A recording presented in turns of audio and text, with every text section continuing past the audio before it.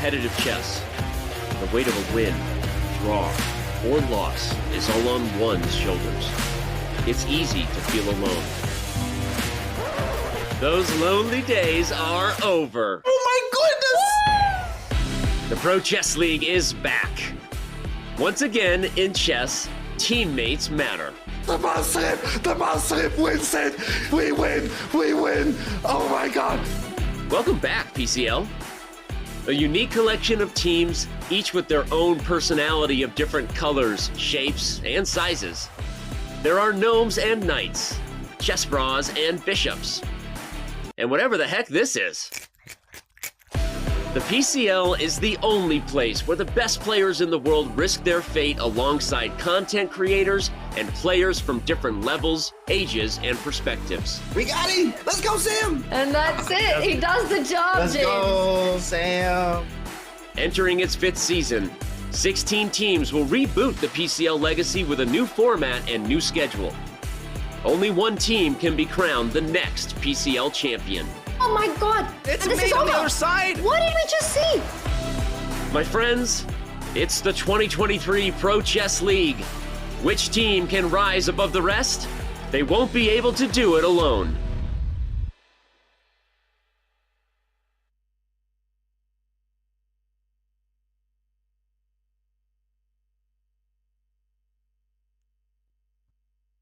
The Pro Chess League is back.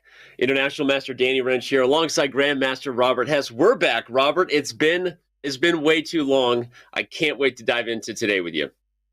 It's been so long that I can't find the shirt, the very shirt that you're wearing. I had one. We wore them together way back in the day, so I'm a little jealous that you're sporting yours. For those who don't know, this is a shirt we got at the live Pro Chess League Finals in San Francisco 2019. We are so glad that it's back and, of course, hope to have many more of those live finals in the future. But, Robert, I mean, normally I try to have something funny to say to throw you off guard and get the resentment going early, you know, but I feel like I don't even need to do that today. I feel like you're already ready on the edge hosting with me. I certainly am, because we have great matchups in store today, and you're you and I'm me, so it's going to be a fun day regardless. It's going to be a blast. Let's dive into, first, before we talk about the matchups, we got 4 teams throwing down today. It's going to be epic. Let's remind everybody, as the season has really just kicked off in the last week or so here, what the most important dates are for them to pay attention to. The regular season taking place over February and March. That Arena Royale date is going to be a lot of fun. We'll talk about that format as it gets closer. And then, of course, as we get into the playoffs and the finals, Robert, what sticks out to you? I know you've got all these dates marked. You are really the guy hosting almost every show that's happening. So how pumped are you for the season? It's going to be really exciting. I mean, we already saw some epic matchups in week 1. We're still in week 1. So I have the playoffs circled. 8 teams make their way through. And with the format that we have in place, I mean, you don't know who is going to make it until we see teams win 3 matches in the regular season. Yeah, it's a format that really keeps everybody on the edge of their seat, regardless of how they're doing. And it's something for those who are mega fans of the PCL. You've been following this thing for all 5 years. You know that as the season goes on, some teams' fortunes are different than others, but we're really pumped about how everyone is going to be engaged and still have a lot to fight for as the season goes on. But regardless of the season format, let's talk about the actual match format before we get into the matchups. It's all play all. First to 8.5 points. Those are the 2 major takeaways. The 10-2 time control. I haven't jumped in this week and seen how the action is on the board, Robert, but your thoughts on anything else to highlight about the format here? It's awesome because if teams are tied 8-8, you can see all 16 games played. Then you go into the tiebreaks, which is just mayhem. The teams, they repeat their board round 4, order of pairings. They swap colors and they go at it. And we saw some epic matches just yesterday in that tiebreak. Yeah. The fact that if it's tied, we get more chess is just, I feel like we have to design every format to do that. Whoever thought it was okay to end chess in a tie? Like, who had that idea? It wasn't me. It wasn't you. I may put the Hess in chess, but I do not put the draw in chess. Let me put that way. You did not put the draw in chess, and you can't spell draw with I, and there's no I in team. Anyway, I'm pretty sure that checks out. Let's check out the results from Wednesday. We got big names throwing down in every matchup. We saw that the Wizards took down the Garden State Passers. Our heart goes out to our boy Danya, who I wish we could talk to him about that. Maybe at some point we could. And then the Gnomes, in epic and very hype fashion, took down the Maniac Shrimps, which I still can't get over every time I read Maniac Shrimps. I can't get over the name. I can't get over the logo. That logo is just awesome. Same with all the logos, really, but that one sticks out to me, Danny. Maniac Shrimps, they deserve to be, or they qualified their way through. Yeah, well, the reaction of Jan Ludwig Hammer as his team got the job done in kind of epic fashion, right? This is sort of what Pro Chess League dreams are made of, or how hearts are broken. We're going to let Hammer's enthusiasm take it away. Take the knight. Take the knight. Yes, Laura's going to win it. It's 9.5. It's all decided with Gawain. It's all decided with Gawain. But Gawain is going to lose it. Gawain loses. Gawain loses up to... No, he wins it. The mouse rip wins it. Gawain was down the road, but the mouse rip wins it. The mouse rip wins it. We're in the pawn endgame. He wins the game. We win. We win. We win. Oh my God. We were down a rook. We were down... This is going to be. I have a feeling that the way the league has been structured this year, Robert. We've got the main show here, and of course, we want everyone to stick with us. But every team has a captain in addition to a manager, and sort of our version of empowering the broader chess community and streamers to kind of provide their own coverage for fans of the team. And we're going to get more and more moments like that. I mean, Hammer, I think, lost his voice. I think he spit all over his camera. He literally lost his bleep in that call right there. I don't think I've ever seen Hammer react like that in all the hours we've commentated together. Yeah. He's usually Mr. Calm, cool, and collected, but he lost his marbles. I mean, he was just all out for his team, and that's the kind of support you need to win an event like the Pro Chess League. Every single team is quite stacked. I was gonna say, where's the stoic, calm, the face of so many Norwegian chess shows in Norway, of course. Hammer. I think he has a home there on Twitch commentating for his gnome. So, all right, let's talk about the matchups today, Robert. We start things off with MGD1, the second team from India, very much a powerhouse. We're going to talk about that versus the Blitz. This is a team of mainly Frenchmen and French women, along with some other free agents. I'm pretty pumped for that one. And then, of course, we have the Berlin Bears taking on the Gotham Knights with the biggest chess creator on YouTube, Levi Rosman, the Gotham Chess, with the biggest streamer on Twitch for chess, Hikaru Nakamura. Which matchup are you most excited for? I mean, they're both coming up. Obviously, we start with MGD1 versus the Blitz. I have to say, the MGD1 team, just the team from India, they are loaded. Both teams from India are just awesome, but the Blitz, I think they're kind of a wild card to me because it's a family team. This is a family show, and they've got two different husband-wife teammates, set of teammates, and they also have a father-son duo. What more could you ask for? I love that you said it's a family show, as if you were reminding me of how appropriate I need to be today. Was that? I don't know what that was about. This is a good old-fashioned family fun. The jokes will only be awkward and subtle. All right, you're right. It is a family team, though. Let's talk about how these rosters are stacked up, because it's one of the reasons I think we have the family affair you talked about, Robert.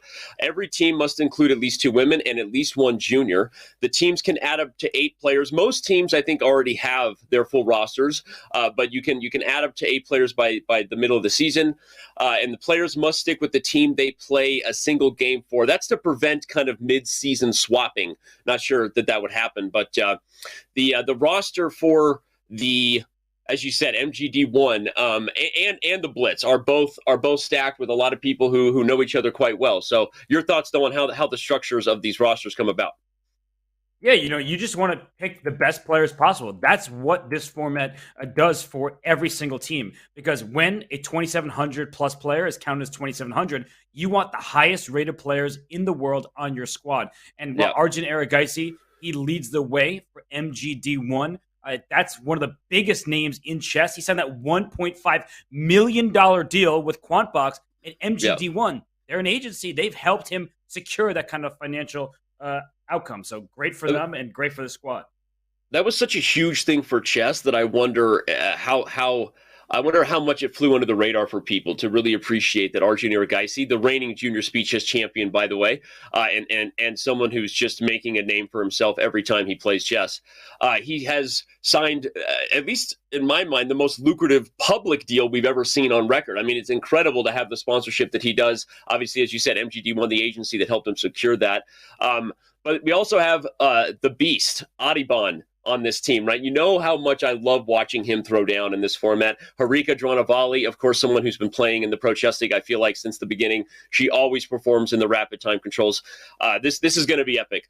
The only non-Indian flag there is Amin Tavatabai. Of course, we see there. Amin, a star and someone who we know does very well on chess.com and just about any fast time control he can get his hands on. So this is going to be a team, but they're going up against the Blitz, and we mentioned it's a family affair. We told Danny subtly to keep it appropriate. What sticks out to you of the many family pairings on the Blitz roster? It's got to be Alexander Grishuk, the face you see on screen there, with his wife, Katerina Lochno. Look at her rating, by the way, 2563. In this league, that counts 2350 against the cap. So they have 200-plus rating points to spare. So that husband-wife duo is as dangerous as it gets, perhaps the best in chess history.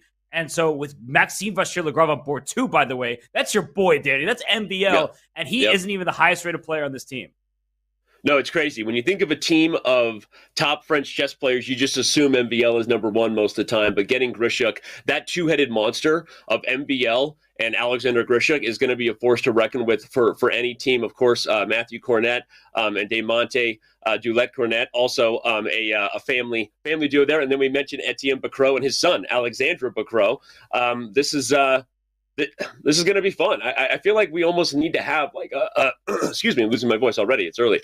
We need to have some sort of family show here to really give this team even more of an edge. But all right, Robert, we've talked about the rosters. I guess you mentioned quickly about how it works with the rating cap for top women players. So let's actually bring that up too and talk about the rules of how the lineup rules come into play week in and week out. Yes, for sure. That each lineup, if there are 4 players on a team, you have to have at least one woman playing for your roster. You have a 2550 average rating. That said, if you have players over 2700, they count as 2700 against the cap. And the same deal for women over 2350. You want to have the strongest players in the world on your team. Magnus Carlsen, a great find, because while he's 2850 plus, he counts as 2700. Katerina Lochno, we saw her at 2563, but she clocks in at 2350 against the cap. You want the best players. The Blitz, they've secured themselves a monster lineup, as have most of the teams in the league. They're taking it seriously. Yeah, and it shows that this is sort of the game within the game, right? Obviously, once the game starts, we know what we do. This is a chess show. It is a family-friendly chess show, and we'll be talking about the X's and O's. But for the managers and obviously the composition of these rosters is really a key part of victory. And you may not think about it once the chess starts, but if you tend to notice some teams getting more points on different boards, look for the gamesmanship of how they really recognize the potential to take advantage of the different rating caps. So, all right. Let's talk about the games that will go down and the matchups that will be in store right away. The board assignments directly before you. You see Arjun Erigaisi, Alexander Grishuk, all the way down to board 4. Robert, before we talk about who plays who in the first round, what particular matchup, just comparing board 1s to board 1s, board 2 to board 2, etc., sticks out to you here? I think it's Savita Sri, board 4 for team MGD1. For the Indian Yogis, Vaishali scored 1.5 points out of 3 games because that team won early. That is critical. The success of your board 4, you may live or die by their performance. And I think Savita Sri, she's only 16 years old. She's over 2,400. She is up and coming, and she's already there. She may score some points, but this two-headed monster at the top for the Blitz, the 2,700 pluses, that's not really good when you're a board 4. You don't want to face those beasts on the top 2. It's funny because you picked board 4, and I think it's a great choice. And I think it's a great storyline to remember. One of the things that makes the Pro Chess League great is it may come down to your board 4's performance, not your most recognizable name, Magnus Carlsen, for example, on board 1.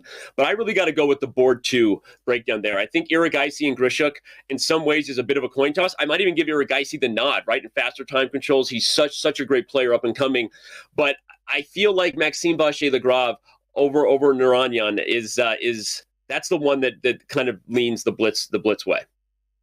Yeah, I feel that. I mean, SL Narayan, he plays a lot on chess.com. He's a fantastic player in his own right. But we're talking about Maxime Vachier-Lagrave, a world Blitz champion. I mean, he's a mainstay in the Speed Chess Championship, so I get you. I think that it's going to be tough sledding for Team MGD1. And even in the first round, right, we get to see those lopsided pairings because board 1 plays board 4. Danny, I'm really excited to get this one going because I think that every single matchup, every single round, there will be some great games. I love that you said the board 4, board 1 matchup, because again, in the end of a match, you're obviously focused on whatever dramatic game is going down there. But a lot of these matches are won early on. Those upsets can happen for your team, right? If Savita can somehow, scathe Alexander Grishuk in the first game, like what does that do for MGD1's chances for the rest of the day, right? So pay attention, fans. We got more than 5,000 of you on Twitch. I'll pull up YouTube here as well. Thanks so much for being with us. I'm pumped. And I know the games are going to be starting any moment now. So here we go. All right, good.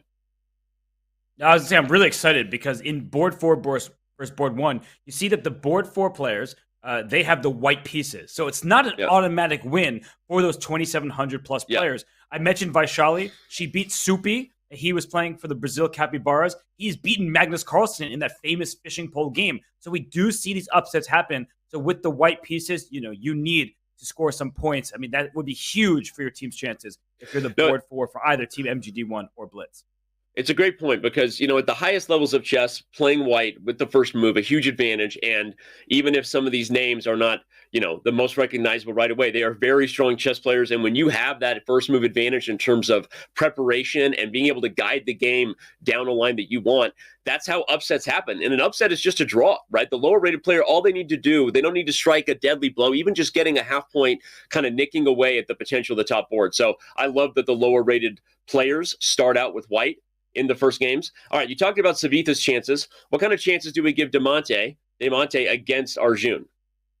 She's very experienced in the Pro Chess League. I know the time control this year, 10 minutes plus 2-second increment, but she has that experience. She's played all these top players before.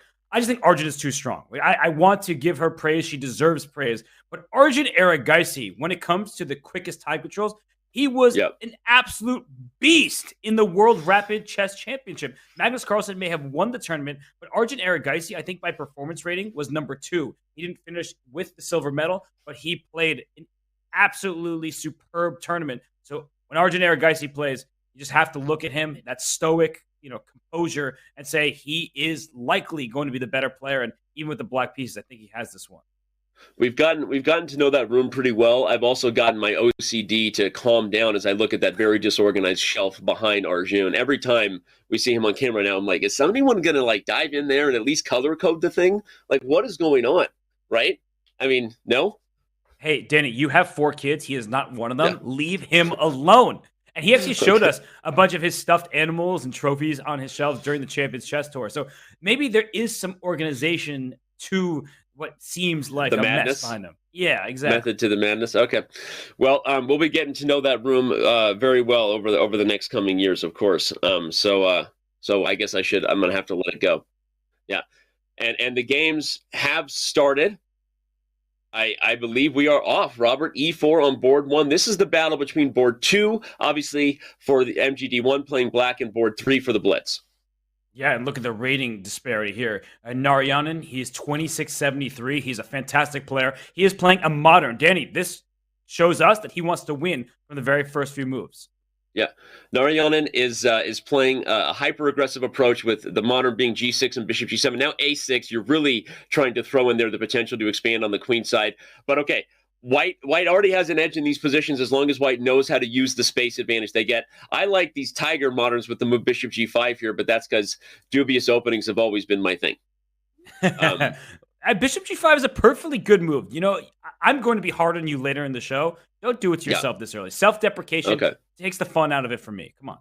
So Bishop G5, one of the things about it, just to talk, is you add a little bit of dysfunction to Black's development of the E-pawn, and if Black ever pushes an H-pawn around the king side, that's a weakness that can later be taken advantage of. So jokes aside, putting the bishop there can kind of be an odd line. You also have this idea of Bishop E3 after H6, Queen D2, and kind of a typical sort of Yugoslav attack. So, but we see that Boyer a little thrown off here by Narayanen's modern, or at least pretending to be, as he's now already down almost a minute and a half on the clock. It's a shocking clock management here because Yeah. you have to just play. You know that it's early on in this game. He plays bishop c4, inviting b5 with tempo, but then just going to drop the bishop back to b3. That's going to be safe and secure there, and it does eye this f7 pawn. But I think that black typically wants to adopt a setup with pawn to e6, blunting this bishop's diagonal. So, Danny, I really just worry about the clock management. I know 8 minutes, 37 seconds sounds like a lifetime to all those bullet maniacs that are playing on chess.com. But against a strong player like Narayanen, you need all the time you can have. Yeah, and rapid as we know is the maybe it's the future of chess. The balance where you really see preparation still make a huge difference, but players not have 6 hours on the clock to solve a problem they might be faced with. So rapid means that Narayanen is going to have preparation, knowing what he know what to do in this line. You can't get yourself that far down on the clock if you're Boyer and expect to be happy about it. At least not in all 4 games today. We'll see how this one plays out. Okay, D6 played. Boyer has choices. For you. Yeah. Is this like the slowest moving Pro Chess League game ever? Yeah, seriously, these guys, I don't know if they got the memo that this is I'm all jacked up. I've had 2 cups of coffee here in my get ready for Gotham Knights mug here today. Levy Rosman, shout out to you and the Wingardium Levy Rosman. But okay, yeah, these guys are really, really slowing down the pace here. Maybe I need to slow down. Well, we see that White is developing. This looks like a great setup for Boyer here. All of the minor pieces out except for the dark square bishop. He can play to e3 or g5 later, and he's going to castle his king. That said, in a modern approach, we see a bishop staring down at the center. Here comes the knight. Eventually, b5, encountering the bishop is possible as well. And the pieces will stare at White's pawn. So White has the advantage in terms of control the center with the pawns, but Black will try to counter that with the pieces. But I mean, this is so early and they're spending so much time. I feel like both are unfamiliar with this opening. Yeah, it's interesting. It's one side surprised one with the modern. Maybe then Boyer surprised him with the bishop c4 approach rather than some of these, the Austrian structures with f4 sometimes are a little more common. Black getting under pressure a little early there with e5. Here comes queen e2, which also has the c5 idea. So, all right, we'll come back to this as these guys wake up. Maybe we need to slip them some coffee. Let's check in with our bird's eye view and just remind everybody that every game in this matchup between MGD1 and the Blitz is underway. We don't see any moves there between Savitha and Grishuk, but okay, we'll check on that a little bit. What position has your fancy? I see a Scandinavian. Hi guys, it's me, John, over there in Erigaisi versus Demonte Cornet.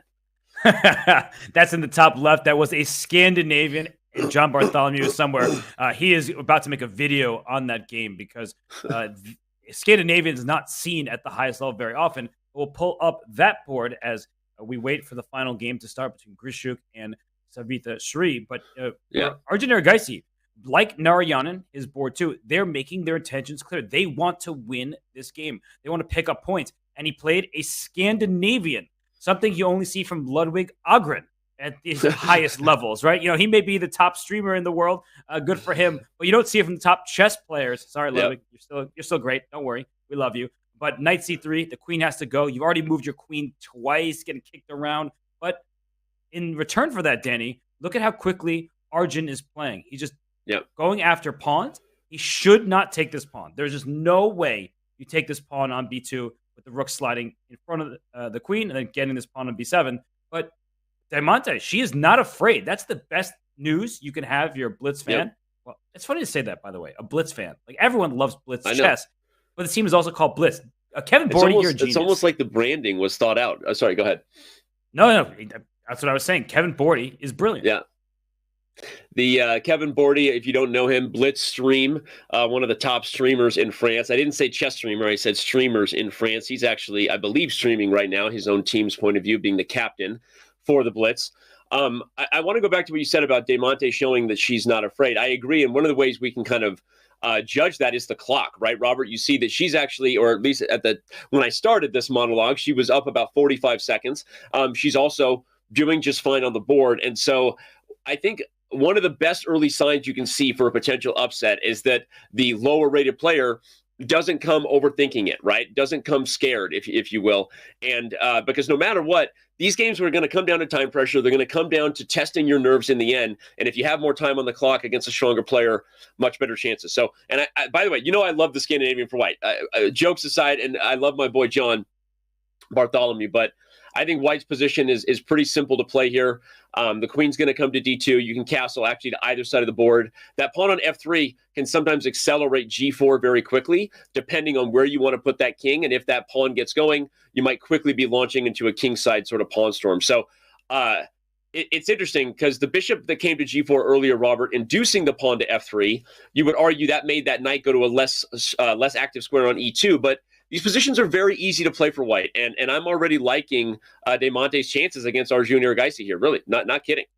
And Arjun, he may want Demonte to castle king side, so he'll castle queen side, and then it's a matter of whose king will be safer. The white king looks very safe and tucked away there, and this black queen is just misplaced. You have to watch out for this d5 shot. Not now, because the bishop is loose on e3. That's part of the reason why black induced the move f3 is if this pawn were on f2, the game would be over. You just push your pawn d5, you win material. But with this bishop loose, you cannot play d5 just yet. Queen d2, your suggestion, Danny, looks very natural to me because black really does not want to take this pawn on b2 with rook b1 coming and take on b7. But she plays queen d2, and the eval bar doesn't like it. So, Danny, is there a way for black to scoop up this pawn? I feel like it doesn't look good, but the eval bar is suggesting that black is doing just fine.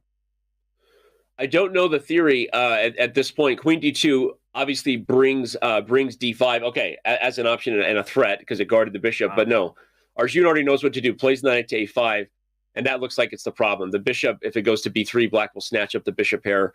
And if you go to d3, I think black will take b2 because the knight guards b7. Is that it?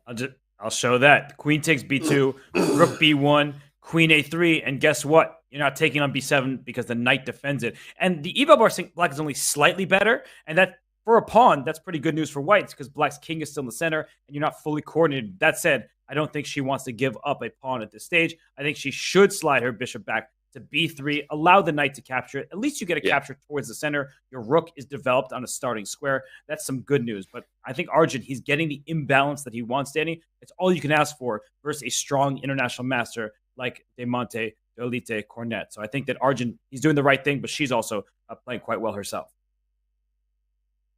Agreed. And also, if we look at the clock, it's sort of shifting back the direction where the favorite is showing why he is one of the strongest and most aggressively rising stars from India. I think he's happy with the double-edged position he got. So, all right, let's back out and take a look at all four games quickly again. The bird's eye view, as we like to call it, reminds everybody that 4 games are still in action. One eval bar has my attention, which is Narayanan quickly turned that modern into an edge for black over there against Boyer. I know we already talked about that game, Robert, but I mean, oh my gosh, 95 on the board. We got to go back to it. That game by far has our spiciest action. So let's go check that out. How did a pawn get on b2, and why is a knight hanging on e5? Robert, you're the grandmaster. Go. All right, let's go back in time. b5 was played, b4 was played, and Boyer says, I am not a boy, I'm a man. And he goes e5, hitting this knight on f6. Take my knight on c3. Good for you. And after e takes, bishop takes, white could have just taken this pawn on c3, and we see the eval bar saying that white is actually slightly better with more development. But up to h6, the bishop goes. Pawn takes pawn, the rook slides over. But look at black's a-pawn. Here it comes. Yeah. a4, a3 is the idea. I don't know why you can't just take this pawn. But instead, Boyer castles. And after a4, bishop c4, a3, you have a cemented pass pawn 1 square away from promotion. And white says, let me go. I am going after your king. And black says, no. Pawn to e6. Your attack is on the verge of fizzling out. And white currently is down 2 pawns, Danny, in this position. And there's a protected pass pawn on b2. I think this has gone a little bit too far if you're Boyer. Yeah, it's how often you see a protected pass pawn on b2 with this many pieces on the board. I mean, we are in rare territory here, everybody. And yeah, it shows that if white had played a move like maybe a4, Robert, if we want to back up a couple moves instead of castles to prevent black from cementing that protected pawn, maybe this was the way to go, at least closer to equal. I don't know what else the computer liked besides stopping a4, but maybe just take the pawn. Okay, yeah. In fact, simple chess, win the pawn back. Okay, fascinating. I will say this, though, as we get back to the live position, despite the eval bar greatly favoring black, and for good reason, that is a pawn on b2. This is not an easy position for black to play should time pressure commence, right? Because your king is stuck in the center. That bishop on h6 is preventing castles, at least for the time being. And so there's positions we talk about that are blunderable, right? Yes, the computer says black is winning, but humans make mistakes in positions when their king is stuck in the center and they don't have a lot of time on the clock. So let's keep our eye on this one. This is going to be fun, I think. Yeah, actually, just to show a quick variation of how things can get spicy, like if white takes this bishop and the black knight takes back, d5, let's go. I'm trying to checkmate this king. And if you play e5, maybe there are permanent weakness in the light squares. Here comes f4. The position will be cracked open. This is not just a shell that you can hide behind. No, white has pawns. They're going to bring up the board, open some files. And you see the eval bar actually suggesting that it's hovering around the middle. That's not just a draw. That's just dynamic equality. Black up 2 pawns with a passer on b2, but white with the attack. So I'm with you, Danny. We can't just call off white's chances here. Black needs to be very, very careful. Yeah. No, I love that line with knight takes d7 and d5. I mean, it is a position that is easier for white to play, and we talk about that a lot, right? Bold strategy, Cotton. First dodgeball reference of the day. Can we get that guy a diamond membership? Whoever that guy is, let's get him a 1-month diamond membership. I'm feeling generous today. A bold strategy, throwback to you, dodgeball. You can dodge a wrench today, Robert, but you can't dodge a ball. And Danny, we don't have to wait to see if it pays off. It did just pay off. That person won a diamond membership. So good on you. Bold strategy, Cotton. Okay. Speaking, you talk about dynamic imbalances. I think we got to go check out a game that is full of dynamic imbalances. I'm dying to go check out my boy MVL, the Frenchman with 3 names. He's playing black in a position where white has the bishop pair, but black has what seems to be the more coordinated pieces, with the queen coming to d6 and likely a quick doubling on the d file. So I'm liking MVL's position here as black, even though I do love the dark square bishop for white. Oh, that's a menace in the position. It just slices across the entire board. The single best piece is this bishop. But look what MVL is doing. He is putting his own bishop on d5, protected by a pawn. It's kind of connect 4, where your bishop is actually a bishop, not just a pawn here. And this bishop on g2 is useless. So sure, queen c3 threatens checkmate in 1. Black can simply defend that square and say, what next? And maybe this knight that's on b6 is dominated by a pawn 3 squares away. This knight can go back to, not there, to d7, and then maybe even up to e5. And don't count out pawn to f4 for black. Let's go for an attack because this pawn is on h3. Daddy, you were kind of highlighting this in the other game, in the Narayana game, in the modern, that you wish your pawn were back on h2 because f4 is not scary if you have another pawn defending the square. f4 is a lot scarier when this g3 pawn is loose. So kind of wish you could take it back. No, and I love that that plan is sort of supported by the move that you highlighted. Bishop to d5 from Maxime wasn't just because he loves Connect 4, by the way. It's one of his favorite board games, second only to chess.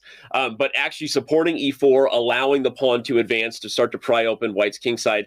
We often say the best pawn moves around a king's castle is to move them backward because you never are happy usually when you advance them in the middle game and your king side becomes weaker. So I like Maxime's chance. Okay, maybe we're being a little bit MVL bias here. Obviously, Grandmaster Guha knows what he's doing. That bishop on b2 is a menace. We should probably just highlight that queen to c3 could be played at any moment to threaten checkmate on g7. It doesn't do more than that at this time, but when you ever have those types of power moves on the board, you have to remember, because the phrase is it may not work now, but it might work on a future move. And if you do anything else wrong, you leave a piece undefended, some other threat, when those types of powerful threats are possible, that's how bad things happen. So let's watch out for that. But I've heard anything is possible. So you're telling me just, anything is possible, But Danny, your point is well taken. I know I'm supposed to be the serious one, and yet I'm the one just distracting us. But I do think that another important line to show is that if white plays d3, trying to break down this pawn chain, you have to watch out for moves like e3, because this pawn is loose on g3. Like, you really need this pawn back on h2, because if you think you're taking here, in comes the black queen, and that's why you want your pawn h2, so you protect the square. This would be devastating. It's funny. I don't know how we got here, but speaking of the idea I was talking about in the modern, the Tiger modern for white, I am sure at some point Maxime put the bishop on g4, induced h3, and backed it up. Like, without knowing exactly what the opening was, we don't have to, but that's an idea. There you go. That's an idea that's kind of advanced. And I think sometimes for our viewers, they look at that and question the loss of time, the loss of tempi. Time is critical in chess, but when you're thinking about the bigger picture, one of the factors we always try to instill in our students is the only pieces that can't undo their decisions are the pawns. So high-level chess is often about inducing weaknesses, creating open squares, moves that your opponent ultimately will wish they could take back. And so I just think that's a super instructive point if Maxime does eventually break through with an F4. By the way, though, look at Rook C3 by Guha. He's opening up that third rank, bro. He wants that Rook on G3 if F4 comes. I really like that move. Yeah, and I saw a chat, by the way, a featured chat saying G6 connect 4. G6 would maybe be the worst move on the board that doesn't lose material because you're opening up this bishop for a checkmating attack. So I know I've been joking about connect 4. Do not just connect your pawns. That's a different board game. I love it. No, it's funny. We rarely laugh at move suggestions just for the reference, but that wasn't a you chat, but it was like funny because the way Robert said, like G6 would quite literally be the worst move on the board. It would be, speaking of pawn moves, you'll wish you could take back. That would be one. So be careful.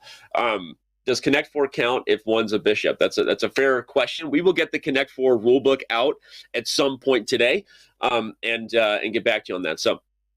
All right, on that note, there's only one game we haven't really gotten to if we want to get back to our bird's eye view, and that is the game between Savitha, board 4 for MGD1, and Alexander Grishuk. Actually, we haven't gotten to two games, but maybe let's go check on that board 4 versus board 1 battle and see how Sasha is faring with the black pieces there. I think this is as good as it gets for a board 4. Look at this position, Danny. There's not an advantage that I can see for black. The queen for her is nicely centralized right now. How could you complain here? I think that Grishuk is hoping that in an endgame, or at least in a whittled down middle game with queen and rook on the board, because a pair of rooks is likely to get traded at some point, that he can maybe move b4 and chisel at white's queen side. And in the endgame, having the pawns in the center will be advantageous. But actually, the move queen e2, that looks like it was an imprecise one because the EVA bar just started sinking. Well, and the other advantage here, I love the idea of b4. Of course, it pries open the bishop on the dark square diagonal. But the long-term advantage of the bishop versus the knight in a structure like this, as long as there's one other piece to help, like a rook on the board, is usually more than people realize. Because with pawns on both sides of the board, the bishop spying those pawns, if you combine a black rook on a second rank, the knight often feels frustrated, less of a knight, more of a donkey in terms of keeping up with a bishop that can pry and put pressure on the diagonal. So it's not as fancy. Oh my gosh, we already have a victory. Okay, I wanted to finish my point about bishop and knight before the mate happened, but darn it, Narayanan was too fast. Let's go to that board and see how checkmate has occurred. What just Dude, I feel so bad. I wanted to make the instructive point, but I should have let the commentator and me come out instead of the teacher, because I was watching this game over here on my monitor. I'm like, holy crap, bishop takes h2 is coming. If you back up to bishop takes h2, this was when I saw it. The white queen was on c6, and Narayanan finds bishop takes h2 to start to pry open the white king, and things just get bad from here.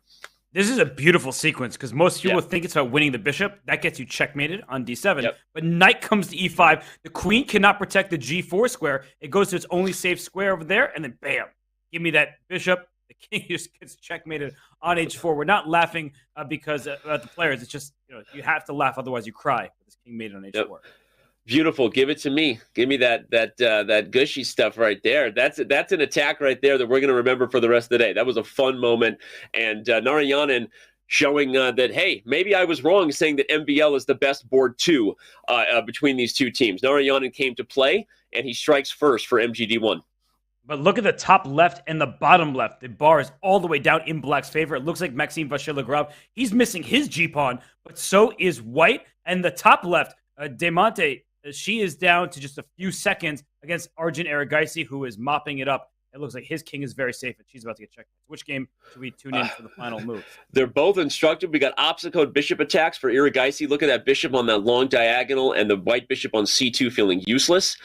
Or we go see MVL get it done because the G-pawn prophecy came to fruition. Let's go back to MVL's game. I mean, or you choose. This is so much pressure. I put the MVL game up. It looks like he is just taking everything that's offered to him.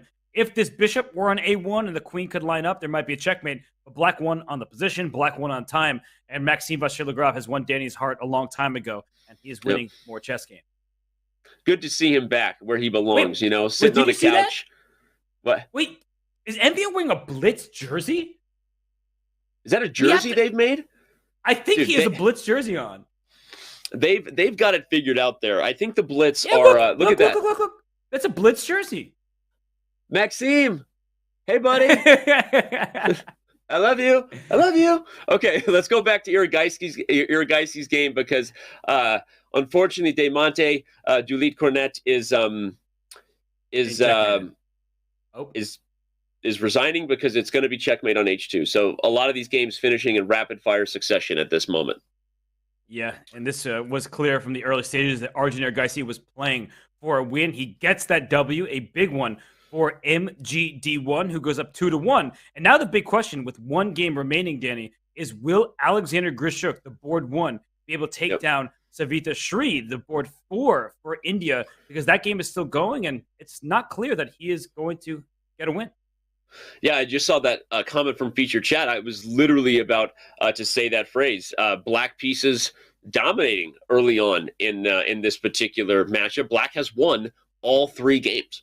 Just fun little fact. So good call out, chat. You stole my thunder. I was just about to say that. All right. If Grishuk wins, we will have a 4-0 sweep for the second move. So much for playing the white pieces, huh? Yeah. No, this is supposed to be a first move advantage, but the higher rated players for both teams have had black. But look at Savitha go here. She brings her knight to e4.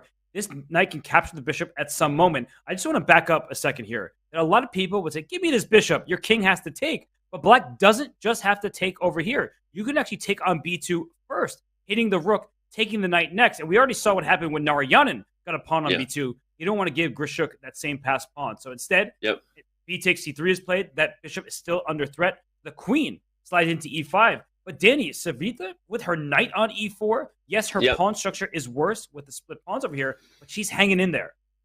Yeah, we often talk about the only real way for a knight to compete with a bishop in an open board, in a position with pawns on both sides, is to be centralized, right? You have to have a knight that is more of an octopus and can kind of reach all different squares quickly. So Savitha knows that. She's going to use the queen and knight, the dynamic duo, as best she can. I still give Grishuk the long-term edge here, not just because of the positional problem on the c3 square, but look at the clock. Savitha is under a minute.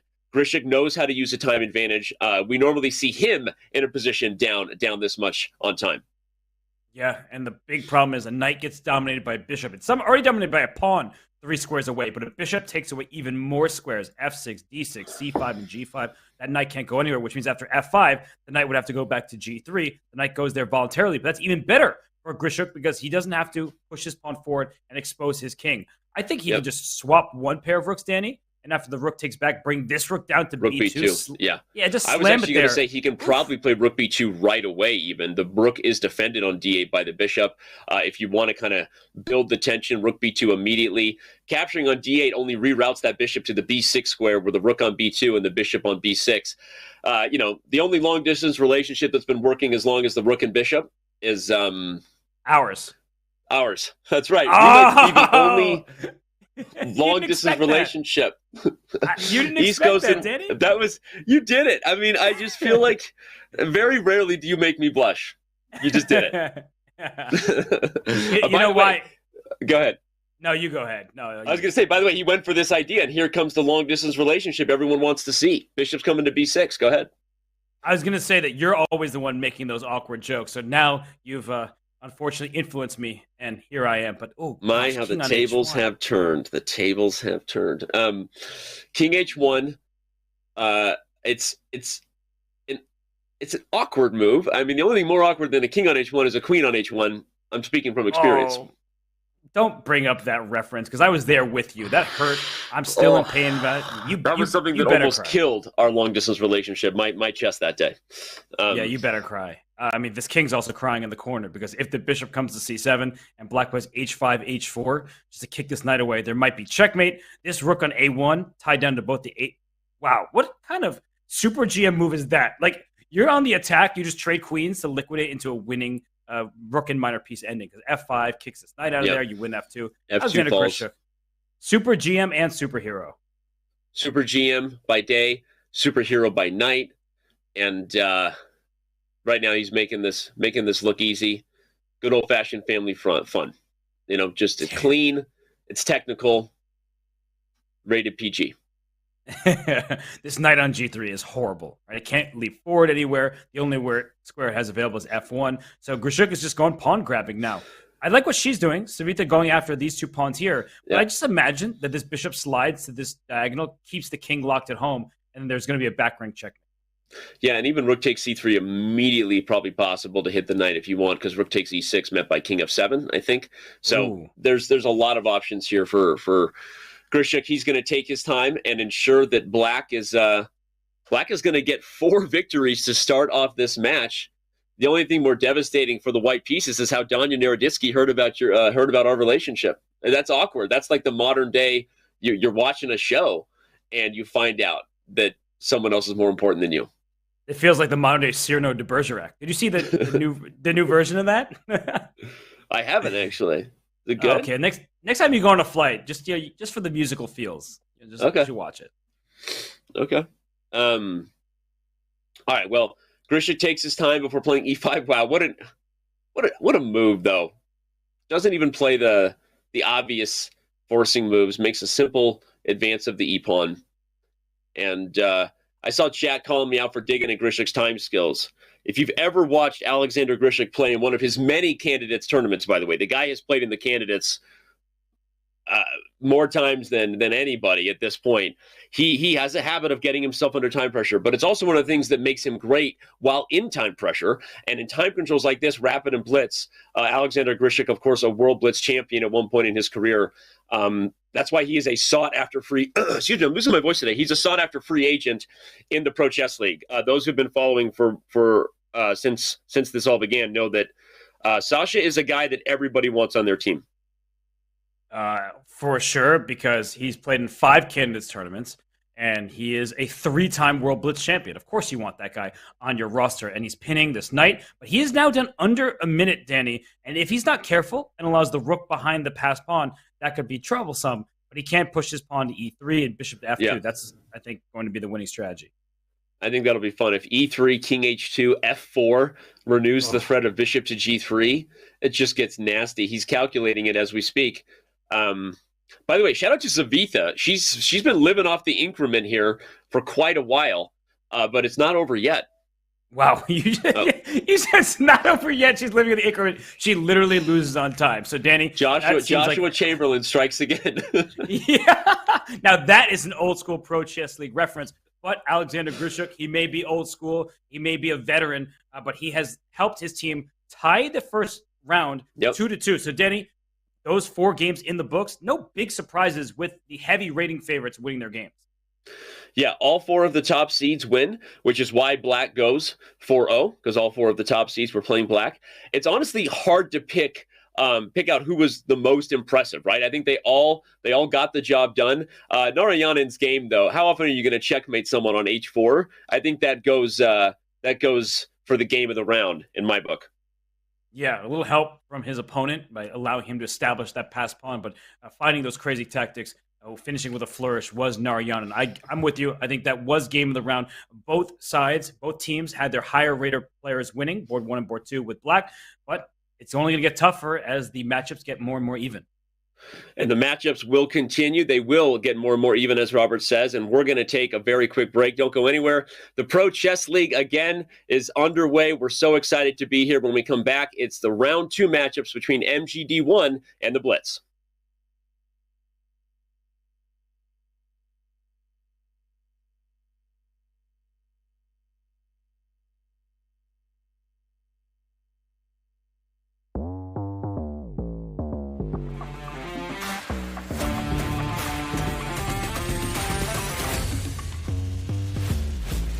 Welcome into our new video lecture series here with the one and only, the 14th World Chess Champion, that's on and on and on. If you have to explain that you're world champion and it's taking longer than 2 words, it's, but I believe when we're talking in the 60s and 70s, maybe 80s, you could see that the match format produced something unique. And I remember there was a funny moment in the press conference. I was trying to not get very excited, and also I had not had time. In fact, I really wanted to calm down and think of the next game because I knew this is a win that I I knew that I had to play a game against a man who was desperate for the match to be over, so that he could clinch his title. He wanted a draw at any price. I mean, you can make a joke that he had spent a week out of the swimming pool already, so he must have been exhausted from waiting so much. So for all of us, there was this feeling of we got to grab this chance with both hands because we're not going to come back.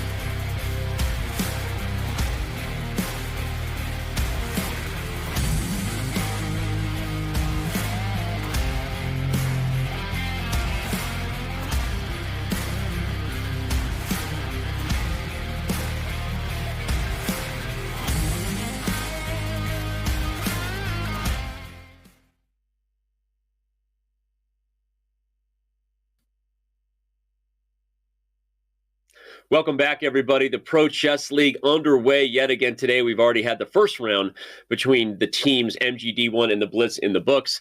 No big surprises yet. All the favorites won. And your favorite, Robert Hess, is here. So everyone's getting what they want today. My favorite, your favorite. No Danya. Everyone's happy. Well, I think now people are going to be mad at you. We know how many fans Danya has. But this format is excellent, right? Even if your commentary leaves a little bit to be desired on occasion, the format, the league is awesome. The format is hot. The league is awesome. Let's remind everybody, we talked a lot about roster construction, the rules of the lineups, the game within the game there. Let's remind fans refamiliarizing themselves. Wow, I nailed that word, refamiliarizing. I said it without stumbling themselves with the format of the league. That it's kind of simple. It's a massive Swiss. It's an elimination Swiss over the next 3 weeks. After week 1, teams will face those with the same record. This process continues. Ultimately, what you need to know is this. 3 wins by a team secure them a spot in the playoffs. 3 losses secure elimination, that they will not be competing in the playoffs that season, Robert. It's pretty simple. Win 3 matches, you go through the playoffs. Lose 3 matches, you're gone. So I think that it's straightforward for these teams. And a lot of these teams are very neck and neck. I mean, there isn't much separation because of the rating cap. So even the teams that have Magnus Carlsen, we saw that they almost lost to the Cobras, who had a Wonder Liang, a great player, but rated 2630, 2640 on board one. There will be a lot of parity in this league. Yeah, and one of the best parts about that process is one of the things we've had historically. I just want to talk about this because I'm very excited about it. We've been doing this for years, Robert. One of the problems you have historically in any team league is at some point you have a team that's like 8-0 on the season playing a team that's 0-8, and the dynamics of that matchup can be imbalanced, right? The content might not be as good because one team just might be more dominant than the other. The way this works is throughout the season, fans, every single matchup is going to be based on how they're doing, which means by definition, if you're winning a lot, you're going to be playing a team that's also winning a lot. And so the stakes only get bigger. And even if you're losing, you're fighting against teams who are in a similar spot, literally fighting for their lives. And so you always have that pairing that draws your attention because there's something at stake and no real major imbalances there. So anyway, very excited about that. I'm also very excited about round two. Which matchup do you have circled that we're about to jump into, Robert? Wow. I mean, look at this. The powerhouses have the white pieces. I'm going to circle the matchup between Alexander Grishuk and Mitraba Guha. I think that Guha against MVL, it got out of hand. He was in time trouble. But I think when he's at his best, we saw him in the Chess.com Global Championship. He is capable of taking some points off these higher-rated Grandmasters. He is a GM himself. He's super strong. I think that's the best chance for any of the four low-rated players to score an upset. I think you're right. That has to be the game that the MGD1 have circled coming in here. You got to get an upset at some point to have a chance to win the match, unless you assume your top work will always get it done. But I think that's an opportunity. Of course, having the black pieces for Guha is going to be hard against Grishuk, but we'll see what he can do. Here, having the black pieces against Arjun Erigaisi is going to be hard. We know that for Mihail Boyer. Yeah, especially if Boyer plays the way he just did against Narayanan. That was wild stuff. And Arjun Erigaisi, I called him an agent of chaos during the Champions Chess Tour. He thrives in commotion. So we see it's at the start of Queen's Gambit decline. An early h6, just stopping this bishop from getting to g5, where it often pins this knight. So I think that for Boyer, it's good to get off the common opening threads. You're making a sideline variation happen, and that way you're forcing Arjun just to play at the board. Maybe Boyer escapes the opening with more preparation in his book rather than his opponents. Well, I love that he's paying attention to his camera framing, too. Can we get Fabi to pay attention to that? Fabi, when you look at what Boyer just did, he paid attention to his camera frame because he appreciates the fans want to see his full face and not just his lovely curly hair. Fabi. Wow, well, I think Boyer's going to need to play like Fabi to take down Erigaisi. But that is a good shout-out. Players too often go with the five-head camp. They're like leaning over. They don't remember that they're on camera. But, it happens because they're so focused on the chess. And, well, Danny, this opening, it kind of became a Catalan from a Queen's Gambit decline. This bishop is out on d6 rather than its typical spot on e7. And I feel like this approach for black, what is this knight c6? But before we could even talk about the approach that it's already, the awkward h6, bishop on d6, a bit more of a target in this structure than it is on e7. But the knight on c6 blocking the c-pawn, okay, it invites this move. Erigaisi says, all right, I'll call your bluff. I'm going to gain a tempo. I'm going to play b4. I'm going to put the black squared bishop on f4. I'm going to dominate the dark squares, and I'm going to crush you on the queen side with my pawn storm. Yeah, I don't understand it. I don't like it. I'm going to be honest. That this pawn is often supposed to go to c5 to compete for the center. Now white has full central control. The only pawn break that black has is e5. b6 is another pawn break, but white just goes forward with b4. And Arjun Castle, quickly, I liked your idea of starting with b4. I'm just going to show that on the analysis board because if you play b4 to start with and black plays b6, you often have to contend with this move b5 because if your knight goes back to b8, well, that knight gets locked in after a move like c6. You're not going to be very happy about the piece being there. So you often have to go to the rim, and maybe you're okay because you're fighting to break down this pawn chain, but your bishop stinks. These pawns look really strong here. It's kind of a fighting chance for black, but if you don't make the most of it in the near future, you're just going to be strategically lost. Well, I agree with you that b4 seemed like the more challenging approach for Arjun. And note that Boyer doesn't have to be asked twice to prevent it. Back to the live game, he played a5. Now, again, I still like white structure, and here comes bishop f4, making sure that e5 is not a breakthrough the black will get anytime soon. But a5 is a good move, and you see that's why the computer's like, well, okay, it could have been worse, because now, to Robert's point, now b6 can come for black, and b6 can undermine that lead c-pawn in the pawn chain, and white doesn't have the move b4 to reinforce it. So as awkward as it is in terms of how we got here, okay, and now, he just missed knight b5. He's just losing the pawn. Oh my Look at God.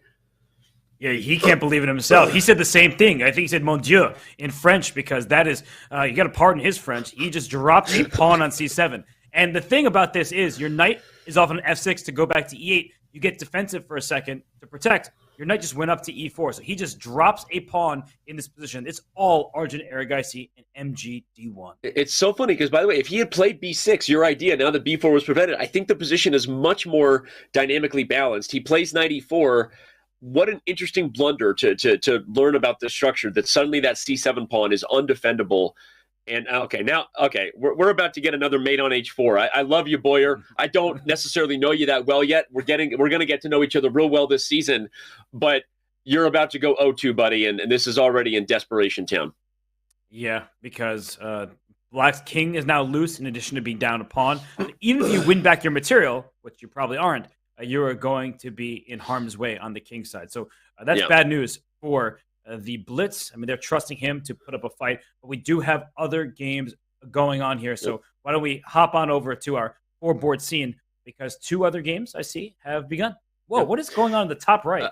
I was just about to say, Narayanan versus Demonte Dulit Cornet. That's the game we got to go to. It wasn't a King's Gambit, but it might as well have been. What in the world is going on in that game? White has a huge center. Black has taken a pawn on f4 and claimed that she wants to keep it with the move g5 to follow. And Robert, we got to back up to the Batcave analysis board. We go, what in the world was this opening? In English? What? Yeah, with b6, and then White just threw all the pawns forward. And what is this? c4, e4, a3, and then after a5 to stop b4, f4. I mean, what in the world are we looking at? If this is the future of chess, though, I will say sign me up, because I love the positions we're getting on the board. I haven't looked at a single one. No Berlin 12-move draws here yet, although Wesley and Hikaru haven't been paired yet. So we'll hold out hope for the most exciting draw at some point in the season. But here we go. We've got g5. The dynamics of this battle here, Robert. Sex apiece! Yes! Narayanan! Yes! Danny, is this the first time you've seen a peace sacrifice in your life? I literally had to come on the commentary to tell you that. That voice! Danny, didn't you I thought it was Morgan Freeman. Who invited you?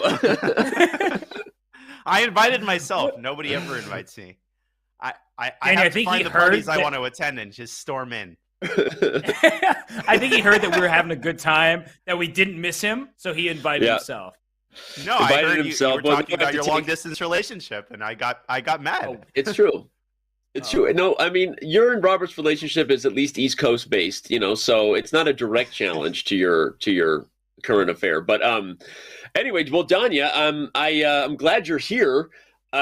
We've got a lot of exciting chess on the board. No, it's not the first time I've seen a peace sacrifice, but I feel like every game has been delivering so far, and I'm just loving it, man.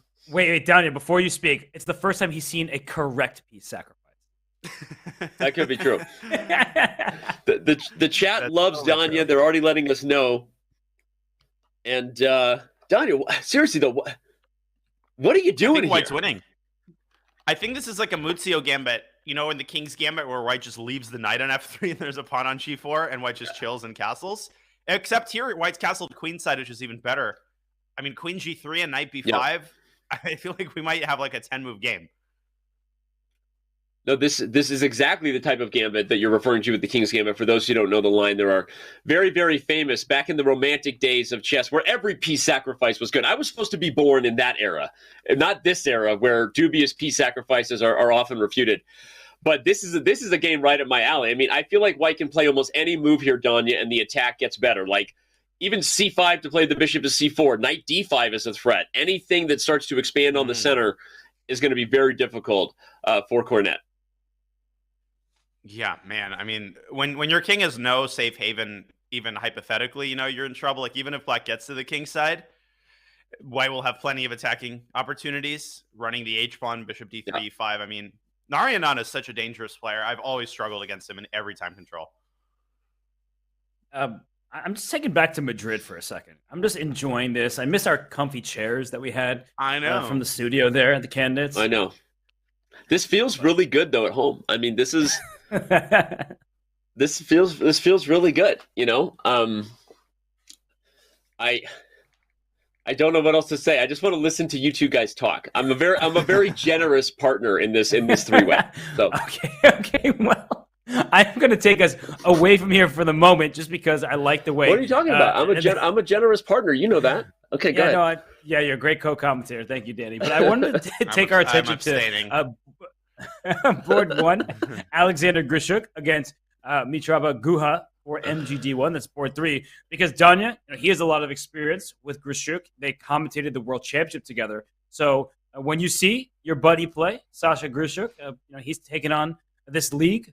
What do you make of his position and just sort of having him in the league and on the roster? Well, it's not ideal that Queen across the board, but if we have endgames, then we have endgame, and you play it well. It looks like Sasha's in a good position here, and he's down on time, that means the world continues to spin, and the sun has gone out in the morning. Yep. But F6 is a good move there by Black. I'm so excited to see Sasha play. It's just fun. By the way, MGD1 not sporting the jersey that MVL was to represent the Blitz, but look at that custom T-shirt. You got the Pro Chess League over the right breast pocket. You got the MGD1 logo over the left. That's looking pretty sexy. Danya, your team, the Passers, you guys getting any swag? Any custom jerseys anytime soon? The Cobras. It's like on the screen. Oh, I'm sorry, the Cobras. How dare you? How dare you? I blacked out. That was just to make sure that Peter still has something to yell at me about. So I just gave him more ammo. There you go. Peter has something to yell at everyone about. All right, back to Sasha. Go ahead. In our first match. Yeah, back to Sasha. This is hilarious because all three of us are used to hosting, and now we're just like passing it to each other. Then we got to say back to the action. But I do have a quick question for you, Danya. When you were commentating with Grishuk, did you like impersonate him to his face? Like, did you accidentally slip into Sasha accent? I did not. So I've never done that with anybody, except that there have been a couple times when I've interviewed like Grishuk, Wesley, even Vishy, when the chat was just going crazy, or Gary, obviously, and the chat was going crazy, like, why are you not doing an impression? But there were a couple of times when he was sharing stories, and I was sitting there thinking, like, this is the most Grishuk moment of all time. Like, there was this one time that he was talking about, like, learning how to drive, and he said that right after he had learned and got in a car for the first time, he decided to just go out on the road. He said, and I was driving on the main road, and I didn't know where I was going. So I just decided then to go, and obviously saying this in Russian, but I go straight in the line and I go for 2 hours, and I didn't know where I was going, but I figured I would eventually reach the main road, and I went for many hours, and eventually I did reach the main road. I could just imagine Grishuk just like keeping his composure completely. Anyways, he's awesome. But yes, I've had that temptation, but I've decided to abstain when commentating with them. I feel like that's the next level. The next level for you is doing commentary in the voice of the person you're impersonating with them as your co-commentator. So next time we have a chance to challenge you, not like we've ever done silly things like tried to slip words into broadcasts or other types of innuendos. We don't do things like that. It's a very professional approach when the three of us are together, for sure. Oh, without question. By the way, Cornet actually has reacted to that peace sacrifice pretty well, gotta say. We don't have to go to that game. I'm like 2 minutes in the broadcast, and I'm already telling you what to do. Hey, we love it when you're here. Let's do the thing where Danya imparts some great wisdom about the structure. I don't know how long we have you for. So we've got this interesting position, some awkward pieces, both sides having a knight that are awkward. Oh, I guess we are going to flip over. We are going to keep you with us, and we're going to go over to the Cornet game to see how the PSAC is going. So there we go. Producers are really the ones in charge here, and I'm happy to get your opinion on the PSAC. They wanted to wait for you to say what to do so that they could do something else. Sasha's slightly better there, and me and Wisdom don't really go well together. But I was just mesmerized by this position because it looks like White's winning the piece back, right? Because the queen seems to have to move, and then White takes on d4. But perhaps Black has knight b3 check here, and then after king c2, it's time to rouse Mikhail Tal from the grave and ask him to find Black's move. Is there something crazy here? Pesevich, maybe the tactical minds of our generation can speak up? What can I just go to an endgame? Like, can we just trade queens and maybe go somewhere like that? Speaking of No, tactical it's an equal minds, pawn simplifying count. into an endgame. Classic It's an Hess. equal pawn count. Yeah. Yeah. And it's Black's pawn structure is healthier. We only have 2 pawn islands now. I was just about to say that it's an equal pawn count, but probably you prefer Black. The knight has a home maybe on f5, I guess, and you've got the h file. Plus, the bishop on f1 has a hard time developing as long as the bishop on b7 is spying the g2 pawn. So, wow, look at that! Look at that! It's played. Oh, it's on the board. Here we go. Yeah. Queen Danya, G6. quick question for Yeah. for you, by the way. It's from the chat. It's not from me. I don't have any questions for you. I barely talk to you. But Devious Coconut wanted to know who is the most underrated player here, in your opinion. I don't know if that means in this match or in the entire Pro Chess League. Or amongst the commentary team. I already know the answer to that. Who's the most underrated? Yeah, Come on. I'll let the chat figure that out. Man, in terms of the match, the league will have to take a rain check on that because there's so many like 2600s who are, just ridiculous. Like Mikola Bortnik, for example, I think is playing for the Gotham Knights. Yeah. He's 24-30 or whatever, and he just like tears most GMs to shreds in blitz matches. And there's quite a few players like that. In terms of this match, looking around the horn, I mean. Actually, Mihail Boyer played him a few times in Title Tuesdays, and I think he scored a ton of upsets. I think he's beaten me, he's beaten Hikaru. He's definitely no one to mess with, even though he did say Monzio and blunder a pawn in the opening. So maybe he'll make me. No, actually, he's got a pretty good position against Erigaisi. I was going to say, I don't know what happened over there. He somehow made that game a game. Yeah. Yeah, so Narayanan and Mihail Boyer are probably 2 people to watch. Okay. In this particular matchup, I was going to call you out for the Mihail Boyer, nod just because Mihail hasn't had his best chess today. But okay, it's only been a game and a half, and right as we say that, he seems to be holding his own against Erigaisi. So okay, good calls. Danya, what are you doing today? What's your plans besides watch me and Robert for the rest of the show? I'm going to watch you and Robert, and then I'm going to rewind the show and watch you and Robert again. I've got the right answer. It's a nice day. Danya, might play some basketball. Yeah. Are you watching Danny to figure out if you want to slot him as a free agent on the Cobras? Is that why you're watching Danny here? Well, I'm given scouting. that Yes. Yeah, I was going to say, given that by the way, no team has ever come knocking on my door to play for their. Now that you say that, Robert.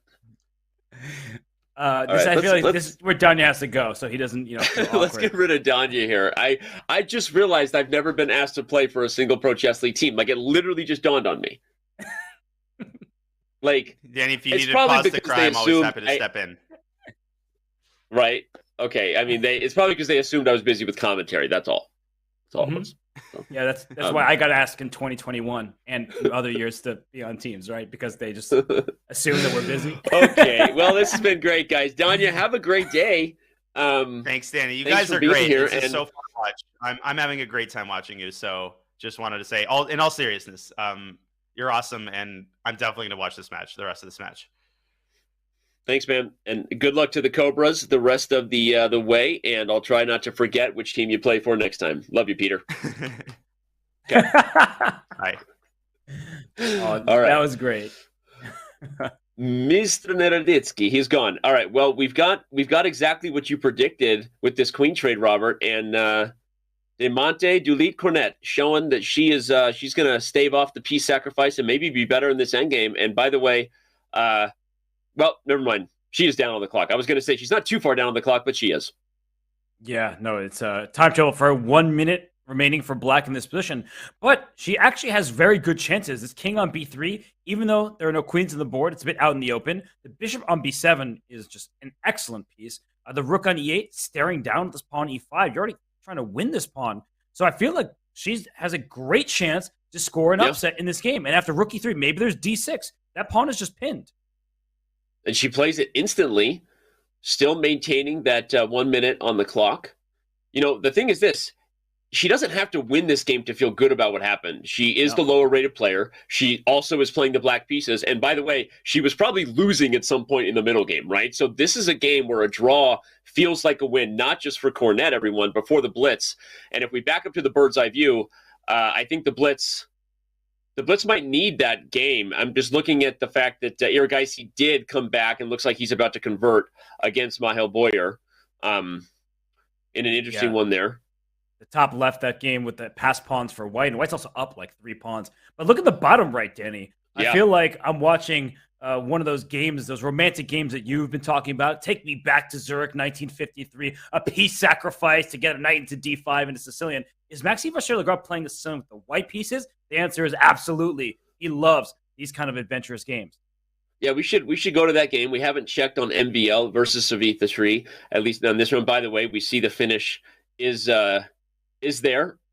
Erigaisi does take down Mahel Boyer, so the first result is in the books. But let's go over to Maxime Vachier-Lagrave versus Savitha 3 and maybe back up a few moves, Robert, just to show everybody how that d5 square became available. Because that's a powerful pony, but it cost something in order to get there. Yeah, White threw the pawns forward up to g5. The knight took the bishop with check. The pawn takes back. And after knight d7, here it comes. After knight c5, knight f5, giving up one knight. Because once the pawn captures, and you better capture, otherwise you're going to be in some trouble here, at least in the dark squares. Knight came into d5, and this is what top players do, Danny. They give up pieces at the right time, not speculative sacrifices. This is objectively correct, because if you take on c5, as kind of had to be played, after pawn takes, bishop takes f5, there is a sickening series of events, and I think it starts, I'm going to show it, with queen f3. This bishop is under attack. This queen is loose. So if you just make a careless move, the knight comes to f6 with check, and you lose the queen because you have to react to this knight over here. So, Danny, I think you might even have to bring your bishop back to c8 or something like that, and the rook comes to e1. Yikes. What a fascinating position here. Threatening any discovery will win the queen. If the queen just moves to a random square, you might still have discoveries because the rook on a8 is hanging. Of course, as you highlighted, White is just bringing another rook into the game with a rook to e1. So this is awesome. I mean, these are the kind of piece sacks. I'm sitting here. I heard how much you emphasized the word at the right time when you were talking to me, to really highlight that it's not just okay to close your eyes and sack pieces anymore this day and age. I get it. Memo received. And let's see if Maxime played it. Look at Maxime, though. He just scratched his head. And I can't tell if this is a super grandmaster saying, I see the end of this game, the conclusion is near, or like, wait a sec, can she get away with this? Right. Well, bishop takes f5 probably was the only move for Savitha anyway, and as we see, she's played it. I like that she didn't take too much time, because sometimes a player who's worse, and by the way, we see a draw actually in the game between Grishuk and Guha. The first upset of the day is in the books, everyone. Just like Robert called, the one game that probably had the best chances would be Mitripa Guha is drawing with the black pieces against Alexander Grishuk. And that means Demonte, Dolite, Cornet, her results even more important in the top right. She has 9 seconds remaining, but she has an equal endgame. So that is one where she has to hold. And Danny, I mean, with limited time against a strong opponent, that's dangerous territory, but she has great drawing chances. The position is level. Yeah. Wow. Okay. Well, we have our first upset in the books. Grandmaster Guha gets the half point against Alexander Grishuk and with the black pieces. But here we go. Will Cornet be able to hold this one against Narayanan? This is a tougher position to hold, I think, than it looks. Yeah, because White can try to spring free this outside pass pawn. That's, I'm sure, what you were about to indicate. That may distract the black king, and the white king can then go on into the queen side, because we will see an exchange at some point, and the white king will try to march in to get those pawns. Well, and usually to kind of take a page out of Robert Hess's book, to evaluate the long-term winning chances, you look at factors like bishop being the right color corner of a pawn, we always say, or in this case, the bishops being the same color means that all White really needs is to use the king side to distract Black enough to win one pawn on that other side of the board, because the same color bishop ending, if White has a passed B pawn or a passed C pawn, that's an endgame that White can win. It's not always winning, but you can win those endgames. It's not like an opposite code bishop affair. So this is tough for Black, especially when you don't have a lot of time on the clock. Right? Because now, is it just h5 or is it g5 and king coming to e5? Like, you could try to pick up some ground here, but the issue is once the king comes to e5, there's nowhere else to go. Oh, whoa, why'd you push the pawn? No, Bishop don't do d5. that. King and pawn ending is lost now. Yeah, that's you true. can't trade. And now the pawn is cemented on the light square. This was the worst thing she could do. Yeah, that's the only real way to give white those winning chances, because now you have two things to guard, the b5 pawn and the f7 pawn. Principle of two. Look at that move. You free the d5 square. Here comes king d5, king c5, and this is going to be over. Yeah, the king can go right there, wasting a move. That way the bishop goes back and the king goes over. The king goes to d7. The king comes up to f6 and goes after this f7 pawn as well. Now it's winning. Bring the king over. This is a really instructive lesson for the viewers. Oh, sorry. Go ahead. What? No, I was just saying, oh no.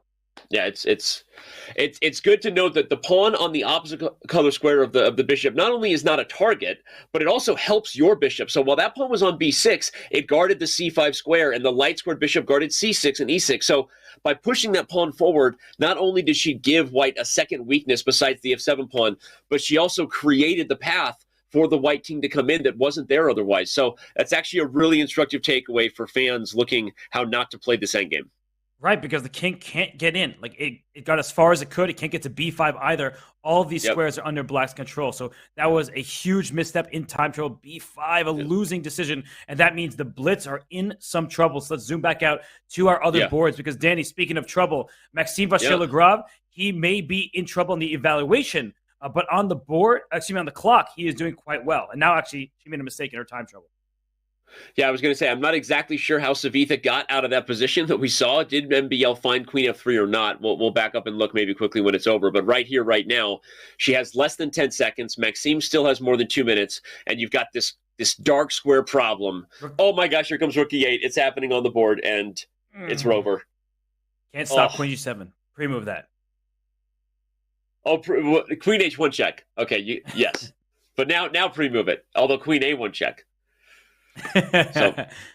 Yeah, MVL is a monster. You distract the rook away and get queen g7 check and mate. But Denny, he did play queen f3, and after rook b8, he took this bishop, and it's apparently completely winning for white at this point. And you probably can just play simple chess because you're strategically won, in addition to just being tactically dominant. But he went for it right away, and the eval bar tanked because suddenly you don't have a checkmate. And what she missed, she went king h8, which makes sense because you want to bring your rook to g8 to defend. But she had to play queen c6, it looks like. And the reason is that rook d6 does not work. The rook is hanging in the corner. It gives black just enough time to keep the queen tied down to the f6 pawn. Yeah, and by keeping the queen tied down, the whole evaluation changes, right? Now black can challenge on the d file, can activate. You're not so worried about queen h6 ending the game on the spot. So obviously in time pressure, you could say that Maxime's knight f6 check decision was slightly practical, but in hindsight, it did give Savitha a small chance, even though she missed it. So, all right. Well, some players did get their chances. We saw an upset here for the first time today. The higher rated player does not get the dub, with Grandmaster Mitrava Guha getting the draw against Alexander Grishik, Robert. We brought Danya on, but I prophesized that outcome. I did think that Mitrava Guha is a very strong player. He's a GM, and he held Grishik with black. Diamante Daolite Cornet, she had her opportunity. She let it slip. That is the margin. It's slim, but it's a lead for Team MGD1. Yeah. Well, it's funny because this matchup could have still been tied, right, with that draw potentially for Cornet. But, of course, we instead had the instructive loss in that endgame. But, all right, plenty more instructive stuff ahead today as we see this match is still very close. MGD1 with the slight lead there, given the draw that they were able to scathe from Grishik. So, all right. Well, before we head to a break, we want to give a quick call out to a big event that's coming on February 20. Sorry, I'm mixing up the lines here. My apologies, everyone. We want to remind everybody that if they're a title player, they can compete in the open qualifiers to try to be a part of the 2023 Champions Chess Tour. Maybe you didn't even know that was the case. Every Monday is kind of like another Title Tuesday. Title players are competing for an opportunity to get into the main events. Make sure you check it out. Every Monday they are underway. Your next chance, if you are a title player to join, is this Monday, February 20th. For all the details, use the command qualifiers in chat. So, all right. Robert, a lot more to come from chat. By the way, we have more than 11,000 viewers on Twitch, more than a few thousand over on YouTube. This day has just begun. The most exciting matches may still be ahead. So thanks for being with us. Don't go anywhere. The Pro Chess League continues with MGD1 and the Blitz moving to round 3 when we return.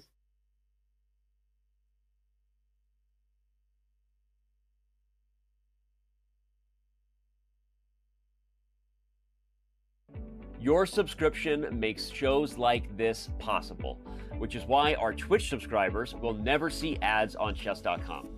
Connect your chess.com account and Twitch account at go.chess.com/connectaccounts, and bang, boom, voila, you're done. 100% ad-free bliss forevermore.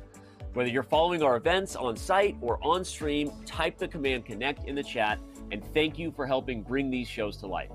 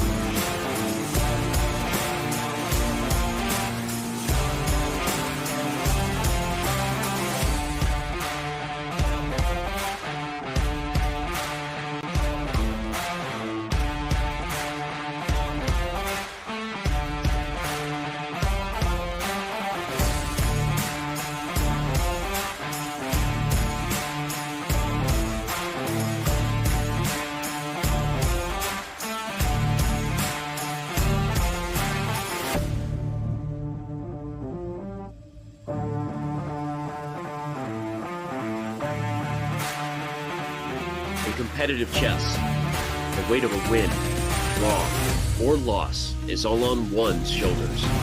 It's easy to feel alone. Those lonely days are over. Oh my goodness! The Pro Chess League is back. Once again, in chess, teammates matter. The Muslim wins it. We win. Oh my God. Welcome back, PCL. A unique collection of teams, each with their own personality of different colors, shapes, and sizes. There are gnomes and knights, chess bras and bishops, and whatever the heck this is. The PCL is the only place where the best players in the world risk their fate alongside content creators and players from different levels, ages, and perspectives. We got him! Let's go, Sam! And that's it. He does the job, Let's James. go, Sam! Entering its 5th season, 16 teams will reboot the PCL legacy with a new format and new schedule. Only one team can be crowned the next PCL champion. Oh my God. It's And this me is on the over. other side! What did we just see? My friends, it's the 2023 Pro Chess League. Which team can rise above the rest? They won't be able to do it alone.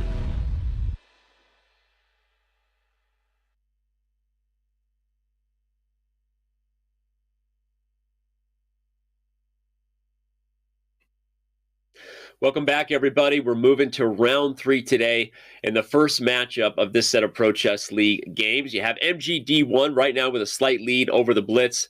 Grandmaster Robert Hess with us, missing his T-shirt. We're not going to hold it against him. But Robert, great chess so far, and you're doing okay with commentary. Oh, I appreciate that. That's a huge compliment coming from you. Also, I wouldn't be missing a T-shirt if the swag bag I was promised actually arrived. So I'm not blaming you, but somebody on your team has not given me my shirts. You're not wrong. You're not wrong. We got to get our stuff together. The team that needs to get their stuff together right now is the Blitz. They dropped a game in that last round with Alexander Grishuk giving up the half point, despite having the white pieces. But you called it, Robert. You said that Guha had chances and he delivered. Who do you think has played so far the best chess for MGD1 who's leading? It feels like Narayanan has played some excellent chess. I know he should have just drawn that game against Cornet, but he had an advantage out of the opening. So I feel like he's playing enterprising chess, and that's good news. But Maxime Vachier-Lagrave and Arjun Erigaisi have those perfect 2-0 scores as well. Yeah. We just saw Maxime. He had a dominant position. He had a lead in the clock. He is the superstar for the Blitz, and he's kind of the team hero. He is making it work. He's getting it done.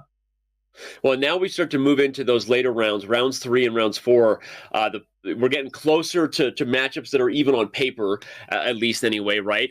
You're gonna get battles as we get closer to board 1 versus board 1, board 2 versus board 2, and all the way down. So here with Erigaisi taking on Maxime Vachier-Lagrave, we know that could basically be a board 1 versus board 1 matchup in many other respects. So that's a huge game for us to focus on. And then Narayanan taking on Alexander Grishuk. We'll see if Sasha rebounds after dropping the draw. I mean, I don't really, not to say the other two matchups don't matter, but I'm already focused on those heavyweights there on the top 2 boards.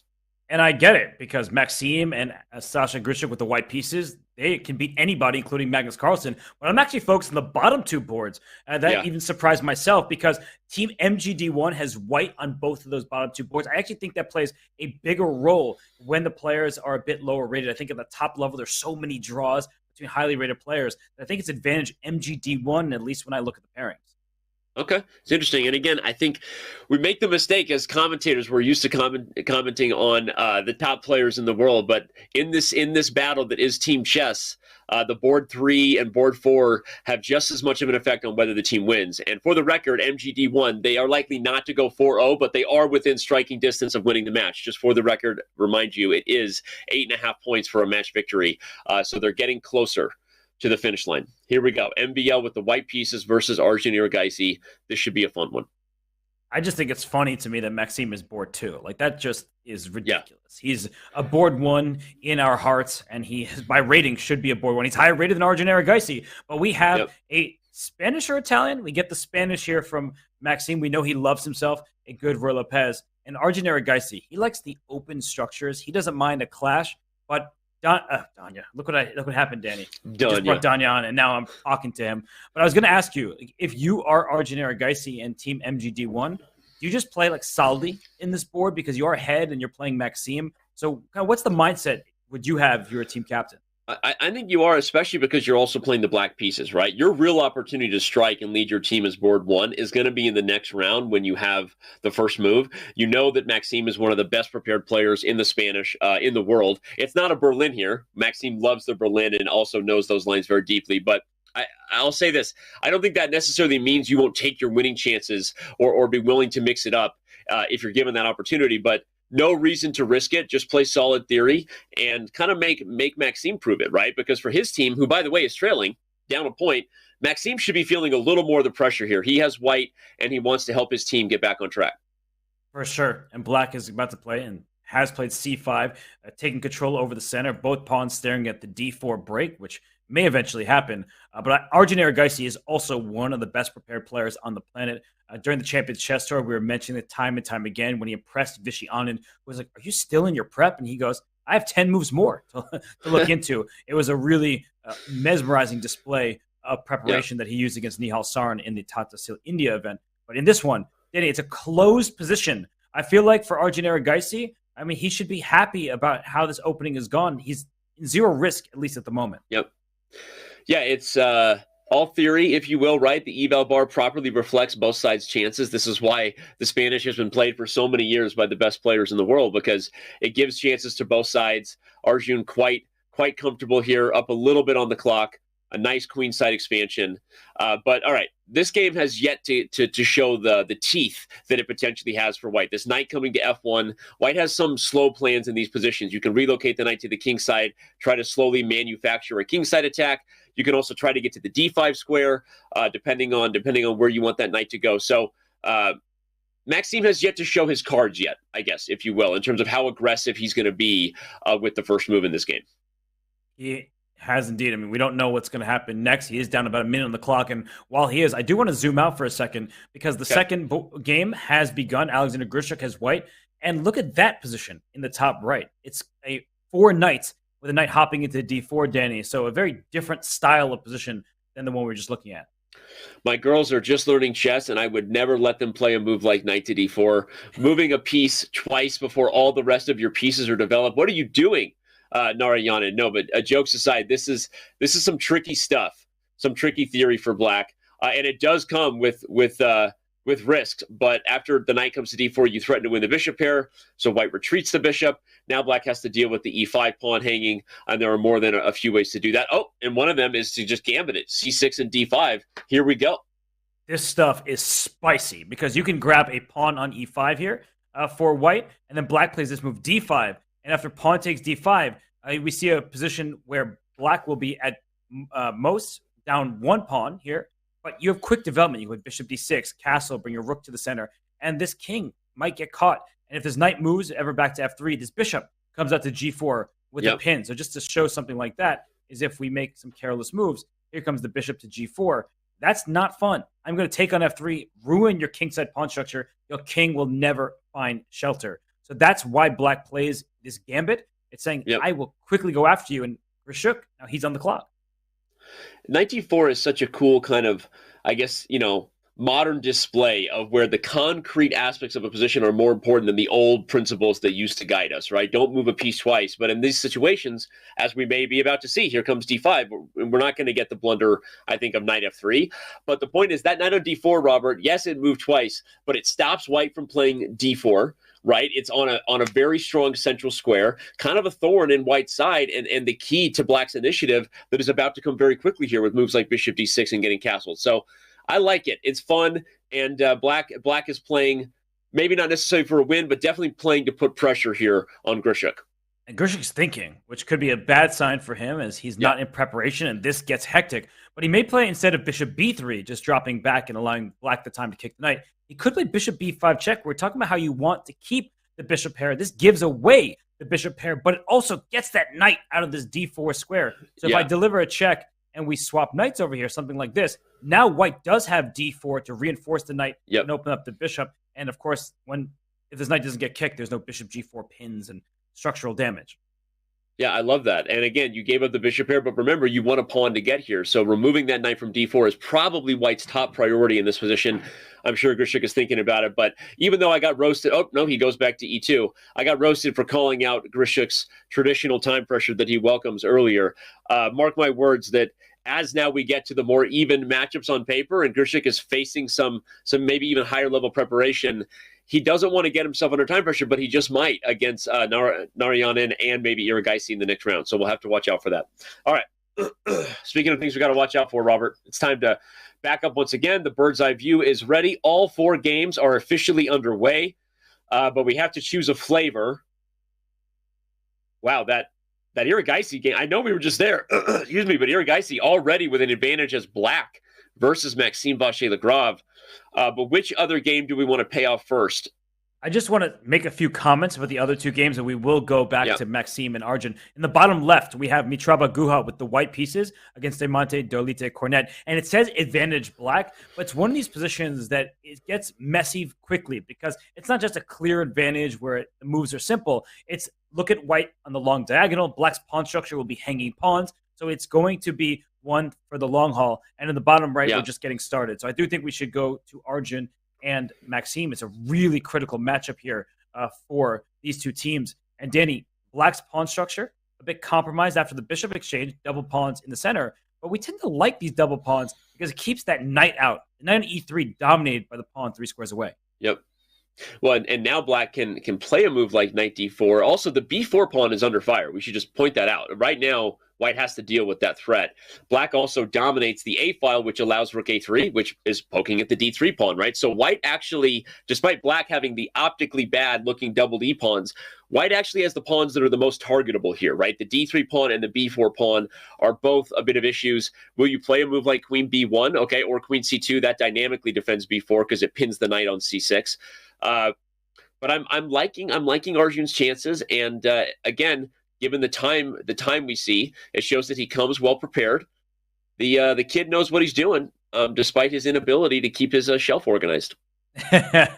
Well, he has his life organized. He's a 2,700 plus player. He signed a $1.5 million contract with Quantbox, or it's spread out over 5 years. But he can now bring his queen over to b7. He can organize his pieces by bringing his queen to a8, defending the knight on c6, keeping the back rank so the king feels safer, and then taking over the a file completely. I feel like Arjun is playing a wonderful game of chess thus far, and Maxime better be careful. He's quick in terms of time, but he better be quick on the board because he may find himself losing a pawn at some point. Black is putting on the pressure. In the immediate sense, Arjun has to deal with a threat. White will play rook to c1 if you give Maxime one more move, and that knight running into problems. But we're sure Arjun's going to find a square for the queen. And then the question will be, okay, and he does indeed with d7. Now the question will be, how does White defend b4? And as we pointed out, knight to d4 is an option, because normally you may not like that trade, but if that trade happens and that e3 knight doesn't have a happy square, it can't go forward because that pawn on e6 keeps it at bay. So anyway, interesting stuff. I admit I would probably lose this position for either side. It's that imbalance, but I can't wait to see how these 2 gentlemen play it much better than I would. Well, I do think your idea from earlier, bishop d8, bishop b6 is also in the cards. Let's just try to improve this piece that's staring into pawns. It's not needed on the f6 square. So that's the one problematic piece. I think it can be improved. I like Arjun's position, but this remains a game. So I feel like we'll leave these 2 super GMs to it, and maybe we'll zoom out for a second because all 4 boards are in full swing. Yeah, Diamante, Dolite, Cornet versus Mitraba Guha is one we haven't checked on. It's getting weird with a queen on h4, a knight on e4. What's going on? You tell me. Yeah, it is pretty weird because there is a queen trade offered, and White, instead of trading queens, brought this rook to d1, saying, please take me. This is a good instructive lesson that you trade on your own terms. And if Black takes this queen on h4, that welcomes this knight out to h4 with tempo against this bishop. And if you say, let's just trade pieces, you're not trading. You're, in fact, losing a piece on the spot. The knight takes this bishop. The other one's under attack. The knight on d2 is loose as well. White just wins. So let's say you don't trade queens on h4. Well, what's the idea? You're just going after these central pawns. Hanging pawns are probably the most difficult pawn structure to deal with, Danny. Maybe that's overstating the case, but I've always felt that way, even at my grandmaster level. Yeah, I was just about to ask you, why does the computer prefer black here? Because everything you said, even at my international master level, lower than you, I'm like, everything about this tells me white's about to be better. The pieces are going to be traded, which means those pawns, which are really a middle game advantage. In order to use a hanging pawn advantage, everyone, you want pieces. You want to have a reason to use that space. If black could play moves, queen d7 or queen c7 and put a couple rooks behind the pawns, you might have some big pressure. But I feel like with the pieces getting traded, white has an advantage here. So I don't quite understand. Well, it's what you just said. Pieces getting traded. I think black and the last one should put the pawn f6. I know Ben Feingold says never play f6, but a move ago, if we can bring up the analysis board, yeah, h6, let's do that. I get the idea. You're just trying to create space for your king, but f6 shuts down the queen trade, shuts down the bishop all at once. And if you ever take this knight on e4, well, in comes the rook, and the queen is in danger. So I feel like keeping the piece on the board was advantageous for black. You just have the activity and the bishop pair. But now that h6 was played, I think you could swap queens. And after the rook takes, maybe take this knight on e4, because if the bishop takes on e4 here, those hanging pawns, they're not going to be lost. But I can bring my knight back first, get out of here. You go back. I bring my bishop here. And like, it's every which way you're being threatened. And I just feel like it's uncomfortable for black, even though the eval bar says you're fine, it's about equal. I think it's just an easier position to play for white, who's actually targeting the black pawns. Yeah, very, very well said. And the instructive points remain for chat that when you have a hanging pawn structure, keeping the pieces on the board has to be the top priority. Otherwise, you don't really have a way to justify those pawns being loose. F6, as awkward as that was, the moment you suggested, I'm like, okay, that's the grandmaster move. And, you know, I'm not a grandmaster. It took Ben Feingold a long time to become a grandmaster. Maybe that's why we struggle with F-pawns. Well, I don't know about that, Danny. You're a great chess Just player. looking for ways to get Ben involved in the show, looking to roast him. Hi, Ben. I know, but I'm not going to let you roast yourself. I told you the self-deprecation, that can't happen. I'm going to have to be the one roasting you. And therapy. It's just not that time. Therapy. Okay. Therapy. You're right. Okay. Therapy. Anyway, all right. But no, seriously, F6 is a really strong move. It also had that purpose, as you said, making that bishop on B2 kind of stare at granite. It's a really instructive idea. I love it. And now black may be regretting it very soon. Black may not lose the endgame, but the pieces being traded surely favors white. Those pawns only get weaker with every miner that leaves the board. So, all right. Every miner piece gone, it makes those pawns harder to play with. All right. Let's back up. What do we got? We got more chess, more games to look at. Only one board that we haven't checked in on. Do we go pay off Savitha versus Boyer? See what's going on? I'm just going to note that top left, Maxime Vachier-Lagrave has lost the b4 pawn to Arjun Erigaisi in the driver's seat. But in the bottom right, we just saw that Boyer stole the pawn on b2. So let's go into that one, because Boyer, he is now up a pawn, at least temporarily. He's also up 3+ minutes. He is playing lightning quick chess. And, well, if the best that white can do is try to take this pawn on c6, that's not going to get it done. The bishop on b6 is a monster. The knight on b3 is not a very good piece. It's not the steed, it's a donkey. And I like Boyer's chances in this one. Agreed. And the healthy pawn is already hard to argue with. What do you play here? If you take on c6 twice, black can regain the pawn by putting a rook on c8, and you win the c2 pawn right back. I assume that's the move. Yeah. But if you're not going to take your pawn back now, you may never have another chance, because on the next, oh, by the way, a trade on c6 did occur, and then c4 by Savitha. Interesting. Okay. Wow, that's a really smart move. I wasn't even looking in that direction. But she's trying to shut down this bishop and disconnect the bishop from the A pawn. And that's actually a really nice try by her. I think queen takes c6 was easily winning for black after rook c8 and getting active. So c4 is a wonderful move by her. She's still worse, but she can play rook to b1 now. c5 is coming. c6 is loose. a7 may be a target. Good move.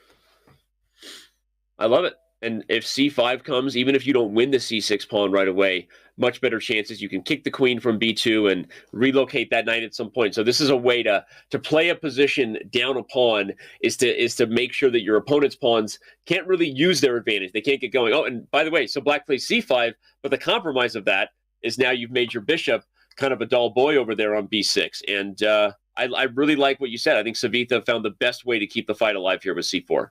And if she could bring her knight to d5, she might just be better, even though she's down a pawn. So this bishop is really just acting as a pawn, and the inherent limitation of a bishop, it only controls the color complex it's on. So I actually like the move knight a5, because if we get liquidation, I know I'm talking about bringing the knight to a good square, but just to step back a move and bring up the analysis board, that if knight a5 and you take it, well, this should Yeah. help White's chances. The second rook comes to A1. We're going to hit A7. We're going to hit C5. We're going to see liquidation, and that should help the chances to hold the game. But instead, she decided to bring the rook over. The queen went back to F6. And, well, what about this endgame, Danny? We could take on F6. Yeah. Black saying, my double isolated pawn's not a big deal. I have an outside passer, and it's an extra pawn. I think you highlighted it well. If only the knight could move diagonally and through its own pawn, right? If that knight lands on D5, completely different evaluation of this position, but a long way to get there. And what can Black do in the meantime? And if I was to give one other evaluation about this this matchup from 30,000 feet, I would say the only other problem I've noticed with Savitha throughout the day is she's been consistently down on time, right? And that's hard. Obviously, she's been playing super strong players, but looking at that clock before we leave it, Black doubles White's time on the clock, and that may end up being her undoing. I'm with you. I mean, the double pawns aren't that big of a deal. Look at Boyer going to the open file, stopping knight e4, and at some moment, once this bishop moves, the a pawn will be released. But that's far away because the rook is on the b file. It's creating some pressure. So she has chances, but the clock is not doing her any favors. So I'm with you. We can hop around to another game just because this one will go for a bit with the end game. Oh. What catches your eye? We got to go back to the Erigaisi game. He's continuing to flex a small advantage against MVL, but it's a small advantage that I think could become a bigger one in a hurry. He's up a pawn on b5, and now he's using it, I think, wisely, which is more of a, let me just forget about that guy and put pressure on White's pieces, prevent Maxime from improving his kingside. Look at this. He's tactically holding on to the pawn. Oh, White knight can't take the pawn. d4! Knight d4! I'm going to show that. Give me that pawn. Oh, have fun with it. Because knight d4 says, please, take my free knight. It's free. Go for it. But after queen takes f2 check, the king is just hunted down. The king would have to go over to a square like h2. You take this pawn. Yeah. The king comes back. And I don't know where the checkmate is, but I'm guessing it's somewhere here. It's got to be there. E5 maybe, but then there's queen c4 check. I actually don't know. What? Maybe just back. Queen here. Simple chess. Okay. You can't protect queen it. f6. Simple chess. I was grimacing when you first started showing this line because just shaking my head for my boy Maxime. This is super tough, and he is down a little bit on the clock. So, okay, he has already played queen b3, rook a5, but his chances to hold this are based on whether Erigaisi can coordinate the pieces and just use the extra pawn. And I don't know how many tricks Maxime can come up with before that happens. Wow, this is just a clean extra pawn, especially if you play b4. Now it's protected by all your minor pieces. The rook can slap to a3 to go after this knight on e3. That's been the problematic piece. We mentioned it a while back. This knight on e3 dominated by this pawn on e6. It never got anywhere, and all it's doing is blockading the bishop. That's an important task, but I think that you can dislodge it with b4 and rook a3. Yeah, I feel you, dog. I feel your dog. I feel your dog. I feel your dog. Is that a thing people still say? I feel like you just aged yourself a lot. I just aged myself. Well, I do. I'm picking up what you're putting down. Yep. What sandwich do you want me to finish? Okay, hold on. D6 is traded for F2. I don't know that's a simplification Maxime wants. Arjun. Go ahead. I feel like there have to be so many tactics here, but Arjun is doing the right thing. He could take on F2 with check and then move his queen. He has that as an option, but he probably has a game-ending tactic. We see it on the... Oh! He doesn't even take F2. He takes away the H2 square. It's mate. Rook takes C5 is met by rook A1 check, and it's rover. He's so good. He just took away the escape square. Dude, this is crazy. And Maxime is shaking his head. Seriously, his tactics are just bananas.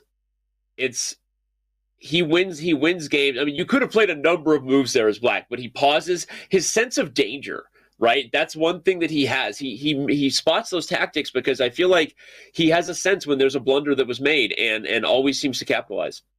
Yeah, maybe he's like Austin Powers. His middle name is Danger. And he can just go rook takes F2, queen G3. This is just mate, right?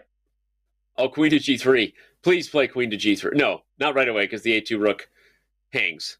Right. But we take rook on takes F2. F2.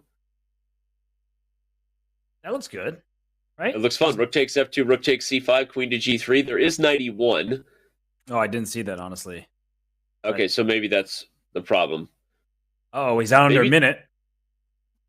Yeah, Queen B1 was a resourceful move by Maxime. It's funny because we have the luxury of the eval bar, but Arjun doesn't have that, and so it's a little tricky.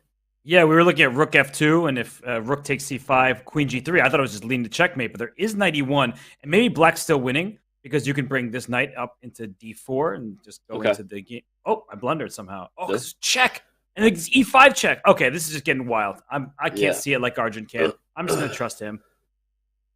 Arjun only has 30 seconds, though, to a minute and a half from MVL. By the way, the other games in this round are also still going, but we're probably going to stick right here because this is a game with so much on the line with two of the biggest names playing in this matchup. He gives away his rook because the C1 rook is loose, but rook C8 check. King H7, you can get this rook, but he's going for a mate. There's just got to be a checkmate over here because he is giving up a rook. Where is Stone Cold Killer. Focused. Wait, where's the checkmate, Danny? After knight takes F3, there's queen takes F2. Wait, there's Queen H2 mate if you take F2. Oh, I missed mate in one. And MVL did too. Look at him. He's hiding his face like I did. Duh. I don't know what he just said to himself, but gave himself a good slap in the cheek. And unfortunately, Arjun gets it done in style if you're a Blitz fan. Just want to show the conclusion here that queen takes F2. There's queen H2 checkmate. Maybe that's the line that MVL missed like I did. And if you take this knight on F3 directly, you get checkmated by force. Yes. Queen takes pawn. Your king is in the corner. Keep pushing it back. And then there's two checkmates. Either queen H3 or queen G1 is mate. The bishop covers the square. And of course, queen G1 is the same mate. So Arjun Erigaisi. Maxime is... He hasn't gotten up. Arjun gets up in a hurry. Maxime is already hitting that game review button. Let me see my game report. Where did this go wrong? And we'll leave him to analyzing as we back up. Alexander Grishuk and Narayanan look like they're getting closer to a draw, but Narayanan the only one with chances. So the chances for the Blitz not looking great right now, with Erigaisi having already taken down MVL, and Narayanan is the only one who can win this game, even though it is likely a draw. Yeah, and Alexander Grishuk has played in the Bullet Chess Championship. He's a great bullet player in addition to his classical and rapid and blitz skills. So this one actually is quite easy for white. You just sit. You do nothing. You move your rook back and forth. There's not an easy way for black to make progress except for G5, G4, except when you give up your G-pawn on the spot. He was laughing. He's like, well, that's not going to do a lot for my winning chances. We'll take a draw. Okay, well, that makes our lives easier, and the Blitz can be a bit happier. That game is a draw. 2 games remain. Danny, in the bottom right, it looks like Mahal Boyer completely winning. Savitha versus Boyer, a huge victory this would be for the Blitz. Remember, they were down a point coming into this round 3, so they need everything they can get. And right as we join, Boyer does get the job done, winning a piece on E2 after the move Bishop E1. Very, very nice. Savitha's time pressure, unfortunately, remains her Achilles heel. It does, and just to quickly show that black just infiltrated with the pieces. Rooks to the center, bishop kicking the knight away. The bishop slides up, helping the pawn go forward, and then the rooks come into the game, and it was a devastating win for black. Pin, and then win. That's game over. So win for Boyer, win for the Blitz, and that leaves 1 game remaining here, Danny. Yep. And it's between Mitraba Guha and Demonte Dolite Cornet. This is a huge one, because if the Blitz somehow take this game with the black pieces, they will be tied.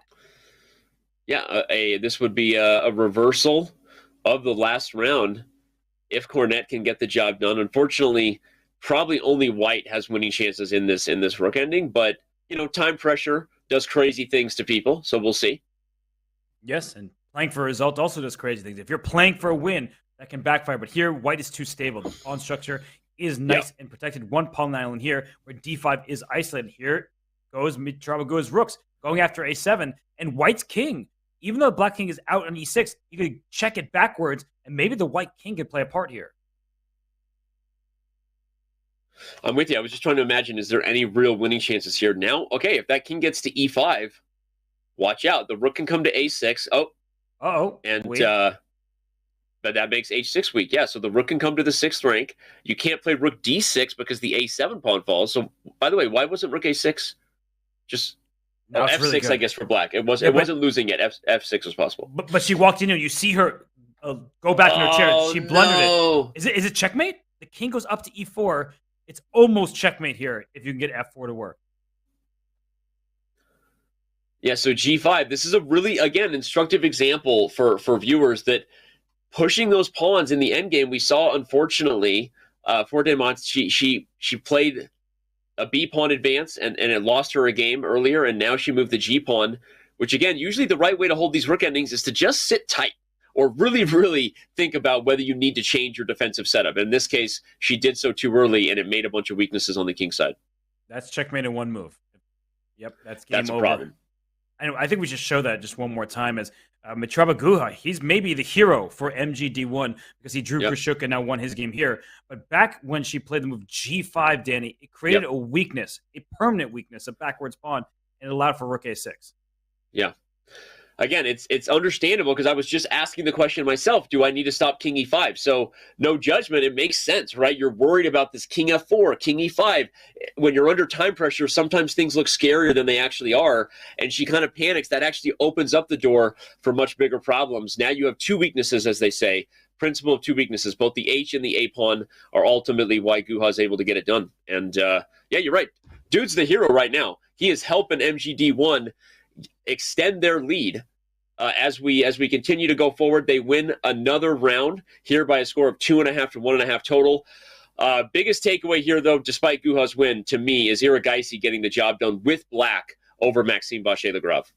Yeah, that's a monster performance for Arjun Erigaisi. We know what he's capable of, and he just put it on full display, taking down the Frenchman with 3 names.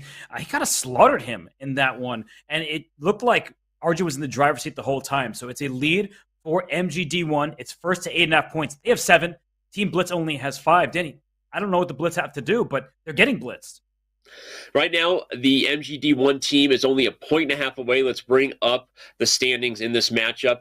That means they could even lose this round, 2.5, 1.5, and they still get the job done. So that's kind of a scary position to be in if you're the Blitz. You have to win by a minimum score of 3-1 to tie this thing at 8 games apiece. So, you know, if you're storyboarding this thing, #scripted. Some fans think all sports are scripted. I think that's an insane conspiracy theory, but we'll talk about that later. If you're drawing up the 3-1 victory, it has to start, I think, at the top with Grishuk taking down the unstoppable to this point, Arjun Erigaisi. Yeah, good luck to anybody needing a win against Arjun, but if anyone can do it, Alexander Grishuk, the 3-time World Blitz champion, can. He'll have his work cut out for him, but he needs to lead the Blitz back as they're down by 2 points. Yep. And he'll have to do it against the only person still perfect on the day, 3-0 Arjun Erigaisi. So, all right, what will happen? Will we have a storybook comeback, or will MGD1 get the job done? Don't go anywhere. We got 12,000 of you on Twitch, more than 3,000 on YouTube. The day is only just beginning, too. Much more chess ahead. So we will come back with round 4 of our first matchup of the day. The Pro Chess League continues in just a few.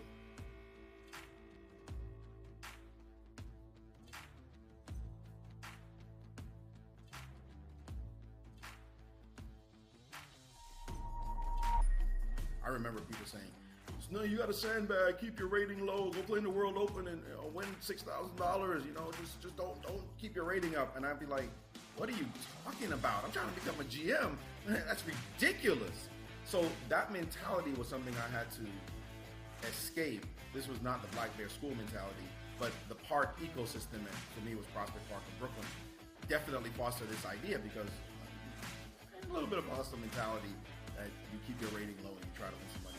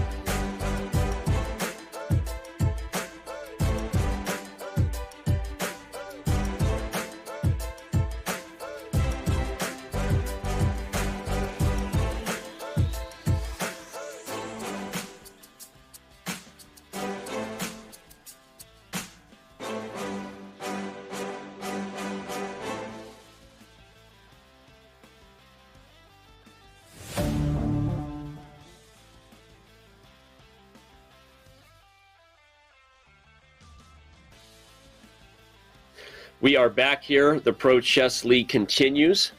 Alexander Grishuk, right there, continues to try to get the job done, and he'll have to get the job done, Robert, if the Blitz have any chance in pulling off a comeback. Well, Simon and Garfunkel calling because they're saying, "Hello, darkness, my old friend." Look at Grishuk there. The lights are dimming, not just on him, but on the Blitz's chances because they are down 7-5. But Alexander Grishuk, he gets those black pieces against none other than Arjun Erigaisi. A lot will be resting on the 3-time World Blitz Champion's shoulder. Well, and that's why you go get yourself a free agent like Alexander Grishuk. Right now, we know he has a tough task. And again, Arjun Erigaisi is the only perfect score on the day. He just beat Maxime Bachet-Lagrave with the black pieces. So we're not saying it's a task that we should expect that he can get done. But that's why you go sign free agents, right? If you are the Blitz, you bring in a guy like Grishuk for moments like these in hopes that he can give your team a fighting chance. So let me ask you for the storyboard. Let's say Grishuk pulls off the maybe improbable winning with black over Arjun Erigaisi. What are the other 2 games that you have circled where the Blitz maybe have a chance to do the 3-1 score that they need? You know me. I've been talking about the bottom 2 boards, board 3 and 4. I know Mitrava Guha has performed well for MGD1, but for the Blitz, Michal Boyer just had a great result against Savita Shri. Yep. He won that game with black. He needs to use the biggest advantage with the white pieces against Guha, and so does Imate Derlite Cornet. She has 0 points, but she's earned herself some very good positions. She probably should have about 1 out of 3 on the day. A couple draws have slipped out of her fingertips, but those 2 matchups with the white pieces, they have to make the most of it on the bottom 2 boards. I agree, and the more I look at it, the more I think there's a chance here because I know Maxime just lost a tough game. In newsflash, he was playing Arjun Erigaisi, a guy who just seems to beat everyone right now. So if he somehow gets the job done, right? If MVL gets the job done, the bottom 2 boards have white.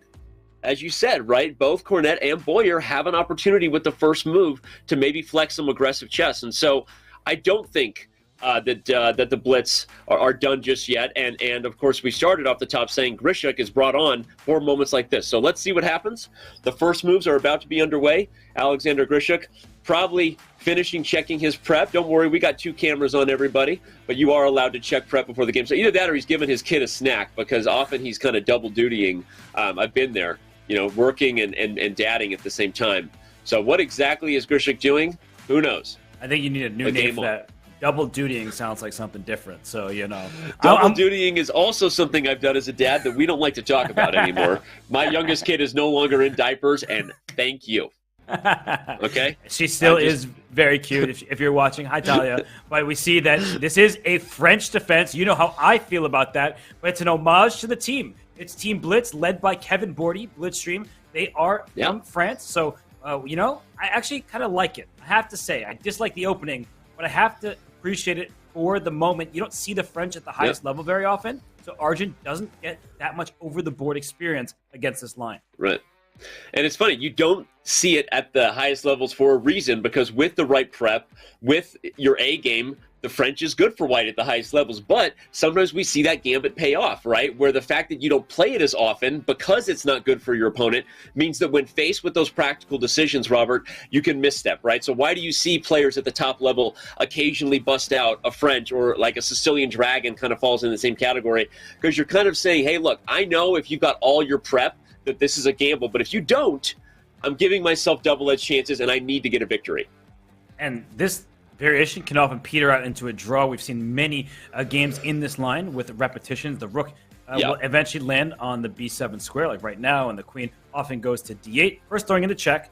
If the move g3 happens, the queen can slide back still. Bishop f2. Again, the queen comes back, and the bishop can go to b6. So we have seen draws in this line, and I wonder, if you're MGD1, if you're Arjun Erigaisi, are you okay making a quick draw that might make your teammates feel a little bit better? The pressure is off them, because even though a draw is not the desired result with the white pieces, you get to 7.5. You only need a half point to ensure a tiebreaker and 1 full point to win the match. I would say yes. I think that also from Grishuk's perspective, he's kind of like, well, look, I don't have my absolute best chess today. Erigaisi's a monster. I went for a gamble here. I'm black. I'm willing for a draw, guys. So I don't know. I don't really know how that plays. It would be anticlimactic for us because we just said, hey, you bring on a guy like Grishuk to get the job done. All right, but Erigaisi answers the question. He says, all right, I'm going to let this game play out. I'm not necessarily taking the repetition at this time. Good news for Alexander Grishuk, because right now you see he has the bishop pair.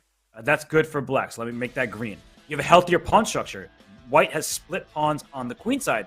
The good thing going on for Arjun is his active rook on b7. You can double rooks in the b file. You can also play f5 at the right moment. White's king is safe and sound on g1. Black's king in the center, or even castle kingside, can fall victim to an attack, especially if this bishop jumps out to the d4 square. So I think that there are chances for both here. And by the way, Danny, I see the second game has started as well.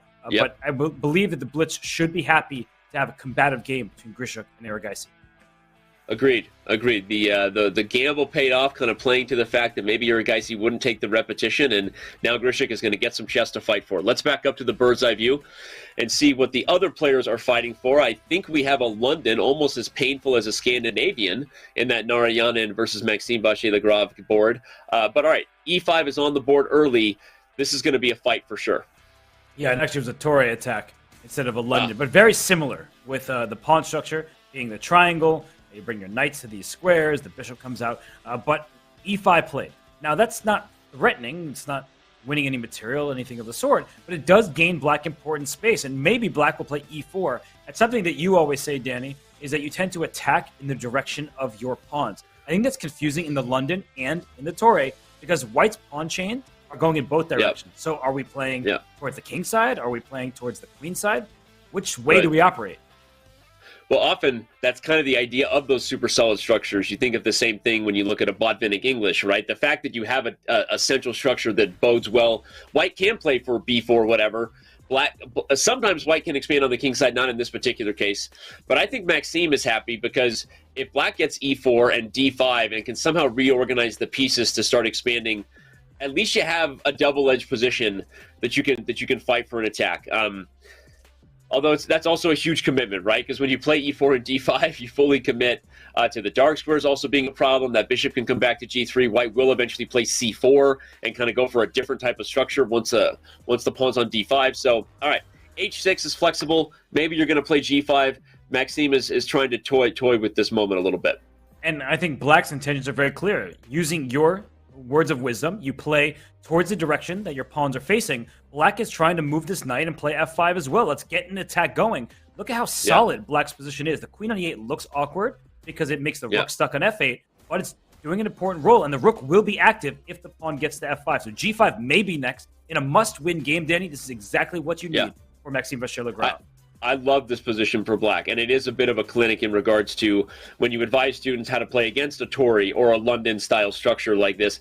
Challenging the dark square grip that white has with this lead pawn on d4 is key. Whether it's e5 or c5, both moves are often key to the aggressive and effective black repertoires against the structure. But when you combine it with this h6, the knight can go to h7, you're going to play f5. You're expanding on the king side before you've even committed e4, because you might trap the bishop. Exactly. g5 and f4, right? Exactly, Jen. Exactly. There you go.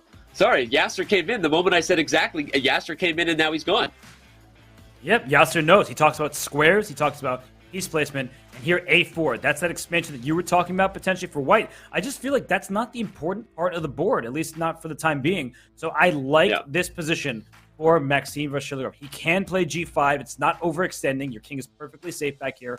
He can go with that, or, as you were indicating, move this knight, maybe to d7 or h7. He goes with g5. He's playing for the results. He's playing for the win. And watch out, because f5, f4 may hit you, and it will trap your bishop on g3. Are there I was going to say, are there tactics on e5 with the knight being loose? Possibly not. Yeah, you have to take here first, I think, because of that. I think Denny's, you're pointing out that in the event of d takes e5, white does have bishop e5, because once we see this trade, this is a loose piece dropping off scenario. The knight on h5 is a goner. So after d takes e5, we almost certainly...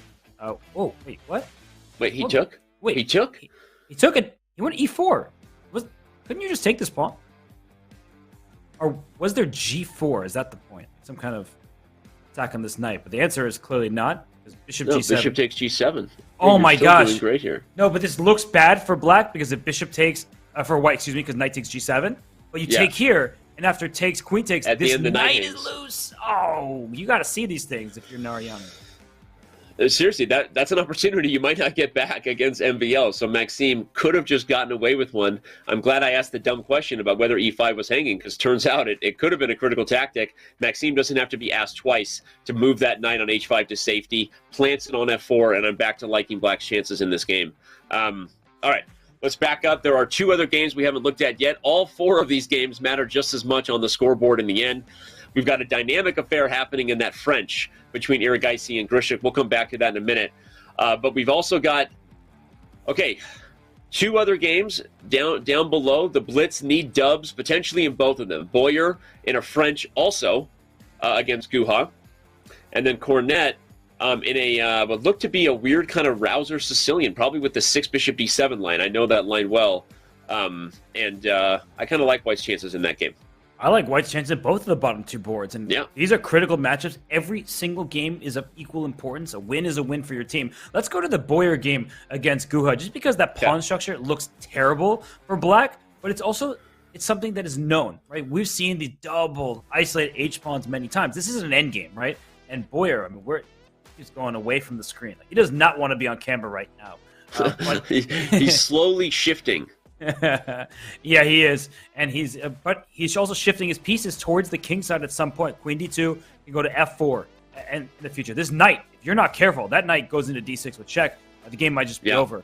So for now, I think that Black has everything under control. But a6 is maybe the move you have to play. But Denny, if you play a6, we can bring up an analysis board. You're covering the knight b5 jump, but I'm looking at this position and I'm thinking, well, can I play a c4 push at some point? Can I bring my rooks to the center? And I guess Guha's not afraid. He just castles kingside, and the knight goes back to c2 rather than up to b5. Immediately, Boyer not taking a lot of time to consider it. Maybe already a little nervous that he's down a minute and a half on the clock. I don't know. I kind of liked your goal of getting opponent to d6. Maybe it tactically just didn't work anymore because of things like knight takes e5, maybe. But all right. He brings the knight to c2. He's also headed to e3, to g4, and if he can reroute himself to the king side, Guha might regret how cavalier he was about putting the king on g8. Usually Black plays f6 to try to break down this pawn chain, but it's not good here because you'll be saddled with this backwards pawn on e6, and your king side will be even more open. But knight e3 to g4 is automatic. I don't see an easy way to stop it, and don't play queen takes b2. It looks like a free pawn. Good for you. Rook f to b1 traps the queen on the spot. Queen can't get out of here. The knight is covering the a3 square, so your queen is lost on b2. I love this for the Blitz. I think that Boyer is playing a great game, and it's an easy game for him to play. Who cares about the queen side? It's going to be all about this king side over here. Yeah, and by the way, I think he's also sporting a Blitz jersey. With that camera adjustment, I kind of looked at it. I think he's got the same jersey on that Maxime does. So shout out to the Blitz for bringing the team spirit, and maybe it helps them rally here with a comeback, right? There's a reason we have a score. You got to get to 8.5. So while it may seem like a tough task, it's not over yet. And it's not over I at all. love Boyer's chances. Yeah, me too. He should throw this b pawn up. It was a target. Now he can use it to his advantage. Kick this knight out. The e5 square will be carved for the white knight, and that's a bad news for Black's pieces. I feel like White just has a spatial advantage, a better pawn structure. If Black brings a second rook to f8, what are you doing? I have my pieces blocking your path. It's not accomplishing all that much. So I think it's time to throw the pawns up the queen side. Agreed. b4, b5. If that knight has to leave c6, you might just put your knight on e5. And that's usually a problem in these French structures. So I'm looking at it, and I'm liking it. Now, a little bit of a time advantage for Guha, so Boyer should not overthink the situation at this time.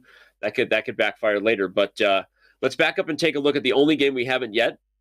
In the other Blitz battle, again, they need a 3-1 score minimum to make a comeback.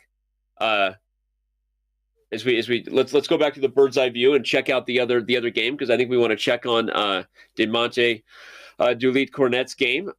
Her battle versus Savitha. Let's take a look over there.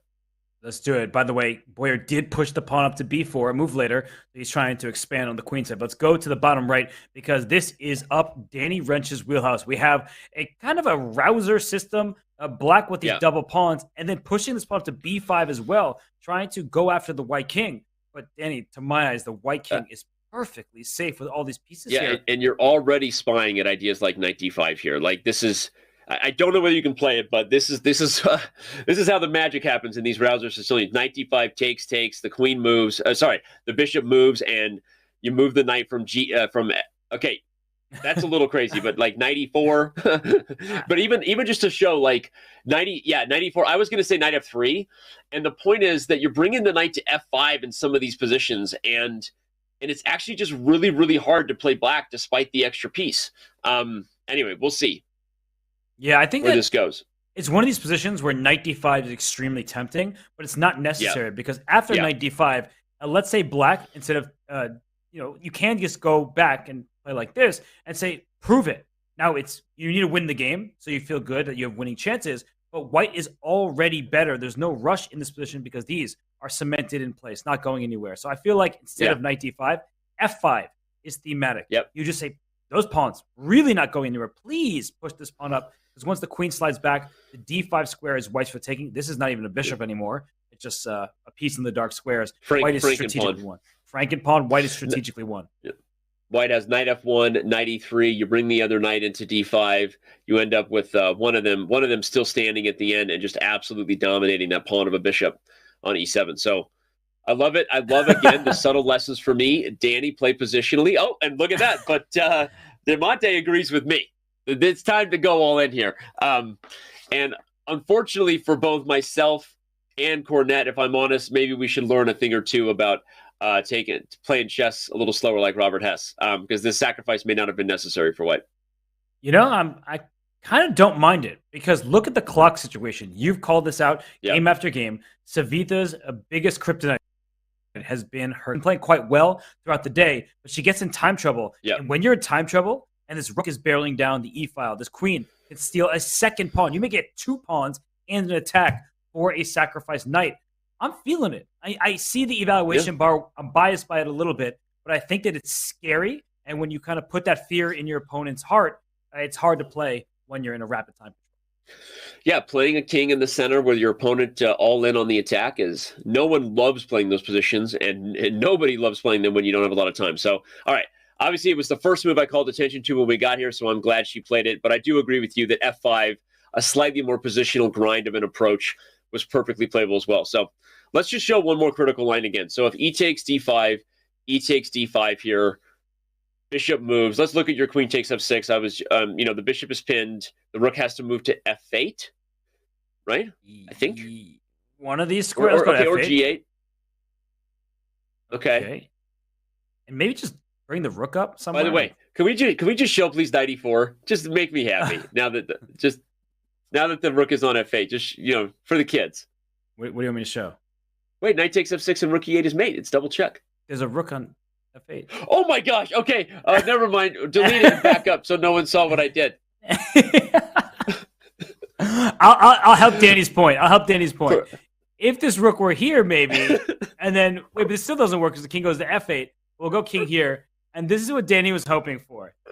Oh my gosh. I've been up since 5:30. I'm tired. Okay. Anyway, do your puzzle rush so you don't miss tactics like that. All right. Okay, she took with the bishop. It worked. She scared her, right? She played knight d5. She took with the bishop, keeps the king safer in the center thanks to this wall of pawns. That's a phalanx. Unfortunately, the light square domination is just devastating. Yeah. 5 sticking out, queen f5, knight e4. You mentioned this knight getting to f5. This is strategically already won for white. I completely agree, and you called it. Knight d5, it worked. I love what you said, and what he was saying is the bluff worked, right? Knight d5, black's best chances are to call the bluff. In variations we were kind of just looking at with e takes d5, she doesn't, and this is a very hard position for white not to win. So let's take a 30,000 foot view here, Robert. Look at this. If Demonte wins this game, back to the bird's eye view, the Blitz are already in much better shape here. The chances of a comeback are very, very real if Demonte can win this game. Yeah, no, then she is going to win this game. There's just no risk in her position. She's up a couple minutes. So it was a sacrifice that panned out. I think in classical chess, it still might have been a good one, just because, practically speaking, difficult for black to defend. So black has no activity. White can hop around. Look at this. Your idea is about to happen. It's just devastating. Knight pops in on f5. Black is busted. So, all right. Now back to the bird's eye view. where are we at in the other games? Maxime Vachier-Lagrave looking pretty good as black versus Noronyan. Mm-hmm. So MVL in the driver's seat in that one. Maybe we should pull that. Well, what's going on in the Grishuk game, by the way? Arjun has a pawn on e7. All these games are pretty wild, but I'll pull up the game. We'll go to the game between Maxime Vachier-Lagrave and SL Narayanan. Let's do it. So Narayanan is trying to hold on. He's worse in that position, as we can see in the upper right. There we go. I know this is a position where the eval bar only a little bit favors black, but it feels much better for Maxime. He's also up a minute and a half on the clock. I mean, look at the time, look at the position. The queen's trade is on the table. This pawn on f5, it sticks out. These pawns on b4 and a4, the rook and the queen are lined up against them. You couldn't ask for a better winning chance for Max. I think he's just winning. Not even a chance. I think he's certainly going to win this game. He's up a pawn in the starting position as well. I mean, so storyboard, not going to jinx it, but Demonte potentially getting a dub on board 4. If Maxime gets a win here on board 2, all the Blitz need is one more full point on one of the 2 other remaining games. So, by the way, now after b5, a4 pawn is hanging in these variations. It's understandable because you're trying to highlight that the bishop on g3 can win the c7 pawn, but your own b5 pawn might also be falling pretty quickly here. Yeah, just take everything. Rook b4 is played instantly. And f3 tries to take advantage of the fact that rook on e8 is loose, but you can drive that pawn forward to e3. I'm going to show you quickly. If you take this pawn, you lose the game on the spot because that is a pin to the king. You just lose all your material. So Maxime Vachier-Lagrave loses with white to Arjun Erigaisi. This is a huge win that he's about to get for the Blitz. I just don't think there are any chances for Narayanan here, down on the clock, down a couple pawns on the board. Whoa. But if we go to the bird's eye view, look what's happening on the top board, Danny. This is a big transition. Dude, we're suddenly in an endgame where only black can win. I mean, I know it probably should be a draw, or at least the eval bar says, hey, don't freak out. This is roughly equal, but really only black can win a 2 rook versus queen position here. Those pawns can be picked off one by one. Rook to c8, the other rook to c6, you win the c pawn. Then you can sort of do the same thing with the a pawn.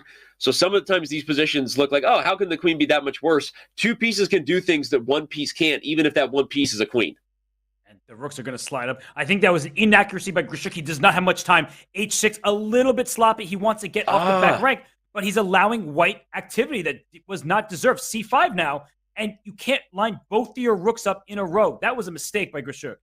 I thought it was still black to move in that position. I literally took h6 for granted. Dude, he made that move 0.3 seconds. Look at his clock. He barely made that move in time. Now he raises his eyebrows. This is why Grishuk gets the time pressure meme, everybody, because of moments like this, he played with 0.5 on the clock. By the way, he may just only end up with a draw here. I think h6 was a huge mistake. As you said, not letting those pawns advance was key for black. But the thing is, it's easy for Grishuk now because the pawns can't move, so his rooks just stay put. His king can go up, and this rook can go back and forth, back and forth. There's no stopping. I was going to say, but how does he win the pawns? I was thinking he had winning chances if he picked off the pawns. Oh, he was winning. I agree with you. I'm just saying that at least he's not going to lose the game, and he can look at Maxime's game. This game is a draw. Let's quickly go back here. h6, we understand it. You make Luft, not war. Create space for the king. But if instead he played rook c6, there's no back rank problem. The queen comes up, the rook slides over. Give me this pawn. Then we're going to do the same thing on the a file. We're just going to go pawn picking. It may not be a Halloween, but bobbing for pawns is still a good thing to do for black, and you just win the game. No, and this is exactly, again, another instructive point for fans tuning in. This is an endgame that you can actually remember for your own game. Sometimes you're like, how do I evaluate queen versus 2 rooks? This should show you that these split pawns are just sitting ducks there for the black rooks. 2 pieces are better than 1 in situations like this. And imagine if the A and C pawns are gone, now you can free your back rank. The rooks can double on the second rank. And it's actually, I don't want to say clinical, but pretty straightforward for the rooks to dominate the queen in these types of endgames. So, again, a huge missed opportunity for Grishuk, but at least he didn't lose. Right. That's big for the team. So let's go back and see what's happening on the other boards. Maxime Vachier-Lagrave, I mean, he is just winning his game right now in the top right. I think we can trust him for the moment, at least. What's going on in the other two, Danny? It looks like Guha for MGD1. If he wins that game, the match will be over in MGD1's favor. Yeah, that draw by Grishik. Unfortunately, that missed opportunity with the 2 rooks may be what haunts the Blitz in the end of the day, because I like that position for Guha. Let's go check out that game. Obviously, Boyer still has chances. It's double-edged enough to say it's not over. The Black King is open. You're already looking at moves like Queen G6 check. But Guha says, not anymore, you are. I stop it with Queen E4. But now this queen is in line with the rook. This rook's under attack over here. If rook F3, maybe that works as you pin the knight, but this bishop is also kind of loose. This is kind of anyone's game with this queen sliding into the position. The E6 pawn's also a target. Yeah, Boyer is really the biggest problem he has is not on the board, but on the clock. He is also threatening moves like knight G2 now, a discovery on the queen. The knight doubles up, attacking the rook on F4. There's a lot for Guha to think about. This is probably the one we should stick with. By the way, it looks like Cornet should get the win as white against Savitha. And as we said, if MVL converts, the Blitz's chances are still alive. It's all going to come down to whether Boyer can make something magical happen here against Guha. Yes, Maxime completely winning, and Diamante, Deolite, Cornet also in the driver's seat. But look at Boyer. You can't even see his face. It's all hair at this point. And the position is a bit hairy because he is down a pawn. But Black's king is wide open. This queen went to the dark squares. That's a light square bishop. The rook is under attack. And Guha has a minute 20 seconds. He's just under a minute ahead on the clock. But his position is not easy. White's king is safer. That's better in bullet scrambles. Yeah, I mean, and the closer they get to being equal on the timer, the more I like Boyer's chances to help the Blitz comeback here, because I would argue it's harder to play Black in a time scramble in this game. We know how tricky knights can be, Robert. We talk about it a lot. Knight tactics are missed. The king is open for Black. Here comes Queen D6. This is awkward. It's getting awkward. By the way, Maxime won. won. I thought that was the Savitha game where I saw the result. I thought that Black came back and won. Okay, no.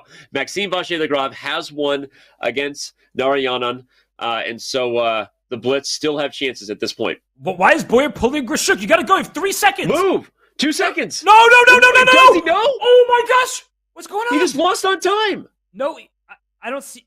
No, he made the move with, I guess he had the move in time somehow. Oh, my gosh. Okay. That is a moment where we were fooled, Chess.com. We can't afford that. Oh, my gosh. Barely got the move off. Okay, 2.8. He gets the move off. The increment added back to his clock. Some timer issues there. Now there's a threat of queen takes e6 check. There's also awkward threats of moving the knight from e3 at any moment with a discovery on the queen. You got to watch out. Ooh. This is a blunderable position as we... love that. H3, knight g4. Oh, my God. The way you highlight... Knight g4! Here he goes. He walked G4. right into it? Oh, my goodness. Maybe there was something better, apparently, but knight g4, you're going to have to give up an exchange. What was better, by the way? Anyway, okay, knight g4 looks great.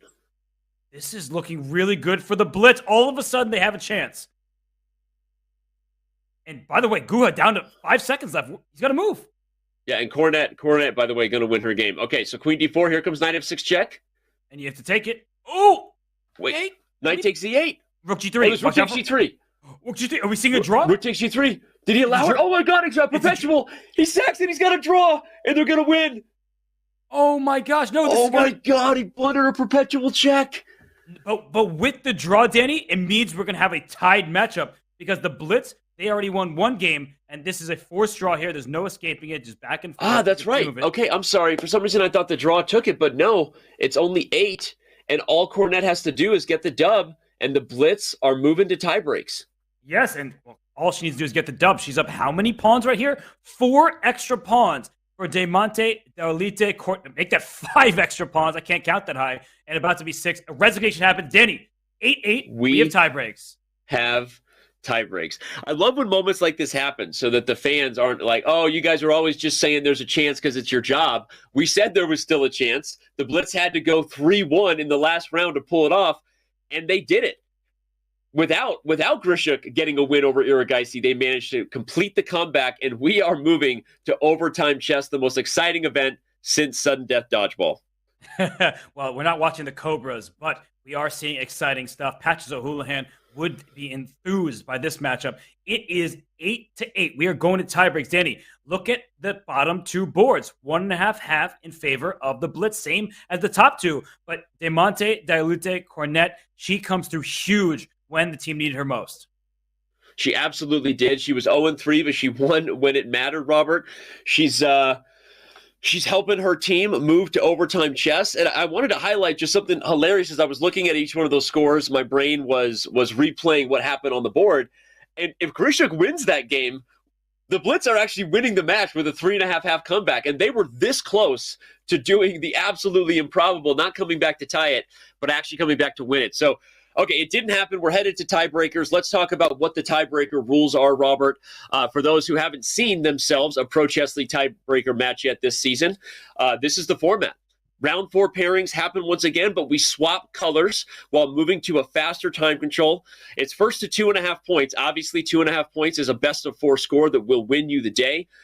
If we are still tied, we're going to rinse and repeat this thing to an even faster time control with the players once again swapping colors. Robert, did I nail that? Anything you want to add about this tiebreaker format before we get carried away?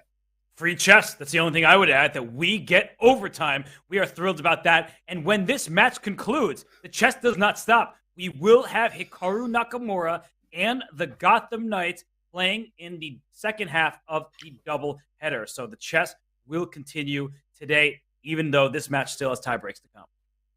I believe we're going to take a quick break before we head to tie breaks. I think that's the plan.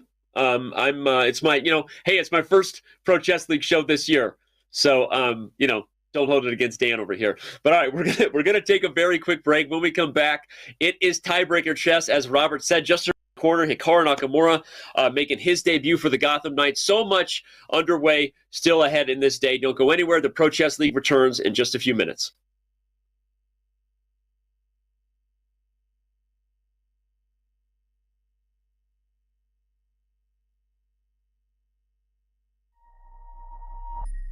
I remember people saying, "No, you got to sandbag, keep your rating low, go play in the World Open and win $6,000.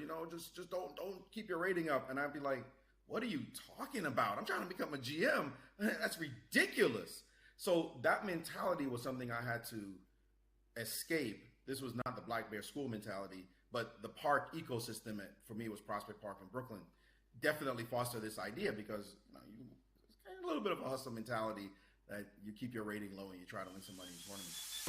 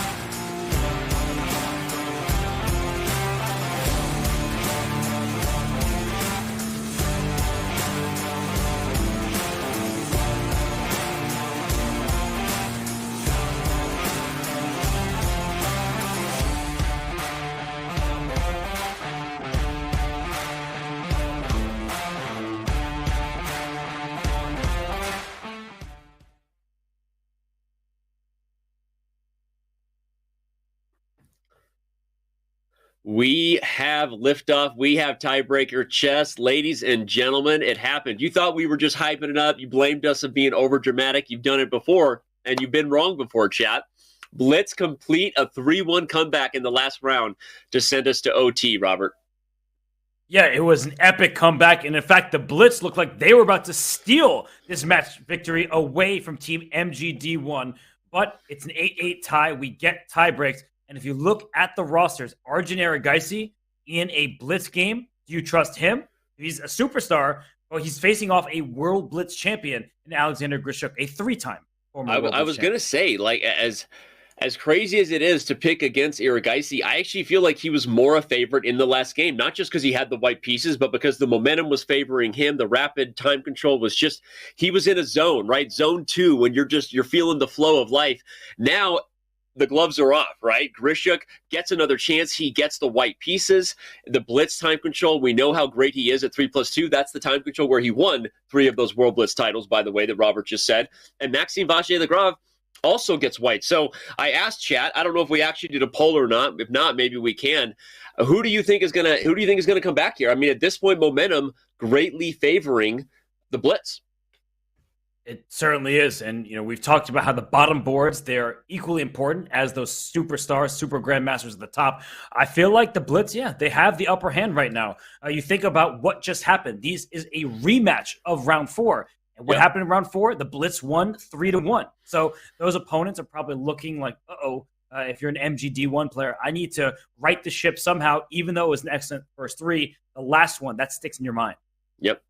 Recency bias is a real thing. Momentum is a real thing. If you're just getting here, where have you been? We see Hikaru Nakamura just went online. He'll be playing chess here in the Pro Chess League, probably starting in about a half an hour. But right now, we have Blitz, we have tie breaks, and we're going to have awesome chess. All right, we talked a little bit about the fact Grishuk and MVL, now they get the white pieces against boards 1 and 2 from MGD1, respectively. But Guha gets the white pieces, right? For MGD1, that's critical. Savitha gets the white pieces, right? So it's going to be an interesting shift here to see what fortune that changes. I have a feeling that given the momentum favoring the Blitz, that I would be worried right now if I'm MGD1 fans. Okay, well, we have liftoff. We have the game underway. Arjun Erigaisi with the black pieces taking on Alexander Grishuk. And, well, this looks like a very calm start to this game. No pawn tension just yet. Danny, I was about to say the big question is white plays c4. Arjun says, no, I'll go first. I'll play c5. Yeah, it's an awkward, I guess it was another kind of Tory system, but the early 94 for black gets us a really tricky affair. Now black has the 2 central pawns, potentially the E and D pawns. It's like a Queen's Gambit reversed almost. But white immediately playing c4, and tactics will be on the board early and often in this one. The bishop on h4 is such a thorn in black's side. You can't push the e-pawn and develop your dark square bishop because the bishop pins that pawn to the queen. And we're just seeing a lot of knight moves for black. The knight went f6, e4, back to take a pawn c5. This knight went up to c6 and over to e5. And the eval bar likes white by quite a large margin because white's ahead in development. There was a check on d3. Here, have the bishop here. I just want to show something very quickly. You can blunder with knight d6 check. Yes, I love it when you show things. I was getting excited. I saw it and I knew you were going to show it. I had to. It's not out of the question. Look at this move. Rook c1 gains a tempo because the knight on c5 is loose. Maybe bishop takes f7 check is in the air, right? Discovered attacks. So you got to watch out for that. And you can't force your way out of this because, as you just pointed out, obvious captures actually improve white's position and bring that knight on d2 into the game. So this is tough. And again, it's Erigaisi having to hold on. Is b4 coming next? b4, I think that's definitely available for white. What other moves come to mind? I like b4. Yeah, he played it. I was trying to come up with another one. A lot. Yeah, why not? Kick the knight. Where's it going, actually? Yeah. It's unclear where that knight has safety. E6, I would maybe even just take twice and double the pawns. A6, I'm guessing I'll play like queen to b3 or something and kind of continue to just develop aggressively, begging black to take my bishop on c4 so that my knight on d2 can recapture, and I've got that nice threat on d6. goodness, if that happens and white wins a queen, that would be devastating for black here. And I kind of forgot that Alexander Grishuk had the white pieces in this game. I'm looking at the dynamic chess. I'm like, oh, Arjun, he's got white here. He's playing excellently. But no, it's all Grishuk this hard. Look at this knight. Is it trapped in there? Like, if you take it, the second knight replace it, like, it's almost trapped. Yeah, but it's actually kind of a funny move. Obviously, white must have something, the engine, really loving white based on the eval bar, but I didn't easily see a move for white. The point is, Robert, to show, like, if the rook moves off of c1, then the c4 bishop is hanging, right? If you take d3, the knight is forking the rook on c1 and the pawn on b4 right now. So it's whatever it is for white, Grishuk has to find it because it's not super obvious. Is it just take c8 and queen b3, maybe, and that knight is gone too far? I think that looks great. Just trade, get after this knight. The knight has to go back. Black's down like 5 tempi. And while this is happening, we do have liftoff in another game. The matches are staggered, given the Blitz time patrol. But Maxime Vachier-Lagrave and SL Narayanan, they're off.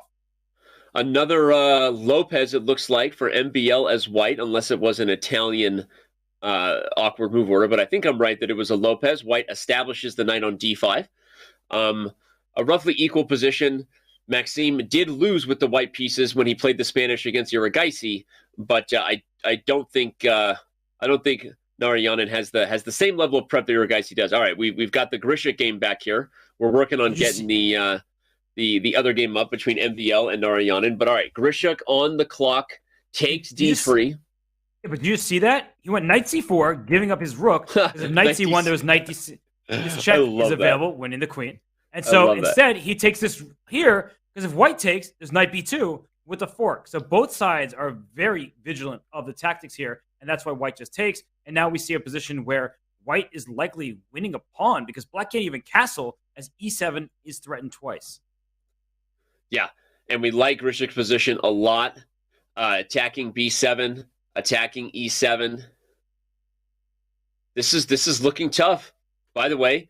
Erigaisi about to go under a minute on the clock to go with it. So, all right, we'll quickly come back and try to catch the ending of this. Can we check over on the MVL Narayanan game, even though we will want to keep our eye on this one because it did start first and will likely reach its conclusion first as well. Here's our bird's eye view. We see that the Guha-Boyer battle is also now underway. But let's quickly check on Maxime Vachier-Lagrave's battle versus Narayanan and see what's going on in that board. Okay, here we have it. We see that this knight on d4, pawn on d5. White has good control here. Yeah. There's also a threat of bishop takes h6. The last move play was queen f3, trying to go for this kind of tactical sequence. But now black has doubled and isolated white's pawns. Danny, I like the open c file. I like the bishop pair. There's a tactic on bishop takes h6. That's why the knight came back to c8. Yep. Feels like black's going in the wrong direction. It's interesting to see the centralized doubled pawns being such an issue for black. They actually hold the knights at bay, right? The whips are keeping the lions back. Very irritating to maneuver your knights when all your central squares are denied by those ugly d pawns. Here comes a bishop maybe to c6 at some point. The a6 pawn is weak for black, by the way. And again, I love your tactical eye that bishop takes h6 is always on the agenda over there. You have to watch out for kingside blunders. Yeah, the queen needs to stay put defending. Black just is passive here. And look at Maxime Vachier-Lagrave's clock. He is ahead on time. He is the former World Blitz champion. Oh, gosh, taking over another file. That bishop will sink its teeth into c6. Yep. a6 is weak. I really don't like this position for black. And again, the World Blitz champions... The World Blitz champions are getting it done. I know we just checked on this, but we stagger the games for a reason. So let's go back to the bird's eye view because Grishuk, his game with Arjun Erigaisi started first. And Robert, the rook just entered the 7th rank, bro. This is not looking good for Erigaisi. And Kevin Bourdie, kind of the manager captain of this Blitz team, looking like a genius right now. He picked a couple of guys, Robert, who would be able to get the job done in Blitz tiebreakers with these two World Blitz champions. And how many pawns is white out? It's supposed to be 3 pawns to the good after queen takes d4. So Arjun Erigaisi, unfortunately for team MGD1, he could just resign here. There is no hope in his position. He can't resign. This is a team event. You don't want to let your teammates down and see them facing a deficit. But any sort of queen move should be enough to keep the win. The bishop on g3 makes sure the king is always safe to run to h2. Wow, what a game by Grishuk. Yeah, this is clinical. This is where Grishuk is at his best. Here comes the b pawn. A4 and A5 might fall. Okay, this is the right idea. If you're looking for any sort of practical chance, hurry and make something spicy happen on the king side. But accurate play is going to get the job done here. He's also up on the clock, that being Grishuk, which, kind of rare for those words to come out of my mouth. Rook D8 trades everything, by the way, because if you play Queen A1 check, the queen can come back to F1 and trade off queens, but Grishuk is 0% scared. He realized his queen can always slide back to defend a first-rank check, and all right, the pawn is stopped for now, but Rook D8 does trade off pieces if you want them off the board, and likely picks up the G4 pawn. Oh! Queen B3, what a move. Double attacking, the queen trade in F7. Wait, he's yelling. Wait, why is he yelling? I don't know. He just got nervous. I don't know. He was yelling something. Maybe he was yelling at his kids. Go to sleep. Daddy's working. And he is working it right now, but don't get a 3-time repetition. I was going to say, one more time is not good. Bishop comes back to G3. What a move. It threatens B7 because the bishop was hanging on C7. And here comes the A-pawn. Yeah, the little engine that could. You can't stop them both. A5 you take. There goes the pawn to B7. Yep. You can only deal with one at a time. Arjun doing his best. Again, you got to give him credit. At least. Wait, Bishop D6? That's a game ender. The game ender. And after the bishop moves, the queen will reprotect the rook on D1. Okay, so this is just a throwaway move. And shouldn't be enough. Arjun Erigaisi falls to the 3-time World Blitz champion. That's why you bring guys like this onto your team. Now he's going to go take care of the kids. I'm telling you, he was yelling at his kids. I know you think I'm making that up, but one dad to another, that's exactly who he was yelling at. And he's might not be yelling at Maxime Vachier-Lagrave, who got a draw in that game. And he's certainly not yelling at his board 3, Mihail Boyer. Because, look at that. Look at Boyer. Chef Boyardee, let's go right into that game because he is cooking up an attack right now. He just stole a pawn on G2. Black is actually down a piece at the moment. Count the minors. Black only has 3, white has 4. But Bishop F4 is coming in. I don't know where this king expects to go. Bishop F4, doesn't that just... It's just nasty. Bishop F4 is... Yes. Those SpaghettiOs are spelling out victory right now for the Blitz, man. Chef Boyardee gets some. And by the way, I used to love spelling out words with my... I just want to say that. Wait. Okay. Where is it? Give me some kind of discovered check. Give me something nasty. Bishop F4. Gosh. Queen C3, probably the only try here. But 7 seconds, by the way. Oh my gosh, just a calm move F6, shutting down the diagonal. We've talked about this earlier in the day. And Boyer, he has it going on right now. This king, if you take on G2, the bishop takes, and once the king takes the second minor piece, E2 down falls. goes E2, down goes C1, and all of white's pieces are hanging. By the way, the immediate threat is knight H4 check with the discovery, because when the king goes to E1, the bishop is pinned, knight takes F3, wins on the spot, and if the king goes to F2, of course, as you highlighted, queen E3 check is devastating. OMGs or snaps. The Blitz... If you're just tuning in, where have you been? They were down 7-5 heading into the last round. They pulled off a 3-1 score to send us into overtime, and they are about to get the job done. If Boyer wins, it's over. The Blitz have won in overtime chess. A queen B4 play that's escaping some checks. There it is. You pointed out. It's knight done. H4. It's over. Queen E3. Queen E3 check, and knight takes F3. And the Blitz are going to win in comeback style. This is why the Pro Chess League is played, right here. What a crazy victory. And I can only imagine what Kevin Bordy is doing. We saw Jan Ludwig Hammer's reaction yesterday. Bordy is probably next level. If I spoke French and I wasn't busy doing commentary, I'm going to check. He's got his arm around Fabian. Go to twitch.tv/blitzstream right now. They are having a party in France. I love the French faithful, by the way. I hate the opening. Love the chat. Hey, Alexander Grishuk used it to perfection in his fourth game I eat my words. Against Arjun Erigaisi, and I played for the French team, and that's it. If the Blitz have won, you see a little fist pump from Boyer. He's the hero. He's the hero they needed, even if he's not the one they deserve, Danny. And Danya called it, as chat says. He said, watch out for Boyer. He didn't start out well. He comes back. They're spamming Boyer faces in the twitch.tv/blitzstream chat right now, and they are pumped. This young man is going to help them get to a victory. And shout out and congratulations to the Blitz on this comeback day. It's kind of sad that these players, they have to keep going in this one. They don't know what happened, perhaps, it's hard to look at other games while you're still in Yeah. the midst of your own. Look at this king on h1, king on h8, this knight coming into f4, the g2 pawn. But ultimately, this result is meaningless. And that's the sad news for Savita Sri. I mean, was playing a nice game here, but it doesn't matter. Her result is not going to change the match score. Not a meaningless result in the sense that Demonte Dulit Cornet, she will be playing again for the Blitz. She didn't start out well today, but she won her last game against Savita, and if she wins the Blitz, she's not going to win the Blitz game anymore. What's going on? Okay. What? It's a confidence builder. That's what I was trying to say, but it looks like it's not going to be a confidence builder if it goes Savita's way. Go back. There's a cool moment here. I can't go back fast enough. Queen takes c1. You sacrifice your queen to win the other queen. Oh my gosh. I love when you struggle with the mouse. It warms my heart when you're freaking out. Yeah, but there was a temporary queen sack to win in exchange there.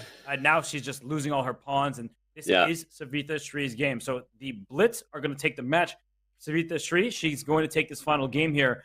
Just trade off all the pieces and win a free But game. I think she just found out her team's result. I think her emotional reaction did not match the chess on the board, which means to me, I think she probably just found out that her team has already lost. She's going to get the dub here.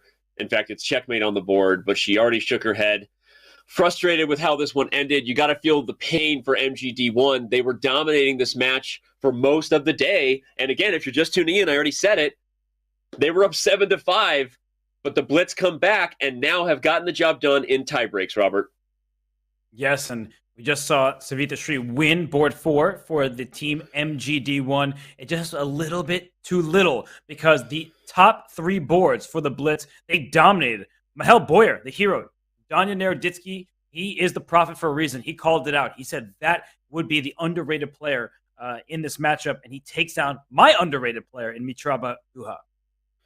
Yeah, it's so exciting. I mean, this was incredible. And there were so many moments in the last set of rapid games where it was moments away, you thought, from MGD1 wrapping it up. But no, the Blitz complete the comeback, and Alexander Grishuk, the World Blitz champion, he gets the job done in Blitz with the white pieces over Arjun Erigaisi.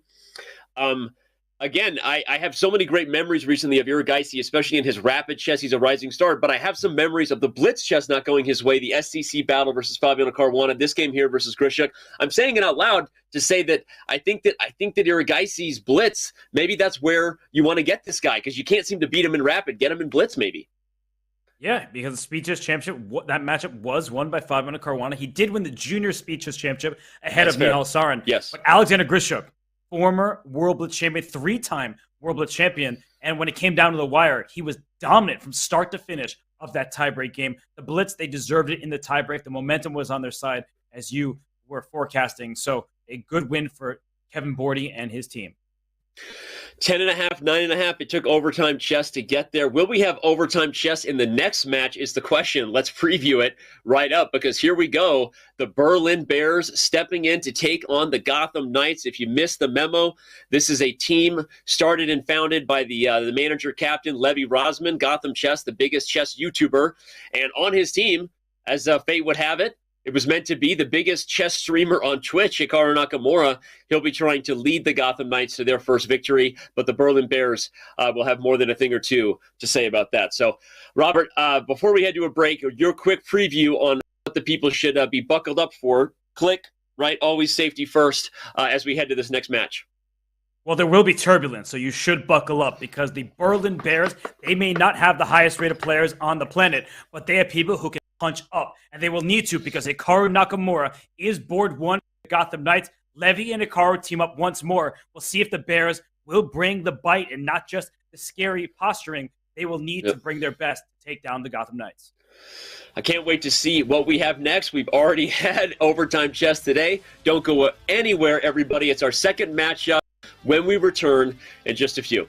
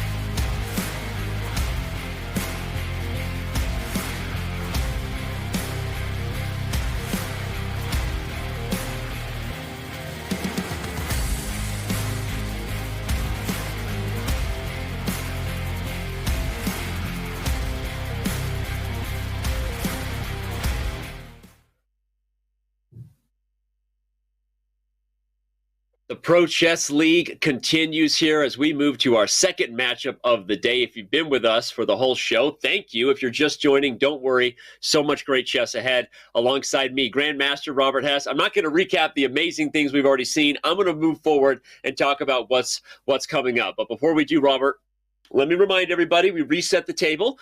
We all take a breath before the amazing second course meal begins.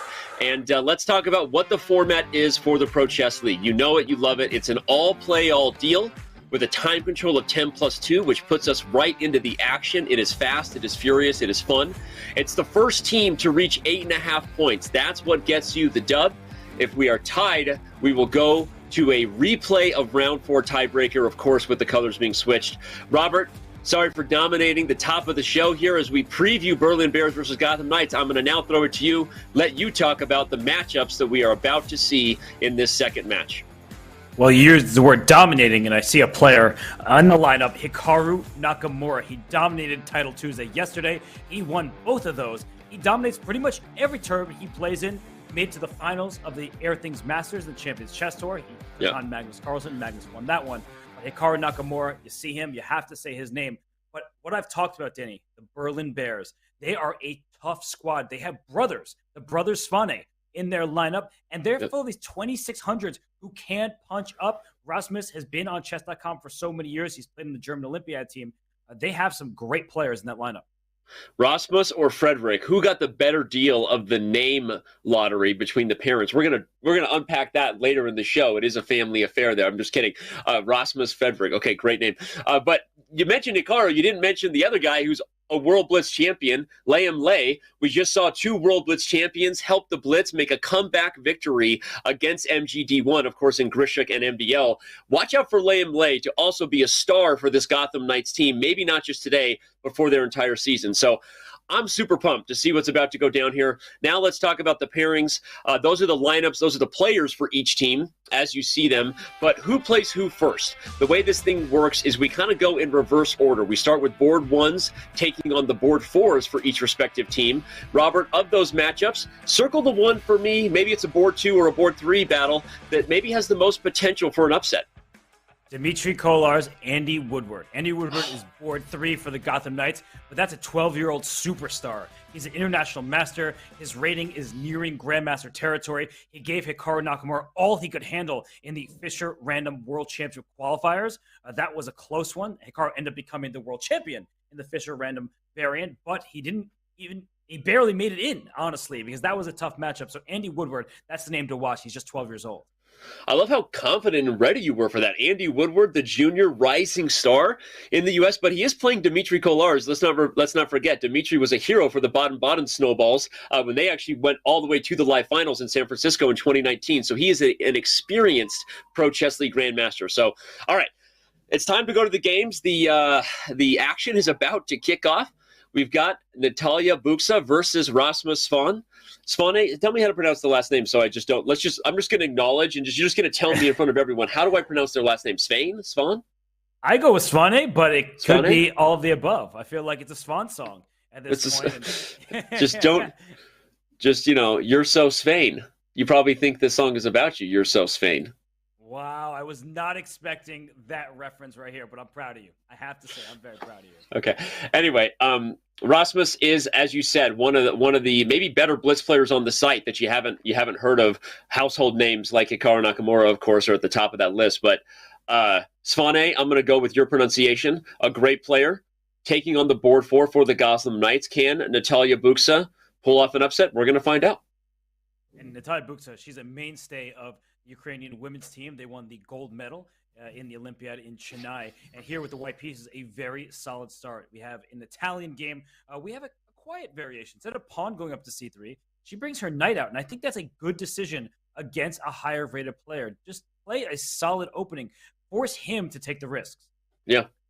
By the way, we gave love where love was due to the Blitz, who had jerseys. MVL was sporting it proudly. Ultimately, that team spirit maybe helped them in a comeback victory. Look at the Berlin Bears. That's a nice looking hoodie. I could look good in a hoodie like that. I'm gonna give a shout out to the Berlin Bears. I would wear it if you sent it to me. Looks comfy. It's cold outside where I live. Yeah, I kind of want one. Truly, like they have a great logo. Yeah. They also have great team chemistry. They have brothers on their squad. So you know that these players are working together. And right now, Rasmus, it's the opening stage. He played a6. His bishop often drops back to a7, but it usually does that when there's a pawn on c3. So I'm wondering what the dynamics of this position are, what's unique about it. And Natalia, she brings her bishop out. If h6, Danny, is she going to play bishop h4 and allow g5? She answered it before. No, she takes it. Yeah. This is interesting stuff. It was looking, some of these four nights are funny because obviously at this level, these players are very well prepared. There's advanced stuff going on in their head, but it's also a position that's very beginner friendly, right? Everyone's developed their pieces. They're fighting for control over the center. There's not really a lot about this position that's hard to follow. And I love this move c3. White is flexibly preparing both b4 potentially, a b4, a4 advance, as well as maybe a strike in d4, depending on what Rasmus does here. Yeah, white just is first to the action. We have a very strong knight on d5. The pawn on c3, it takes away the 4 jumps from this knight on c6. This is all good news, but black is extremely solid and has the bishop pair. At some point, this bishop may slide back to a7, and for the long term, the bishop is going to cause white problems as it slices across the board. So with our second game getting underway as well, I think that this is just a very level start. I think both sides have not shown what their intentions are. Agreed, Town. Population us. It's also time for us to head over to the bird's eye view as our third game gets underway. Remember, if you're just watching for the first time, the games are staggered a little bit by design. That allows us to give every game some love at the start and potentially, if we're lucky, catch the finishing moments of every game. Of course, it is chess, and we're not always in control of that. But looking at board 2, Dmitry Kolarz versus Andy Woodward. That's a fun one with a couple of pawns dancing in the center. And then you have the other Svane, the other Van. Sorry, I got to get away from this name thing. It's gonna kill us today. You have Frederick taking on Liam Lay down there in the left corner. Where to, Robert? I'm taking us to Andy Woodward versus Dmitry Kolarz, just because the Frederick Svane Liam Lay position is a bit more closed, and this one is opening up. We just saw black a moment ago take on d4 and then play e5. So Dmitry Kolarz, he is extending his pawns in the center. But then we know what happens sometimes. You push your pawns too far, you leave squares behind. And Kolarz has zero. He is giving up the bishop because he's claiming that his spatial advantage with these 2 pawns is more than enough to offset this great bishop on g2. Yeah, agreed. And I'm excited to see what that bishop can do on the long diagonal. I'm also excited to see a bookshelf I can get behind, right? Now, there's an organized bookshelf. Also looks like, he is 12, so I think some of those books I'm familiar with. I have an 11-year-old, so, the library is full of chess books, Robert, and maybe some good family fiction. Well, it's good to be a reader. I've always enjoyed myself a good book. Not so much chess books, but I was exposed on the Champions Chess Tour coverage. David Howell called me out on it because I told him in confidence that I didn't read many chess books. And by the way, we need to go back to our bird's eye view. It looks like a certain has not read many chess books, but he is a superstar. We usually trust him. So Hikaru Nakamura, he's taking on Josephine Heinemann. And look at this opening, Danny. The F pawn is missing. That's the golden pawn. I literally was going to ask, what happened to the F pawn? Hikaru does like himself a Dutch, right? Goes for d4, f5 from time to time, and maybe Hikaru was into throwing off his opponent Josephine Heinemann today with the pieces, but objectively, if you look at that board in the lower right corner, everybody, it's a decent position for white.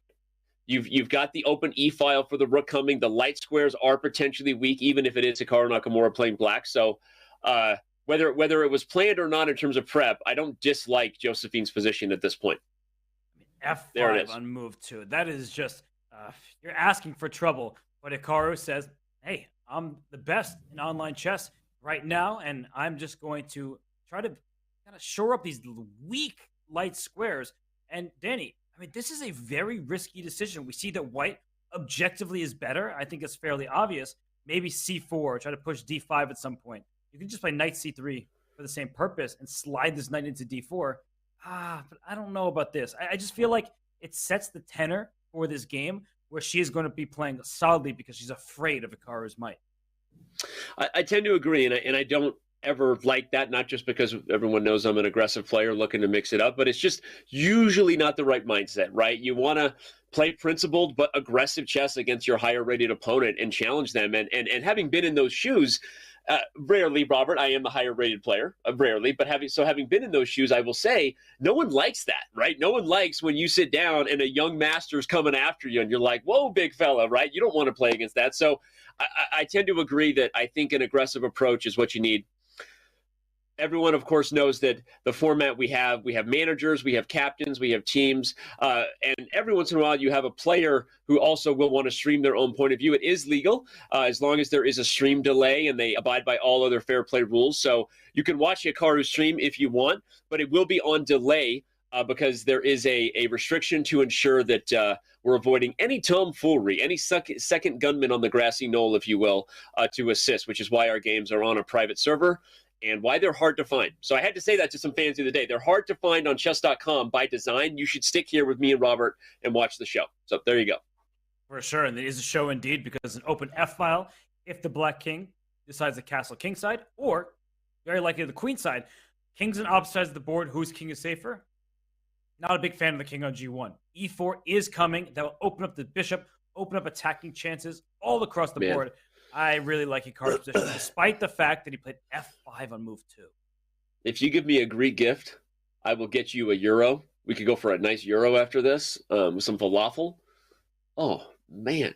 When you said a euro, I thought you were giving me money, but you haven't paid me for shows in like, 8 years. Like it's been like 7 years. We don't talk about that. Okay. All right. Well, I agree with you. Robert seems to have righted, not Robert, Hikaru seems to have righted the ship. I tend to agree that a C4 D5 dynamic by Josephine earlier was the way to maybe cramp the light squares, cramp Hikaru's style. That didn't happen. And now I'm liking Hikaru's chances more and more. So, okay. Hikaru looking up. Also got his chess dress on today. Nice shirt he's wearing there. He's just cruising, Danny. Like everything is working out for him. He plays E4, kicks the knight away. Once the knight moves, the queen comes to E5, lines up for checkmate. You're going to have to play G3, but then all of your kingside squares are compromised, and black can always slide a rook to defend this pawn. It feels like black has had like 5 free turns. Yeah, I agree. Like, what happened to developing the queen side? And now you're wondering if there's a concrete tactic. Hikaru puts the knight on E5. The D3 squares call on his name. You know what I want here? I want to play H5, Robert, and then just put a knight on G4. That's what I want to do. I just want to, like, literally brute force my way through the king side. Why not? It's the fishing pole method, but this knight is going to D3. You wish, the pawn doesn't move backwards, but you need the pawn to cover the square. The knight jumps in. F2 is the target. This is going to be on the docket with bishop takes H2, but knight D3 is automatic. And then this knight can come to D5. And we might see a knight go to F4 at some moment. You can't even get away with a queen trade. I'm just going to show this, that if you try to go like queen G4 over here, you're going to lose the B2 pawn. And you might just lose everything because in a situation like this, I'll gladly trade off all the pieces and take the pawn over here. Black's just completely winning. Yeah, and the position unravels super, super quickly. So Hikaru's kind of slightly dubious opening gambit paying off. By the way, here comes my H5. You know I want it. Put the knight on G4, Hikaru, or go home. Oh, wait, you're already home. Come on, man. But no, if you're just tuning in, Hikaru played D6 and then F5 on move 2. That is not something you should try at home, kids. But it has led to a pretty good position. And now what? Now the eval is announcing victories. Oh.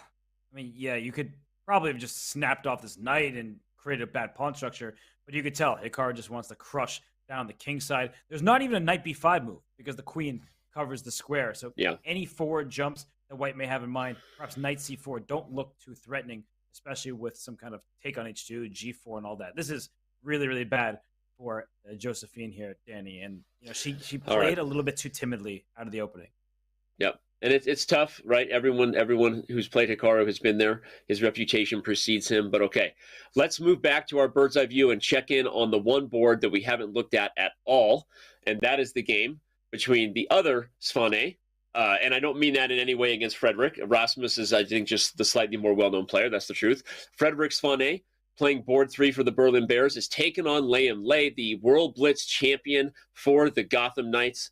It's funny because we say that, again, this is not disparaging Hikaru in any way. Everyone knows what a monster he is, but he's actually never won a World Blitz championship title, one of the few accomplishments that has evaded him, whereas Liam Lei has, and it just makes them even more of a 1-2 dynamic punch to lead the Gotham Knights this year. I am not excited to play this team if I'm anybody else. No, you're not. And this position is actually quite exciting because the last couple moves, let's go back in time. The move G4 was played by Frederick. Bishop takes C3, probably an unexpected shot from the German player's perspective, because after pawn takes, knight takes, you have 2 pawns for your sacrificed bishop, and you're forking the queen and the rook. So once this queen slides somewhere, the rook on D1 will be captured. That means it's going to be a rook and 2 pawns for 2 minor pieces. If we do a quick count, do some math there.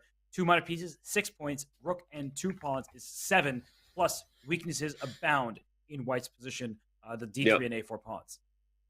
I love how you said bishop takes C3 was kind of a surprise, and it is true, right? Sometimes psychologically, you don't expect the bishop to capture on that square, but here we see that Liam Lei has seen the future, and it's one where he's up a pawn with some interest. Black is Actually, wait, now he's up the exchange.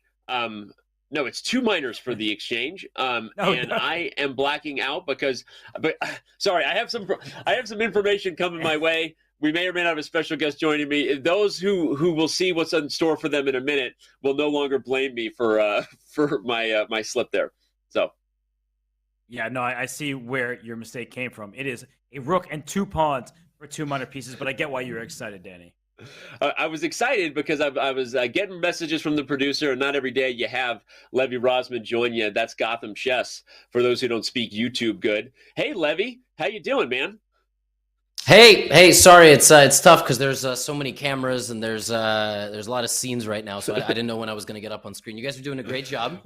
Loving it so far. Thank you, sir. Are you commenting on your own channel right now? Are we also live on your channel? Yeah, they don't see you, but they can hear you. Yes. Okay. That's the best possible outcome for them. That's the best possible outcome. Well, I was asking permission first before I would say hi, Gotham Chess fans, and hope you guys are excited for the season of the Gotham Knights. Levy, I'm going to ask you questions like I don't know you very well because it's more fun to pretend. And tell me what it was that made you want to be a manager of a pro chess league team, and also give the fans whatever behind the scenes you can reveal about what it took to recruit Hikaru to play for you. Yeah, the recruitment for Hikaru was crazy. Like, remember LeBron James and the whole Miami thing the first time around when he went on TV? Yeah. Like, I wouldn't go that far, but listen, man, it took a lot of conversations. I mean, it kind of started with, hey, you want to join the team? And he said, yeah. Oh. Okay, wow. That? It wasn't like a second but yeah, no, I don't know. I thought it was going to be very tough, but then he was like, yeah, I'm in, because he played for New York before.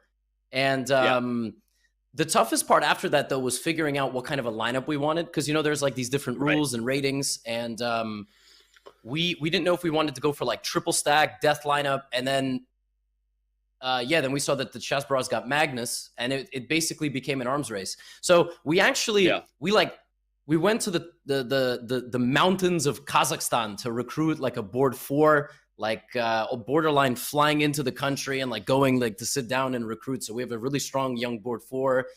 We have like very quickly rising talent from Bulgaria, Nurgul Salimova for board 4. So I mean, it's been a lot of fun. And these matchups have been super close. Well, except one of them, which ended in round 3. But yeah, it's been a lot of fun. Well, Levy, did you have any scouts? Because, of course, you know most of the top players. But when you're looking for an up-and-comer or a board 4, you're talking about across the world. So did you have people help you compose the lineup, or was it just all your choice? No. Listen, I would love to sit here and say it was all me. But a really, really big amount, if not like all of the conversations for recruitment directly with the players themselves were Robert, I'm sure you know, Alex Ostrovsky, international master, best chess coach in the Western Hemisphere. I think that's where New York is in the United States. If not, then I'm really sorry. Northern Hemisphere. So listen, I'm a chess player. I don't do geography. But no, he because he has a lot of students who like play competitive events, so he knows a lot of talented juniors all over the world, and he's like very good at strategizing. He's very good at like double checking all the details for the rating lists and the calculations. So I was going back and forth with him a lot, but he's like the brains behind our roster. So, and available for chess lessons, alexchess.com. So there you go. Wait, Danny, sorry. Can we just look at Hikaru's game? Because something's going very wrong. I was just going to say the same thing, that before we ask Levy to talk about the chess, let's switch to the chessboard that is going very, very strangely. Hikaru blundered against Josephine Heinemann, but we don't know where. Okay, it looks dominating. His last move, I guess, Queen F6. Where was it? Just rover. Queen F6. He wanted mate, but he walked right into Bishop G5. I mean, I'm going to assume he did that on purpose, but he must have missed some sort of follow-up. Right? Like he must think he's just the queen winning the e4 pawn. The queen winning the e4 pawn is the key, right? When the queen comes to e4, if you show Robert, that guards the h4 square, preventing queen h4 for black. So the exchange sack isn't just a way to win. And obviously, we know Hikaru is going to get the job done for you this year, Levy. But obviously, this is a position that has kind of gotten away from the man. But let's see, what kind of chances does he have? Actually, c4 is coming. What is going on here? This is not looking great at all. And maybe this is what he missed. The knight just comes back to f1 and stops the mate. Yeah. You guys might be ahead of me. I have the events page open, so I don't. Then see, we are. I might then not we see are. the moves, but yeah. Well, if you look at okay, well, we apologize for that. And again, that is by design, everybody, for fair play reasons. But Hikaru in a bit of trouble here, and in live fashion, kind of shaking his head a little bit. So this would be, talk about a crazy turnaround and a shocker, as we left this one what we thought was for good. But all right. Sorry, the job done. Sorry, guys. I totally forgot that it's been a while since I joined the broadcast. I forgot you guys have a board here. I don't have to look at the one on my screen. Knight e3, knight f1 seems to have been. But I think part of it is also he might have started the match just a bit relaxed, right? Like he played a very, very offbeat opening, but he still got a completely winning position, and he just thought, okay, I'm just going to deliver checkmate, and that will be the end. And this is a worst nightmare situation, but there's 8 points still to be gained as a team, and I think we're pretty good on the other boards, but I haven't looked, so now I'm kind of terrified. Well, it's true. Liam Lei is getting the job done against Frederick Swane at this time, and Natalia Buxa also looking. She's down on the clock, but the position is interesting against Rasmus Swane. So, but still, we hate to have you be here and to have things go so weirdly wrong, Levy. But weird start for the Gotham Knights, and we'll see where it goes in the rest of the day.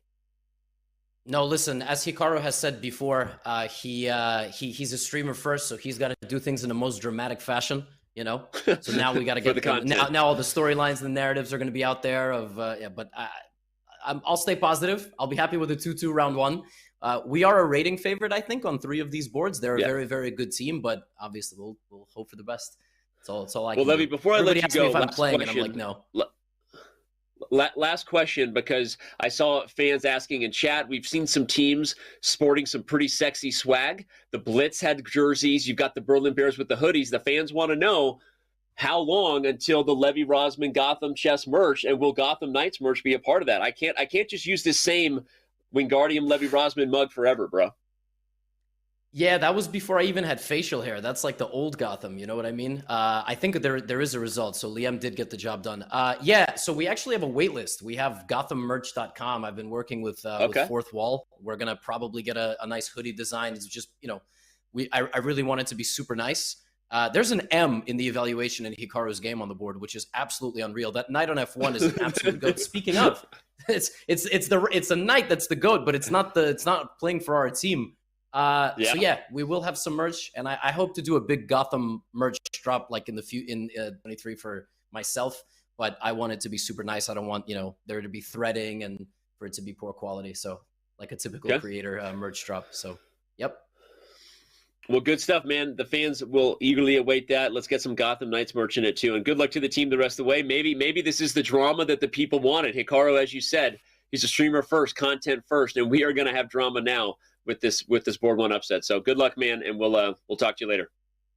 Yep. Thanks, guys. Cheers. Yeah. See you soon, Levy.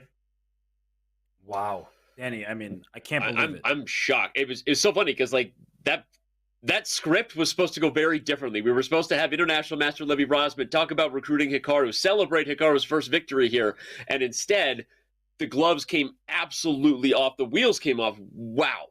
And look at her. She is jubilant here. She was trying not to celebrate, but you could tell that this may be the happiest moment of her chess life. She's a very strong player, but she just took down Hikaru Nakamura. There it is. There are the smiles. That's the smile.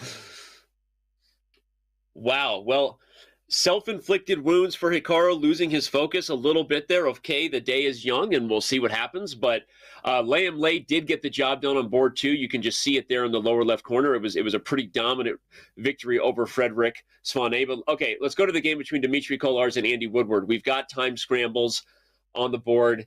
Unfortunately, Andy Woodward is also... Oh, no, Danny. There's a queen on H1. Oh, no, never play like Danny. Never play like Dan. Never go full Dan. Okay, Andy Woodward gets a little bit of a lesson. I did say that Dimitri Kolarz, for those who don't know, is a very experienced Pro Chess League veteran, very good at this time control. Look for him to be a name that you get to know well by the end of the season if you don't already. Now we got to go to the only other board still in action. No, they're all done. And, what? They're all done. Oh, wait. It wrapped up as well. There we go. All 4 games are done. Wow, that was like a quick sprint there at the finish. And it looks like Rasmus Svane, he's up a knight, a clean knight against Natalia Buxa. So he gets the win. And that means the Berlin Bears, if I'm counting correctly, they won 3 out of 4. What a surprising start for this one. If you're the Gotham Knights, you've been put on your heels, put on notice by the Berlin Bears. The brothers Svane helping to lead the way. And just like that, it's a 3-1 score for the team from Germany. Oh my goodness. I mean, it all came down to board 4 for Berlin, taking down board 1 for the Gotham. You thought Hikaru would not lose all season. He lost the first game of the entire PCL that he has played for the Gotham Knights. Now, he is going to be roaring back, but look at his next 3 opponents, Danny. Those are 3 strong, underrated grandmasters. You need to be very careful if you're the Gotham Knights, and in particular, Hikaru Nakamura. Playing for the results can often backfire. 100%, especially when you let the demons of the past. We always say you can't play against your ghosts of the past, but it's hard to do when you're a human being and you lose a game to start things off, one that you were definitely not supposed to. But okay, next he will play the board 3. Remember how it works in order, so he'll be taking on Frederick Svane next, and we'll see what happens with Hikaru there. Of course, many other matchups that we'll continue to break down. We will be taking our first break of the day here in just a moment. And of course, before we head to round 2, I don't know. I feel a little rattled right now. I feel like the multiverse door opened and we accidentally slid through the wrong one. We're going to see where we go from here. I hope everyone is as excited as we are. We're going to continue our coverage of the Pro Chess League, our second match of the day. The Berlin Bears have a 3-1 lead over the Gotham Knights, and we will be right back.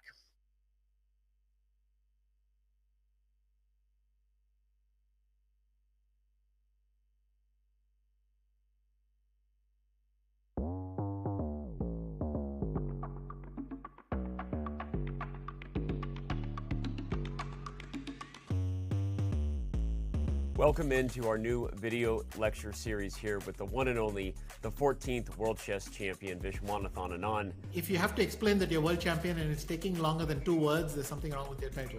And that's how I felt at this There's point. something wrong with But I believe when we're talking the 60s and 70s, even the 80s and 90s, you could see that the match format produced something unique. And I remember there was a funny moment at the press conference where I was trying to tone it down, not get very excited, and also I had not had time to collect myself. In fact, I already wanted to calm down and think of the next game because I knew this is a wounded animal there. I knew that I had to play a game against a man who was desperate for the match to be over so that he could clinch his title. He wanted a draw at any price. I mean, you can make a joke that he had spent a week out of the swimming pool already, so he must have been exhausted and waiting to finish the match. So for all of us, there was this feeling of we got to grab this chance with both hands because it's not going to come by way.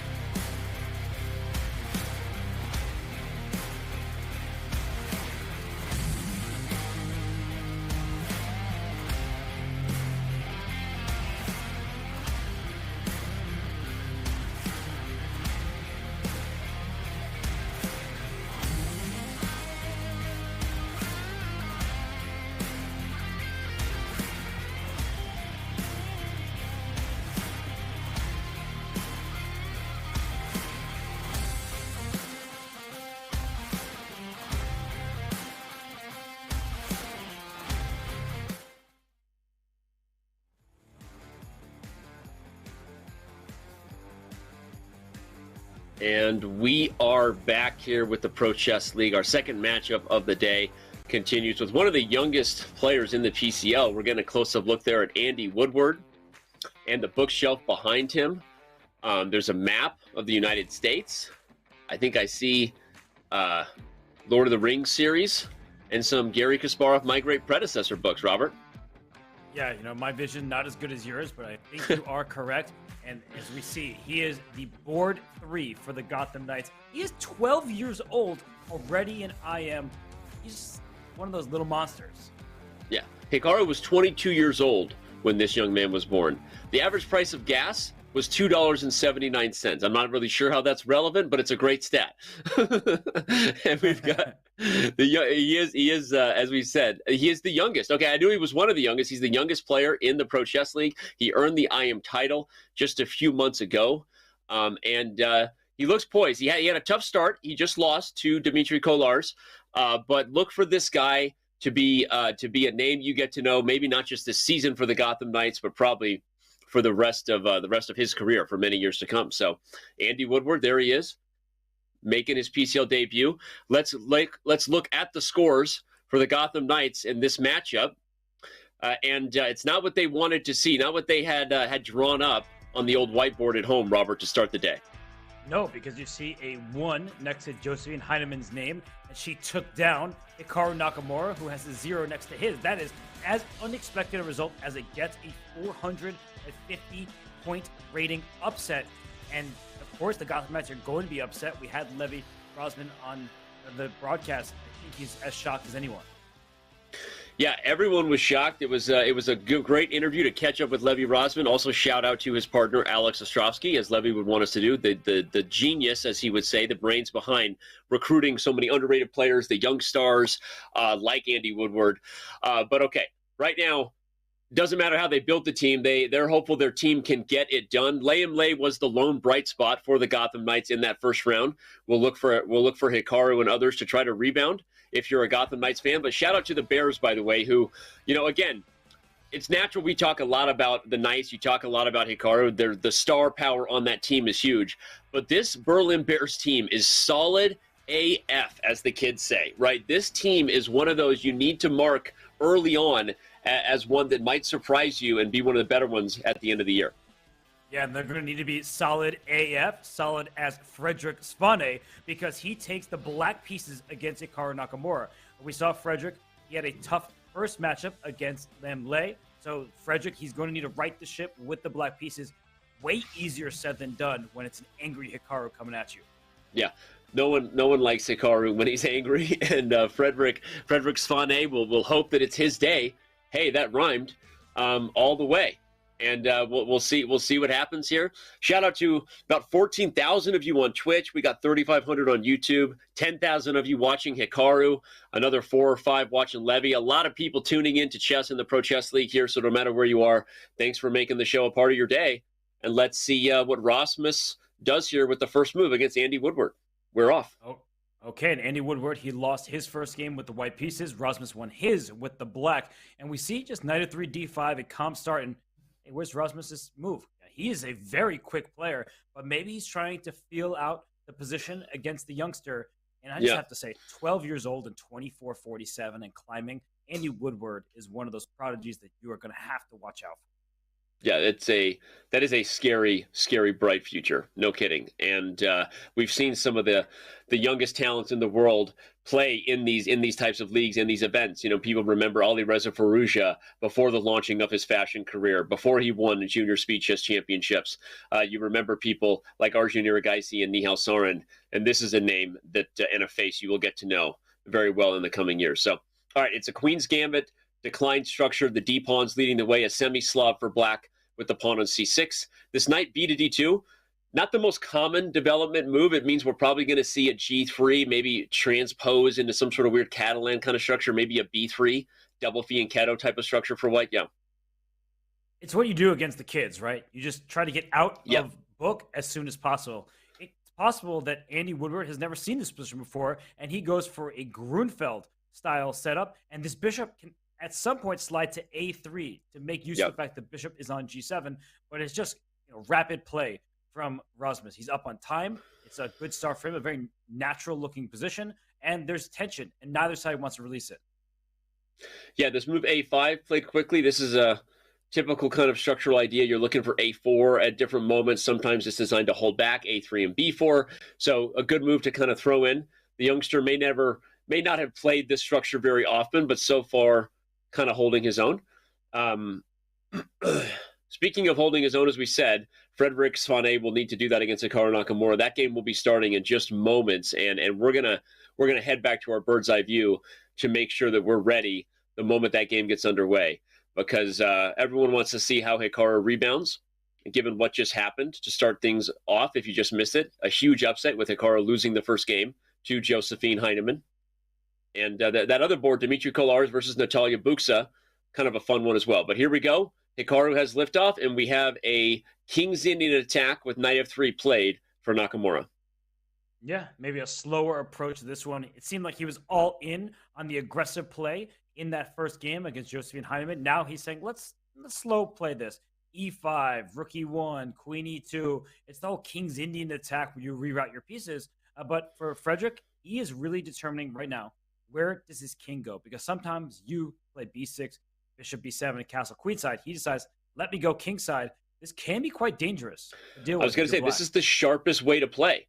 When you castle kingside, you got to play b5, and you're all in on b4, c4, d4. Anything you can do to get space and counterplay for black, because white's plans, if Robert, if you want to highlight them faster than I can say it, but it's h4, knight h2, knight g4, h5. The pieces are coming in a hurry, everything but the kitchen sink, and you might even throw that in too for good measure if you're white in these positions.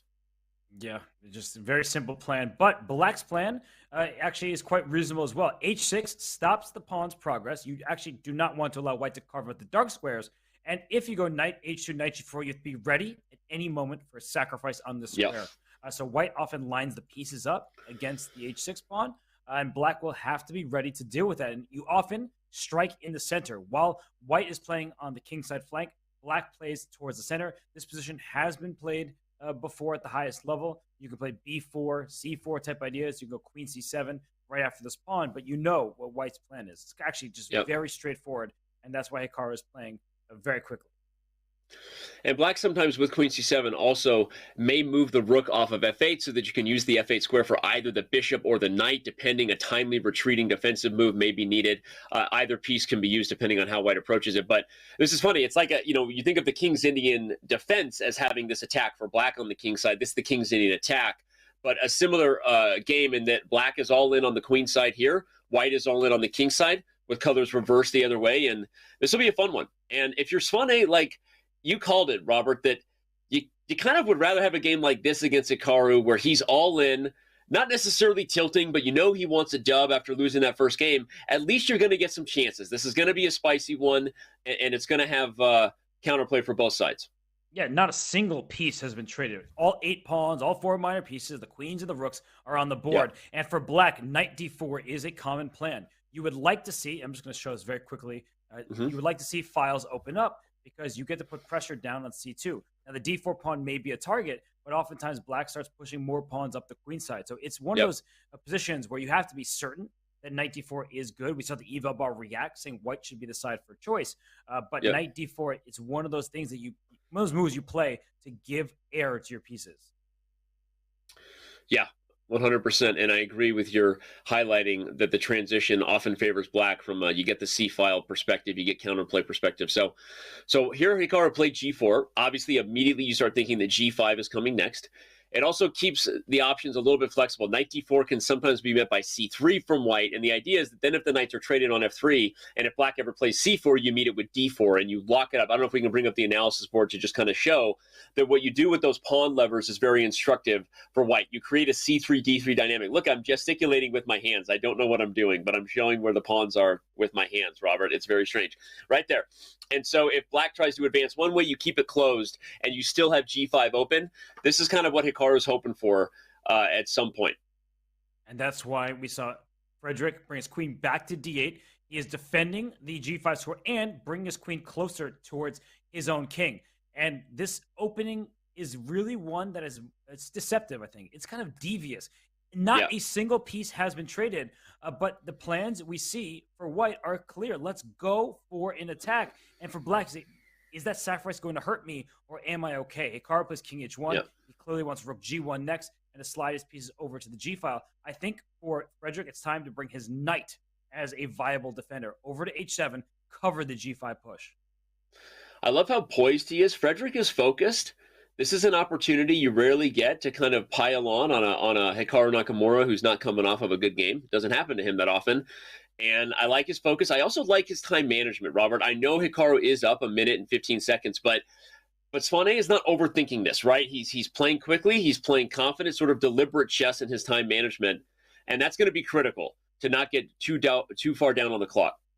And he's not scared. Right? Frederick Swane is a grandmaster. He has played against many of the world's best. He's often playing on chess.com. So he is not just afraid of the reputation of Hikaru Nakamura. He is look at that. He says, go ahead, sacrifice your bishop on h6. It is not going to work out. If we can bring up an analysis board, it's a critical line to show, and Hikaru doesn't go for it. Yeah, let's do it. But if you had sacrificed this bishop on h6, it does not pan out. Your queen takes a second pawn for the piece. And here, look at this. The position, it's one where it looks threatening for the black king, but this queen is actually trapped. So after knight takes e5, distracting this knight away. I love this. Whoop, bishop g5 gets this queen off the board. That's a big problem, a losing position for white.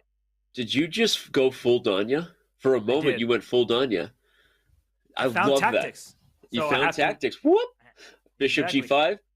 Queen runs out of squares. That's actually a common theme to be aware of there in these lines. So again, more great stuff to take note if you happen to play these positions for either side. And Svane is focused. He is confident. Hikaru is shaking his head a little bit, not quite sure where to convert from here. And that might be our cue to back up from here because, well, we do want to catch this game as it gets spicy. Let's go back to our bird's eye view and pay off some of the other games here. There are several other boards to look at. We see Liam Lei in a deadlocked, roughly equal position against Josephine Heinemann, the woman who just took down Hikaru Nakamura. We also haven't really looked at Dmitry Kolar's position versus Natalia Buksa, another interesting one. So, Robert, you're in charge for a reason. Take us to where you want to go from here. I spy tactic, I show tactic. So let's go to the game between Liam Lei and Josephine Heinemann. And the reason why is because Josephine first took down Hikaru, and now with the black pieces has a really nice position against her Super Grandmaster opponent. And the reason why is that it would appear that this knight should move out the way.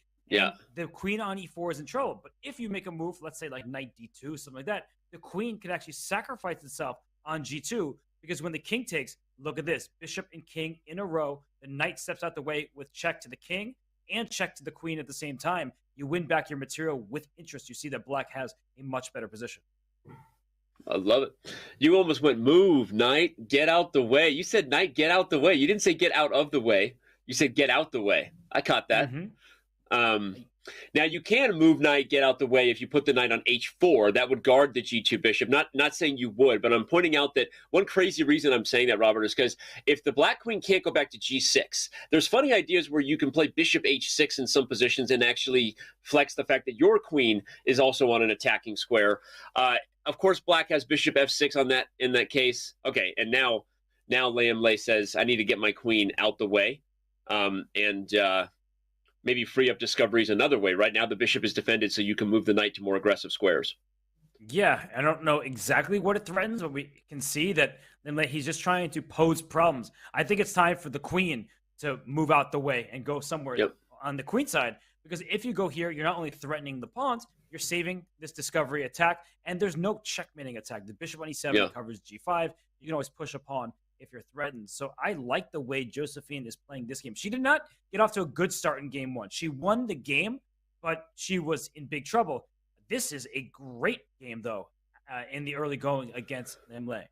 And I even though, the quick amateur eye says, oh, queen on h3, threats of knight g5, and you just assume there's an attack. But the truth is, the queen on h3 is super committed and very out the way. Again, I don't know what Ludacris did to take over this show, but we're going to get out the way and let Ludacris take over. Here comes queen a4.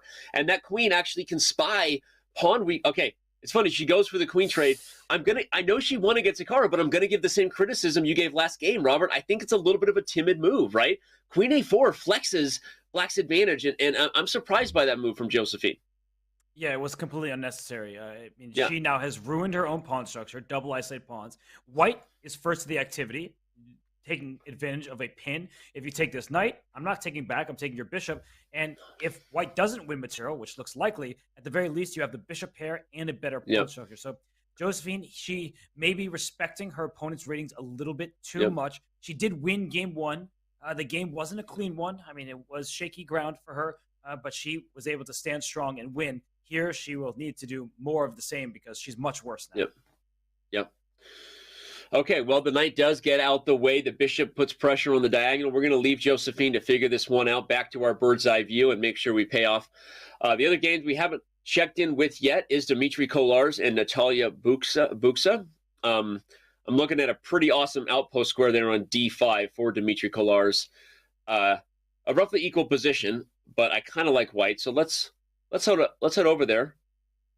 Okay. Kolar's is giving us the good old fashioned forehead cam. That looks like a 5-head to me, Danny. Come on. Yeah. He just won his first game. 5-head cam. Oh, his eyes popped up. He knows we're talking about it. Natalia is. This is a Sveshnikov style structure. I don't know the opening exactly, but just to highlight what I mean by that, white has the d5 square here, everybody, and it is a good square. It's an outpost square. But black has d6, e5, and if you get f5, you have a structure that faces the king side, and so what you're getting kind of in compensation for that sacrifice of the outpost square is maybe the potential for some space. But But I really like white in this position. I know the eval bar says equal, Robert. I'm just biased to the fact that I have such a positional advantage exactly on d5. That bishop on g7 is bad. Tell me I'm wrong, Grandmaster. What is going on here? No, you're talking and highlighting the important positional nuances, and I think that it's time for black to go after this knight. And king h8, all right, that's a fine move. White doesn't really want to take on e6 because when the pawn captures back, your knight doesn't hop forward. Does this remind you of a certain game? It should.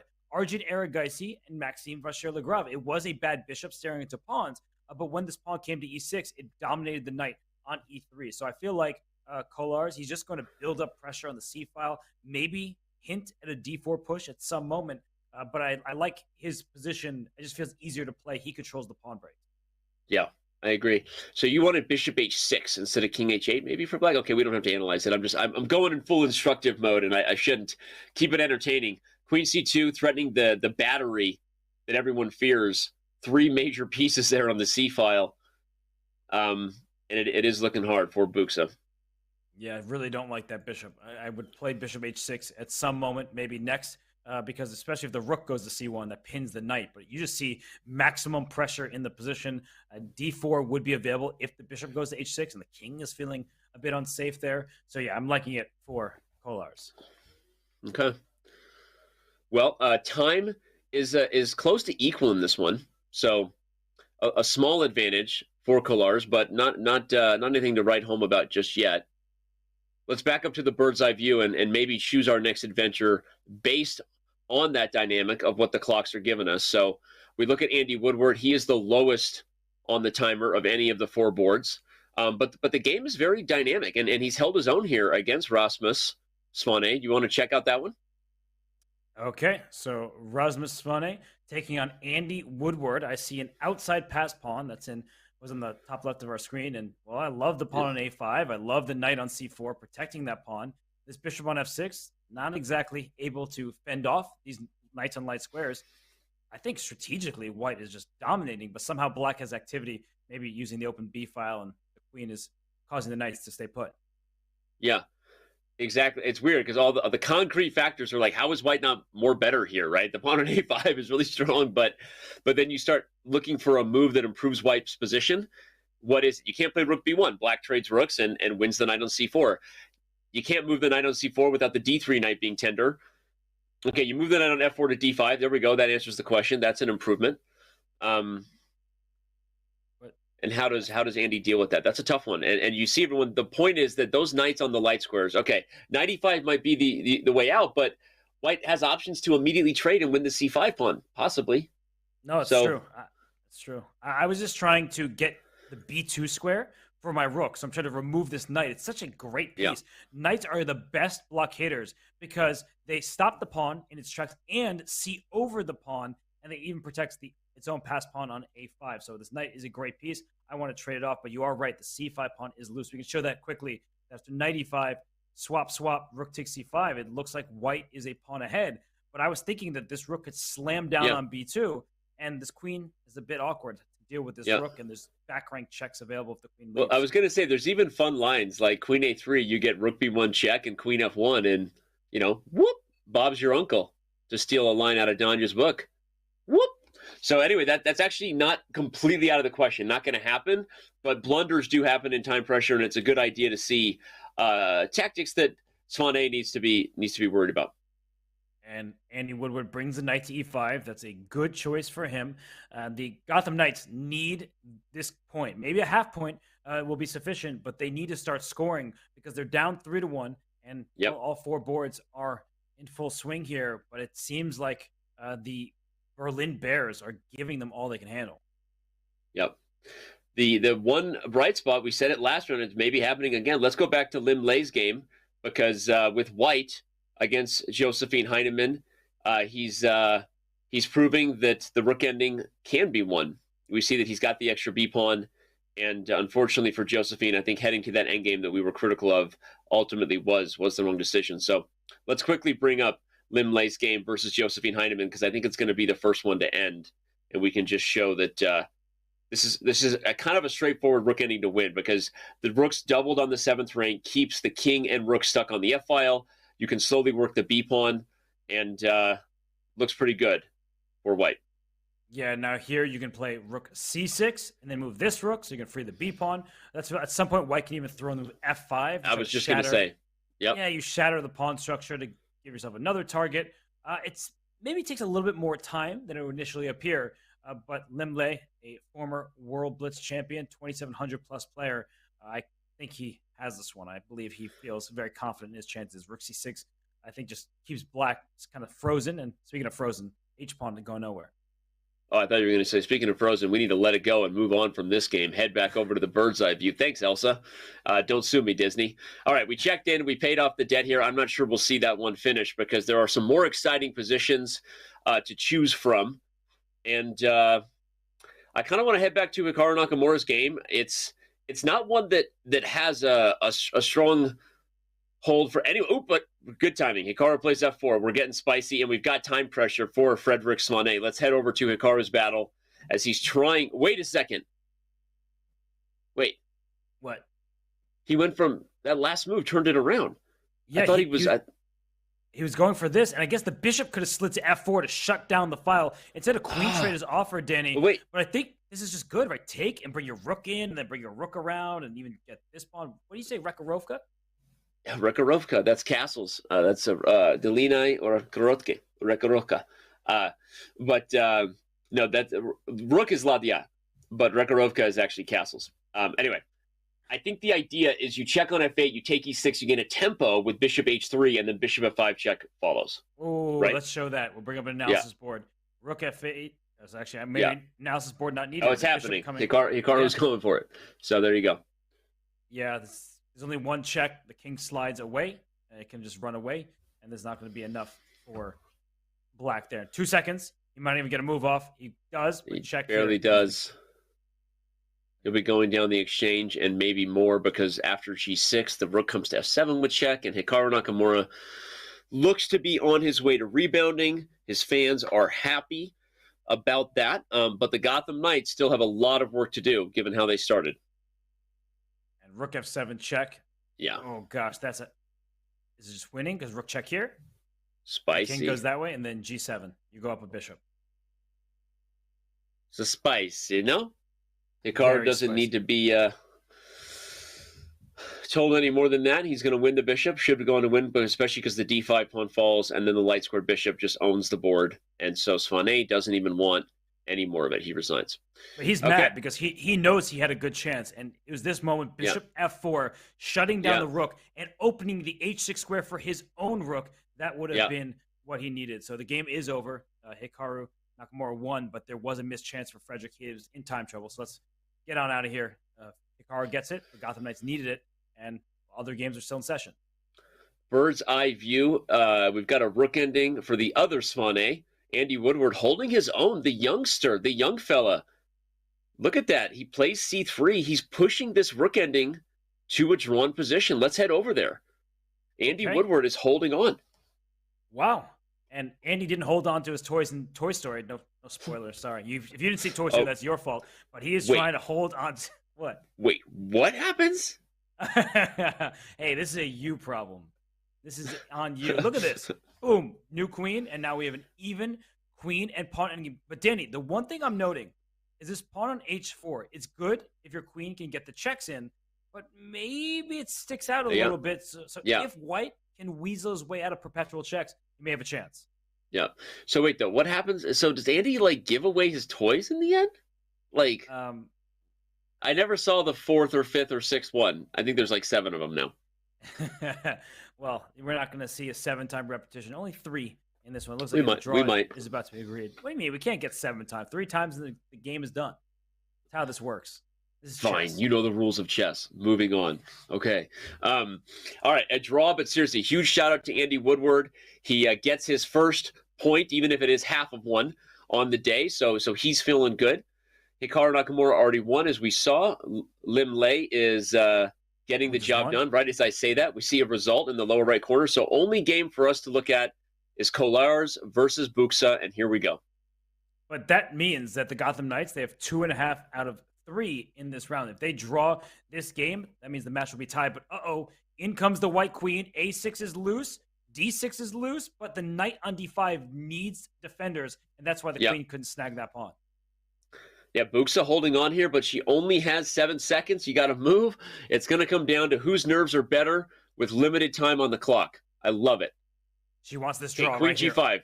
Yeah. Or maybe a win. I mean, if you're not careful. I was going to say, this is one of those ones that can backfire, especially with no time. You see Kallars lean up. This is super nerve-wracking. Bring your queen to G4. That's what I would have done. Instead, he allows the immediate draw. Wait, Rookie it's one. a mate. Rookie 2. Wait. It's What? mate. Rookie 2. It's mate. Oh. Black wins. Oh my gosh. I also he sees it. Buxa. Oh my gosh. What a turnaround. She steals one here. Wow. And the Gotham Knights have rebounded with a 3-1 victory in round 2, everybody. Buckle up. We have liftoff. Oh my goodness, the night is darkest just before the dawn, and it just dawned on him that he had queen D7 check, and when the king runs away, the queen can come back to G4 to stop that check on G3. He thought that he had at minimum a draw with the rook sliding back, but this would have secured at the half point, and white cannot lose this position. We could feel the tension when she played Queen G5. It was like, wait a second, this is how games backfire, even though it was still equal, of course, this idea Queen D7, Queen G4, but wow, sometimes, and by the way, King H1 was still okay because Rook E2, Rook G1. So King H1 was the draw. King G1 was actually the final blunder. Wow, that is a sad turn of events for the Berlin Bears because now they go from a 3-1 advantage and they are trailing because of 3.5 obliteration in the second round of games. We see it right there, 3.5. That's every single Gotham Knight got on the board. The young Andy Woodward with the draw, victories for all of the other Knights, and just like that, things have turned around. Time for the Berlin Bears to huddle up and figure out what they got to do. Where does that leave us in the overall match scores? Let's check that out right now. It means that the Gotham Knights go from trailing by a couple of games to leading by 1 as we head to round 3, Robert. Yes, and Lim Lei is the hero right now for the Gotham Knights.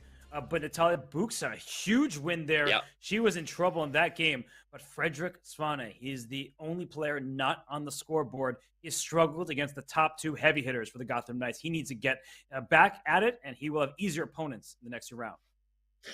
Yeah, it was hard to say anyone is easy, but I agree. At this point, you're looking forward to the next couple rounds. I'm super impressed right now by the Knights' ability to rebound, Robert, just because that's a hard way to start. When your guy, Hikaru Nakamura, he's the guy you brought in to lead you, right? When he loses, it rattles everybody. So shout out to them for rebounding. We'll see if the Berlin Bears can do the same in round 3. But all right. We'll see a lot of college chess this season. If you didn't know, the Collegiate Chess League spring season has begun. It is back, and it's shaping up to be incredibly exciting with the best players in college chess and future global stars competing. I like to call it kind of the baby league to the Pro Chess League. I don't know. Maybe they'd say no. But it's $30,000 in prizes. Round 4 matches take place this Saturday, February 18th. You can check out the action at twitch.tv/Collegiate Chess League. It has all the coverage. Use the command CCL in chat for more, Robert. I'm excited. The baby team league, the Pro Chess League, baby shark, do, college chess, do. We should go to a break, do, because I'm not going to stop. Baby.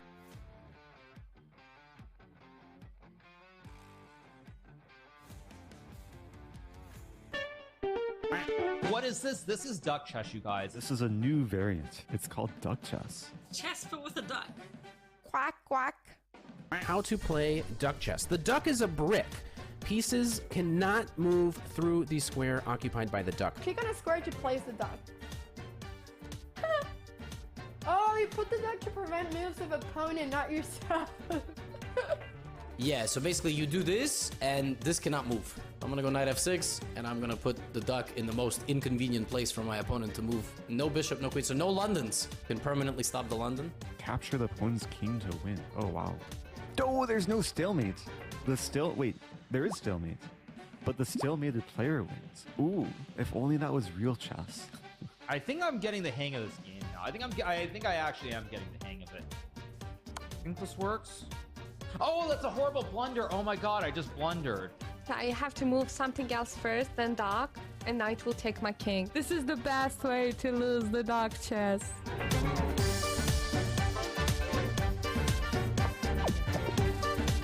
Those some real bullet skills right there, boys. This is the first time winning duck chess. That's so exciting. Oh no! No! Mouse slip! No! I won! Yeah! Duck chess champion! Give me those points, baby!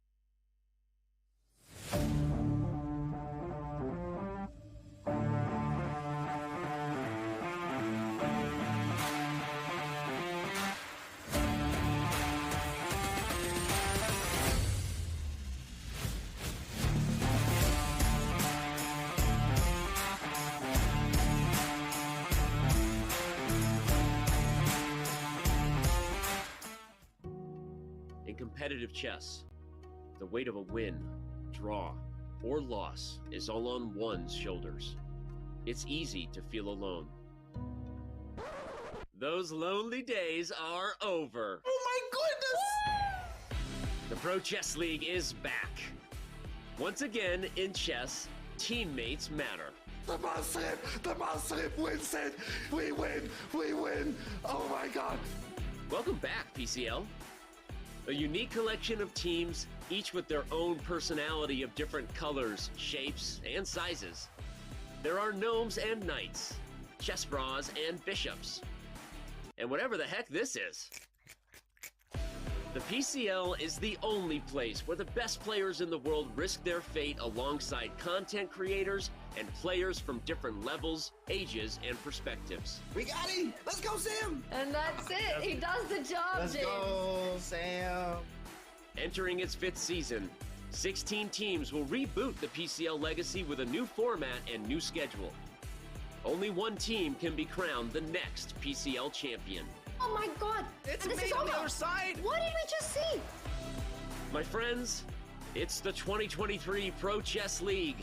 Which team can rise above the rest? They won't be able to do it alone.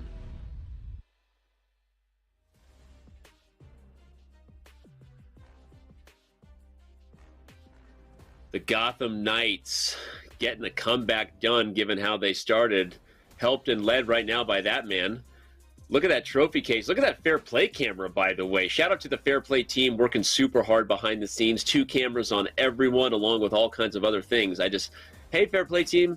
Hey, Limley, Robert, your thoughts? Limley is a monster. He's doing great work for the Gotham Knights. They have a talented roster from top to bottom. Limley, the head coach of Webster University, and you look at this lineup. First of all, it is extremely international. Look at all those different flags there, Danny. Yeah. I love it. No, I mean, Hikaru Nakamura, Limley, Vladimir Fedoseev, the big fish, as we like to call him. Andy Woodward, as we've talked about today, along with Natalia Buksa, they're filling out boards 3 and 4 if we're focused on the people throwing down right now. But yeah, this is an exciting lineup. It's, as you said, a very diverse team from all over the world. And you got to be excited if you're a Gotham Knights fan. Levy's super team, as well as Alex Ostrowski, working hard to get this done.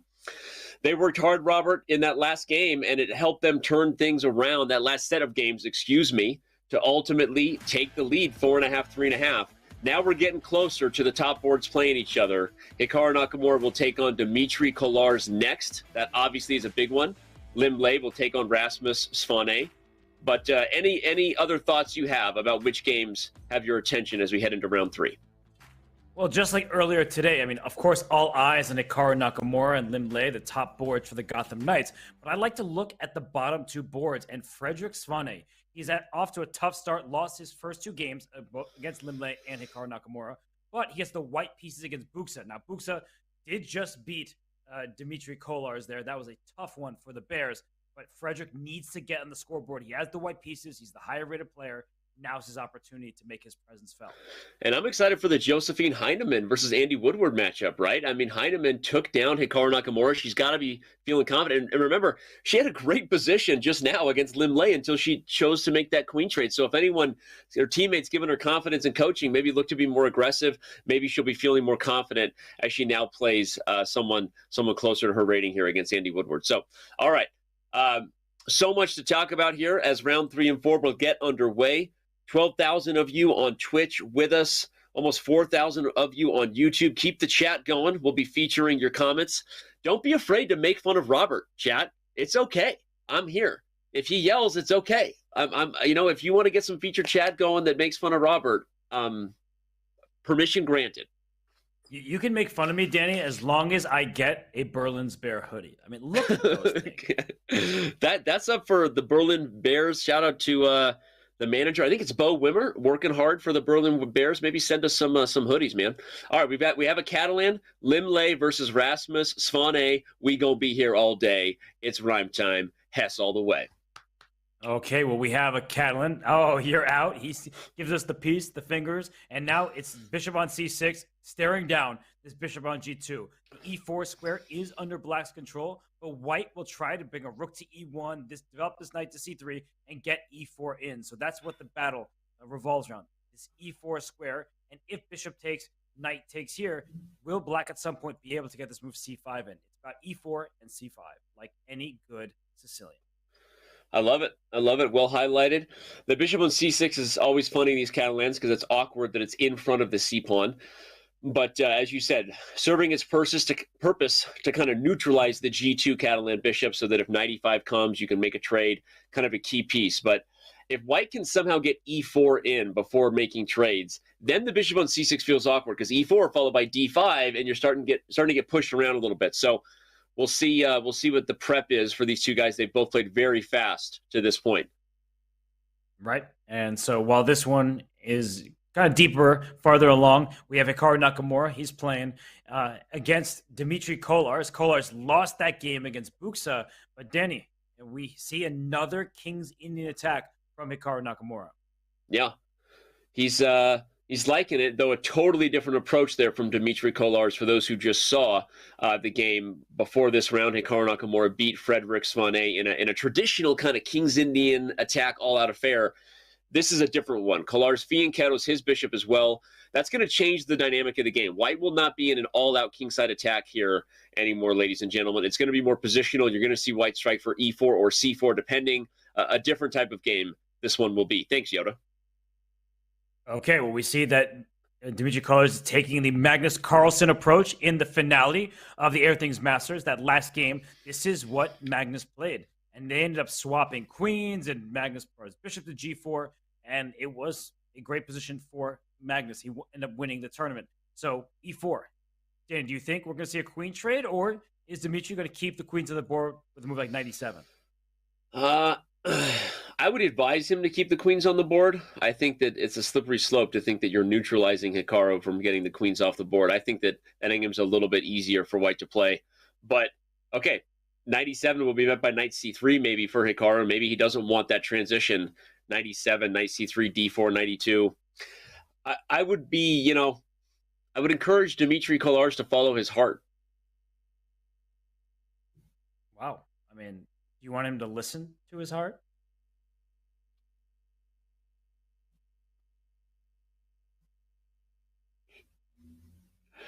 I'll try to touch your heart. I can't do it. I can't do it because of movie magic. I'm prevented. All right. Well, Kolarz is okay. He goes for the endgame, so indeed his heart leads him down the road. But the reason I like this, so white will play c3, I think, to guard the d4 square, and then you have the d file early, and it's a teeny advantage. But usually white just has one of those one-step kind of tempy games, which I think Hikaru enjoys this kind of chess. Right. I mean, c3 just to take away the d4 square for the knight. A pawn 3 squares away from a knight dominates it. We've seen this so many times in other games. But look at black. Just the complete development here. This bishop can slide back even to the d7 square, and that would allow black to castle queenside next. Or you play bishop e6, just say, what are you going to do? Bring your knight to g5? That's not scary. Then my bishop continue moving around. I think that black can't complain about this opening. Okay, well, good stuff then. All right, there you go. He plays bishop e6. Hikaru needs to develop the queen side. I love that comment from chat. Dmitry Kolarz looks like he's facing a test he hasn't prepared for. I don't know. I think he looks pretty confident and focused. Not happy with how that last one ended against Buxa, but as we said, he's one of the better players, I think, in the Pro Chess League consistently over the last several years. A name that you maybe don't know about, but watch out. For sure. And we see that knight d2. This is a very calm start to the game. All 4 are underway. This in the Pro Chess League, the thing I love the most about it, and I think many other fans do as well, is every single board is equally as important as the other. So Hikaru Nakamura will get a ton of attention throughout the season. But for his team, Andy Woodward's game, Natalia Buxa's game, they are just as important as his. And which one do we want to go to, right? They're both just getting started. Both have the potential for some real fireworks. We might as well head over to Frederick Swane's game versus Natalia Buxa. It's a little bit further along. An awkward kind of position with the pawn on c4 holding back black's queenside b and a pawn. So a Sicilian structure where white has this pawn on c4 potentially could lead to a very big advantage. If that pawn gets to c5 in some positions and it fully cramps down black style, the risk is you give up the d5 square if you do that to the black knight on f6. But anyway, I like this space advantage for white if it's played accurately. Yeah, no, I'm with you there because in this position, we look at the amount of material, which is even, but the pawns are not on the same file. So white has a 3-on-2 on the queen side here, 3 against these 2, and black has a 4-on-3 over on the king side in the center. So in the end games, if we can see a future where pieces get traded, then the end games often favor white, because your pawns are more on the side of the board. They're distracting black's pieces. But look at this healthy pawn structure. E6, F7. You mentioned if white ever plays C5, the knight comes into D5. You couldn't really ask for more in terms of the compact nature of Buxa's pieces. Yep, I agree. And adding to that, no, the pieces are compact, and so is the structure. There's no weaknesses for black, right? So one of the advantages of that, the disadvantage, if your opponent's advantage is based on activity and space, if they use it well, there is pressure. But a single slip up, you're right back in it, and maybe even better because you have no doubled pawns, you have no real weak squares. This position is very solid. Like you said, you use the word compact, and Buxa having a small time advantage to go with it shows that she's confident with her position. So good stuff. Good stuff. Yeah, well, this is a good start for the Gotham Knights, though for Frederick Swane, the game will heat up later. So he can try to maneuver his pieces to his advantage as it continues. For example, I was just talking about how an endgame would be nice for white because you have an extra pawn towards the flank. Queen b6 comes to mind as white's next turn. Let's trade off those queens, get that b6 square for the knight, and then push the pawns forward. I love that, and I love the majority that could come from that. But still, he can't do it right away, right? I mean, and maybe Books is just trying to think of how you kind of pass in a high-class way, right? You don't really want to do anything that makes your position worse. So you make Yermo used to call it a high-class waiting move. Something like, I'm just throwing it out there crazy, like bishop e8. Just, have fun with me for a minute. I open the D file. I keep the bishop on that diagonal. Maybe you're going to play queen b6 anyway because I can't take your knight and the queen at the same time.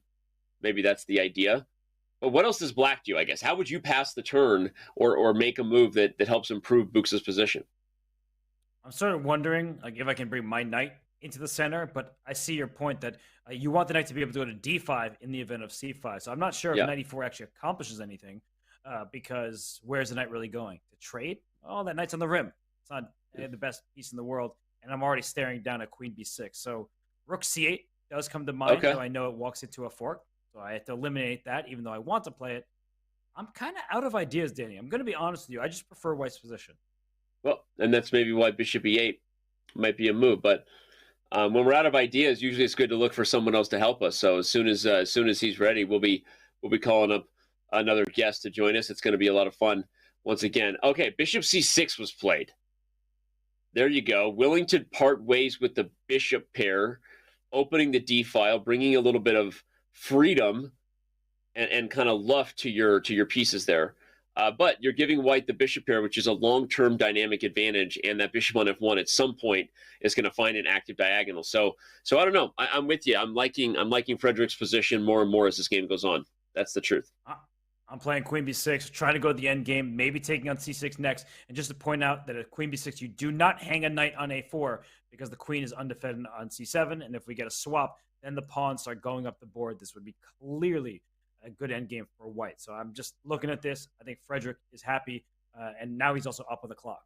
Yep. All right. Well, even if Frederick is happy here, the Gotham Knights are much happier than they were the last time this man was with us. And Levy Rosman rejoins the show here, the captain and commentator live on Gotham Chess. Shout out to the Gotham Chess fans if you can hear me. Hi, big fan of the channel. Hey, Levy. Hey guys, I hope that this time when I join, nothing goes horribly wrong.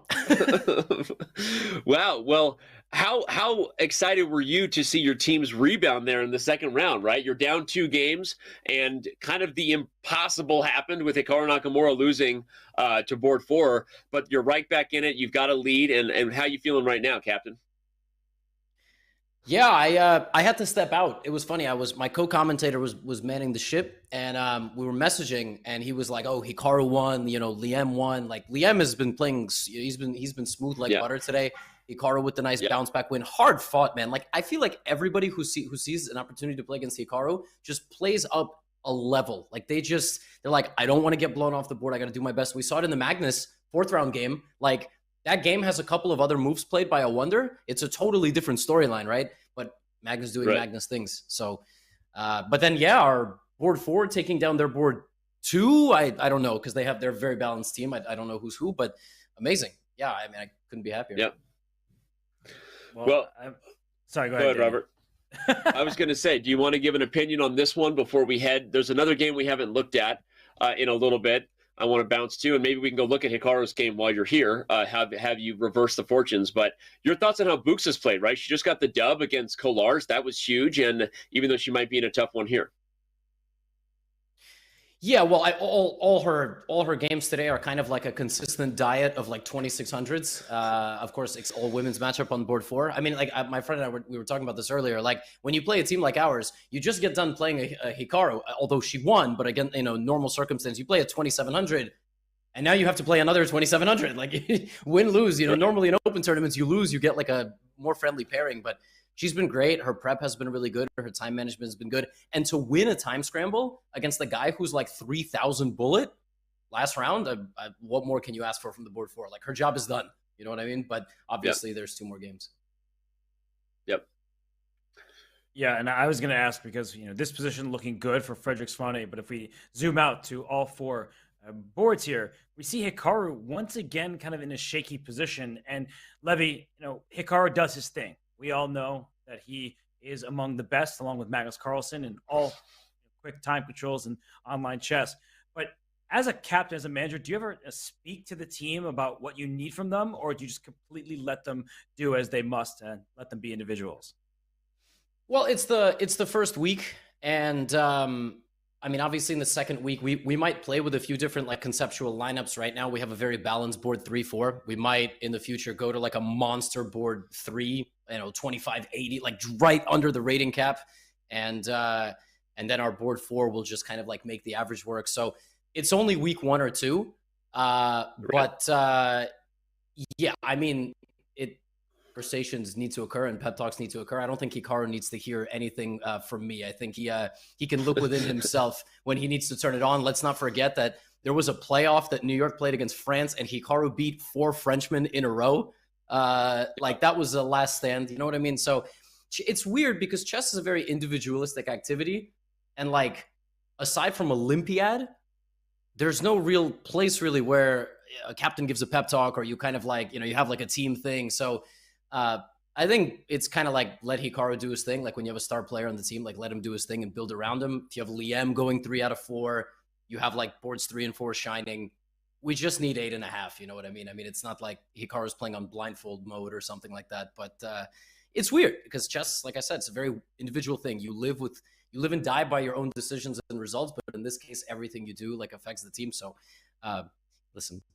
Let's talk about this. Let's talk about this position a little bit, Levy. We've got pawns on E4 and A4 that are targets, and that's probably the biggest problem with Hikaru's position. But like you said, letting Hikaru do Hikaru things. He's gotten the knight to D5. He's holding on. Robert, your thoughts on how realistic Black's winning chances would be? Because other than that knight on B8, the pieces are kind of ideally placed. If you could pick up that knight on B8 and put it on D4, you'd be happy. Otherwise, what else is Black playing for here? Well, I think what Levy said, that Kolar is like a 3,000 level bullet player and blitz player, and he has an advantage. He also has a slight lead on the clock. It's easier for Black to play. This rook on A3, it's a bystander, simply defending this pawn on A4. This is the best piece. The knight on C5 is great. And that's sort of why I was asking, because Hikaru is playing these openings where he's asking for trouble. Like it's the type of opening where you're like, I'm playing for a win, but I might also get a bad position. And he does have a bad position. He just is kind of hoping that Black can't crash through. But it's weird because I think, anytime Hikaru streams and I stream, like we have to deal with chat relaying back and forth everything that's said. He played the move E game. He was inviting a queen trade. And I think he out loud said, because it was relayed to my chat, because everything Hikaru does, like breathe, eat, sleep, whatever is relayed. They were saying, like he said, team's doing well. Like we're in a good position, so I'm not going to take any unnecessary risk. But now Kolaris has a very nice position, right? So Alex and I were talking about Hikaru just played this against Magnus. Hikaru just played this line against Magnus, and Magnus equalized. But we're like, okay, Kolaris is not Magnus, but he's actually doing maybe even better than Magnus did. Like he has an even bigger advantage. So yeah. Well, and now we're headed toward an endgame where the knights are looking more dominant against the bishop. The bishop is closed in by the light squares. The light squared pawns, pawn on E4, pawn on A4. So you're right. And we've been kind of singing Kolar's praises too, by the way, just educating, chat and viewers who may not be aware of just how good this guy is in this time control. And he was one of the stars that helped lead the Baden-Baden German team in previous Pro Chess League years all the way to the finals in San Francisco. And so he's not to be trifled with. Now, all of that being said, here comes Hikaru, slowly kind of wiggling his way out. The C4 square has opened up for the knight. So, Levy, Hikaru taking it a little safe. Maybe now he's going to turn it on here in the final moments because doesn't want to let Kolaris grind him out. Yeah, turn it on, but defensively, right? White is not the one calling the shots in this position. I mean, this is a position where, okay, and there you go. That was a massive decision from Kolaris to trade the bishops, and the bar, the evaluation went down 1/3. The problem when you play Hikaru, you get a better position, and I'm not going to speak for how Kolaris thinks, but it's like, oh my God, I'm doing really well. I can always make a draw. Like, at least I'm not going to lose. I was talking about this. When you play Magnus and you play Hikaru, your mindset is like, at least I don't lose. It's not like I'm going to win.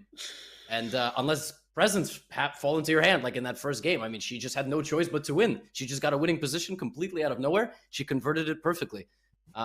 So he might be still like, his advantage is not super easy to convert here. But yeah, I mean, how are the other games going? That's my question. It's a very important round. even matchups now. Go ahead. Yeah, this game might be about to end in a repetition, by the way, with the rook going back and forth. So let's go to the bird's eye view. Levy, we'll let you choose while you're here. You're the guest. What game would you like to check on from your team?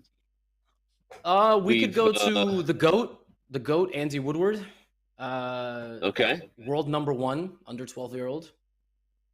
Oh, I didn't know that. And, yeah, dude, we got a stacked team. We got World Blitz champion, Liam. We got Fisher Random World champion. We're a good team. Hopefully World #1 playing the black pieces here. Go ahead, Robert. No, I was saying not a good team, a great team. But in this endgame, I think it's looking pretty good for Josephine. She's ahead on the clock. She has the outermost pawns, right? Black's extra pawn is in the center. White has this 3 pawns here. And they tell you to take kids down to the endgame, right? That's the usual advice. And Andy is such a great player, right? He is fantastic in all facets of the game. But I do think that White has an easier endgame to play just because the better knight placement, the rook on the open file, and the king is a little bit more advanced than the enemy.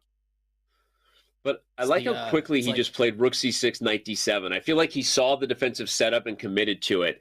Let me ask you, Levy, you trying to keep the rook and knight here, or are you trying to go to the rook ending if you're Andy?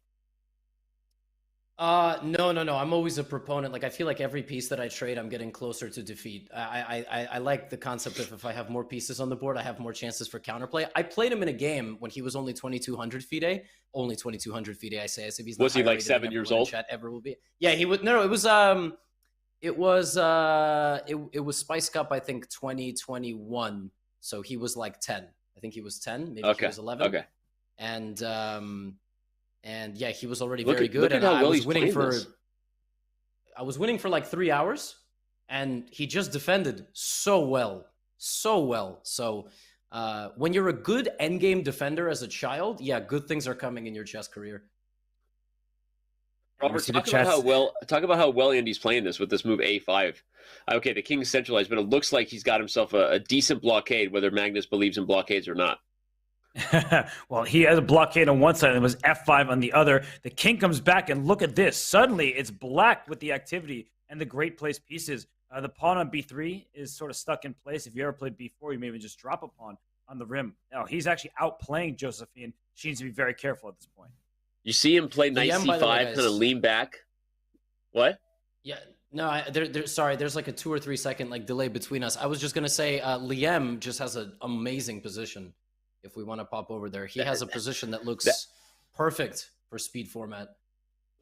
Yeah, that guy's a monster, and we called it at the beginning. Obviously, Hikaru Nakamura, in many ways, kind of the face of your team as far as the players go. But Lim Lei, World Blitz champion, dude's a monster. Let's go to that game.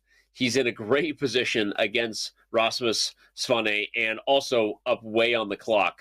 Look at this move, D5. Robert, keep doing that instant replay thing. Whoop, whoop, whoop. D5. Look at that move. Awesome. Yeah, wow. Those are the best moves in chess. Right? Like the square is controlled by all the pieces for black that you played anyway, because the knight is loose in F5. Yep.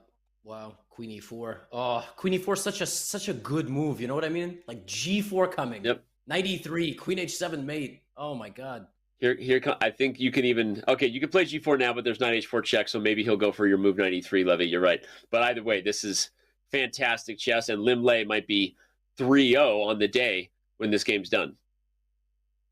Am I seeing that right? Hikaru has an advantage?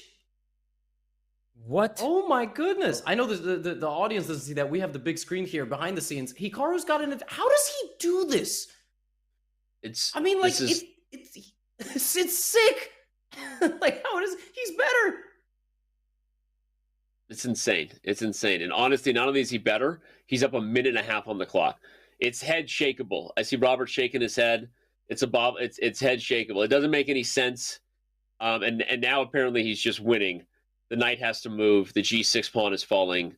OMGs or snaps. How in the world? I always like to say, right? What I always like to say in these situations is Kalars would have destroyed me in that position. If I was his opponent, not even because I would defend worse, I would. It's just psychological. Like, I'm going to squish this bug. I'm 200 points higher rated. When you play Hikaru, when you play Magnus, it's like never over. Ever. Yep.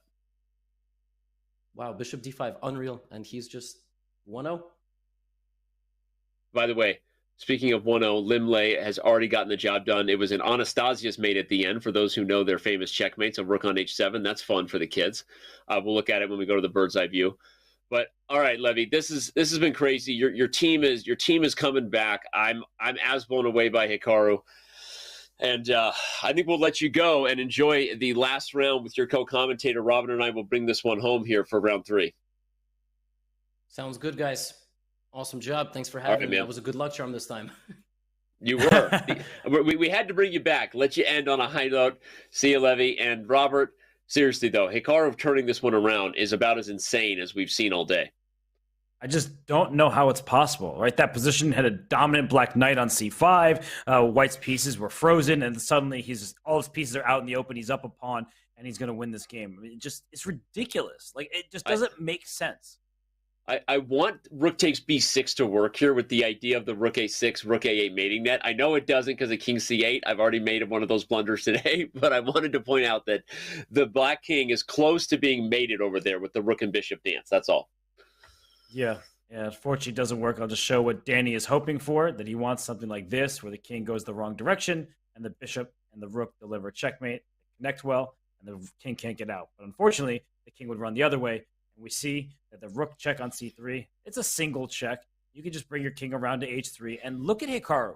He is not trading rooks until the right moment. He wants to be captured here, because I think he wants to just trade everything off, and then go win on the king side. Yep. The outside pass pawn, you see Kolar's running out of time, living off the increment, literally made that move with 2 seconds. Here comes g4. I think you just play it right away, followed by king g3, winning the pawn and pushing the h-pawn to victory. And, wow. That's mind-blowing. Go ahead. No, I just think that Hikaru is a magician. I mean, I don't understand how it happened. You look at the position, Kolar's knew he was better, and then suddenly he just lost. Look at this final touch, bishop d5, taking away the f7 square for the knight. Kolar's is like, I'm going to go shake this one off. Time for some fresh air. Not interested in sitting here. What in the world just happened there? And back to our bird's eye view, as we said, look at the upper left. Limley does finish the job in style. That's checkmate on h7. The bishop on d5, as we saw, strangling the knight on d6. So Hikaru gets the dub. Let's head to Frederick Svané versus Natalia Bukska. Yes, because Andy Woodward and Josephine Heinemann drew their game. This is the only game remaining of the round. And, isn't Frederick, he's up a piece for now, though his bishop is hanging, but he's also up 3 pawns. Yeah, that's a lot of pawns. His king is open, so Buksa still has drawing chances due to perpetual whenever your king is that wide open. But this is a huge win right now for Berlin, because if Svané can get this done, they are, for the record, going to have the same score that the Blitz did heading into the last round, where they completed a comeback. So huge dub right there. The Berlin Bears stay within striking distance, and it's not over yet. You thought we were lying when we said it wasn't over with the Blitz and MGD1, and we were right. So don't go anywhere despite the 2-game lead for the Gotham Knights. I don't think this match is over yet. No, it's not over just yet, but it's a dominant performance in the last couple rounds for the Gotham Knights. They are currently leading 7-5, only 1.5 points until they get match victory. And with Hikaru Nakamura and Lim Lei, look at that. 3 out of 3 for Lim Lei. How are you not going to score 1.5 if you're on the Gotham Knights? Translating the hesitation in Robert's voice when he agreed that it wasn't over, it was obligatory. But part of the reason, I think, if I was to kind of dive into that, is because the difference is the momentum, right? In this case, it's like the Gotham Knights have the lead, and they already have completed a bit of a comeback to get there. And now it only feels like the momentum is getting worse currently for the Berlin Bears. Whereas in the other matchup, it didn't feel so clear that the momentum was shifted either way. And in fact, on paper, we kind of knew heading into the last round that the Blitz still had one more punch left. And so, man, we've got 21,000 of you just on our chess channels here. We know that a lot of you are watching Hikaru's channel, Levy's channel. Thanks so much for being here. This day has been wild and fun. We got one more round to go, Robert. I mean, anything you want to say as we head to the break?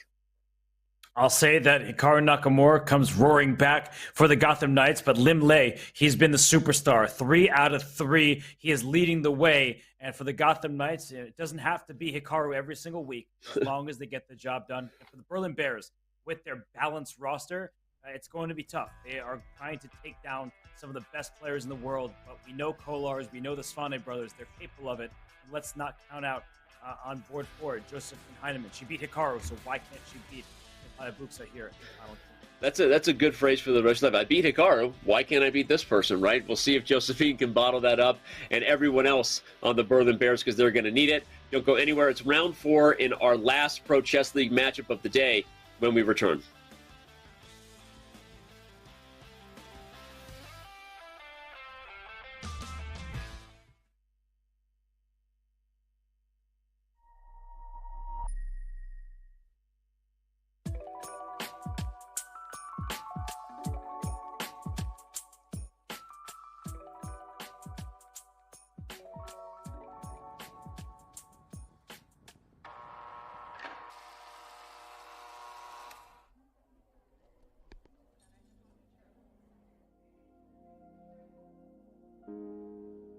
My name is Elwood Dawson. I'm from Chicago. I'm Secret Blackman, My name is Roberto Beza, Jr. and what I want to share is I love tacos. Tacos and chess. So, yeah.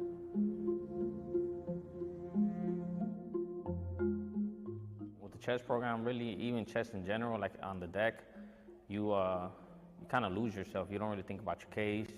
You learn to think differently. You strategize more.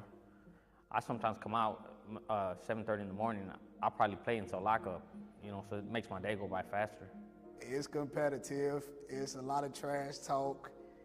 It's crazy, like the chess players, we got our own little circle, and all of us play each other. We talk trash about who be who garbage. Yeah, I never play that dude again. He garbage. I never play him. But yeah, it's real competitive.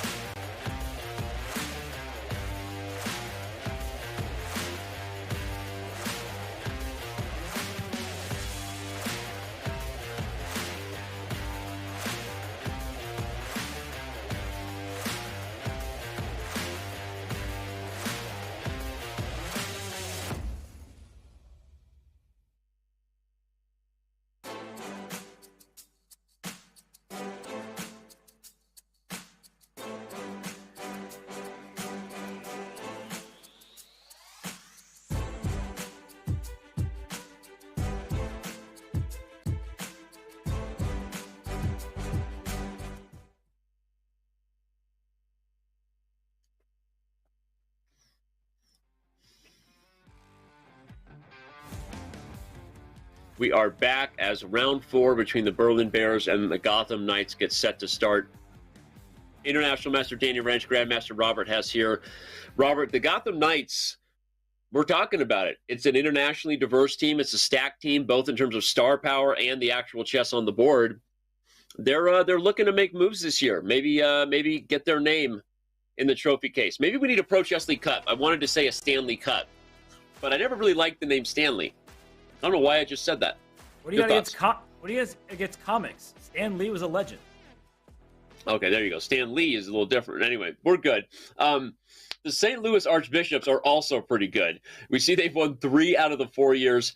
Pretty dominant teams, mostly led by Fabiano Caruana and Wesley So. We know that they are going to be very good this year again. But what do you think about the chances for the Gotham Knights to be one of the teams we're talking about when all is said and done? When you have Hikaru Nakamura and Lim Lei, of course you have a great chance. But it's about all 4 boards. You just don't look at the top boards and pay no attention to the bottom. You need a strong junior, and they've got Andy Woodward. He's a beast. Yep. He's 12 years old, and they have strong female players as well. It's true. You know, what isn't reflected on that previous PCL champion slide for the fans who followed those years, no, it was very much, again, stories like an Andy Woodward. I remember Nicholas Theodoro. I remember some of those names that you don't think about. They're not Fabiano Caruana and Wesley So, but they were just as impactful in helping the St. Louis Archbishops and others. You see Raunak Sadwani when he was a young gun playing for Armenia. So it's not just the big names. It's finding those underrated hidden gems, the ability to work the rating caps, and we know that that's what every manager is hoping to do, to be there when it's all said and done. Let's take a look at the overall standings to see where we're at. It's not all said and done yet. The Berlin Bears still have a chance, Robert. I'm going to ask you to do the same thing we did with the Blitz. Paint the storyboard comeback. We know it's uphill. What has to happen in this round 4 for them to have a chance? Well, Hikaru Nakamura is playing provocative chess. Yes, he has won his last 2 games, but he's giving his opponent chances. Rasmus Svane, he's very experienced. He and Kollars get the white pieces. But what you need to do is make at least 1 point, because you can't give up any more than that, on the top 2, and hope your bottom 2 boards can swing and hit. Yep. They need to win on those bottom 2 boards, get 1 out of 2 on the top. And I know they have black, but they have a chance. Frederick Swanay is the favorite, you would say, against the young Andy Woodward, right? Nothing against Andy, but he's young, right? Josephine Heinemann, you called it before the break. She's beaten Hikaru, so why can't I beat anybody else, right? So if you're in the mindset of both Frederick Swanay and Josephine Heinemann, this is your opportunity, right? You got to own those bottom 2 boards and just hope that one of your top 2 guys can scathe the 3-0 Lim Lei and the Hikaru Nakamura, who's rebounded from his first loss. So, okay, that's the storyboard. Rasmus, hey, look at that. He's like, I'm gonna play like Hikaru. Here goes 1 knight f3.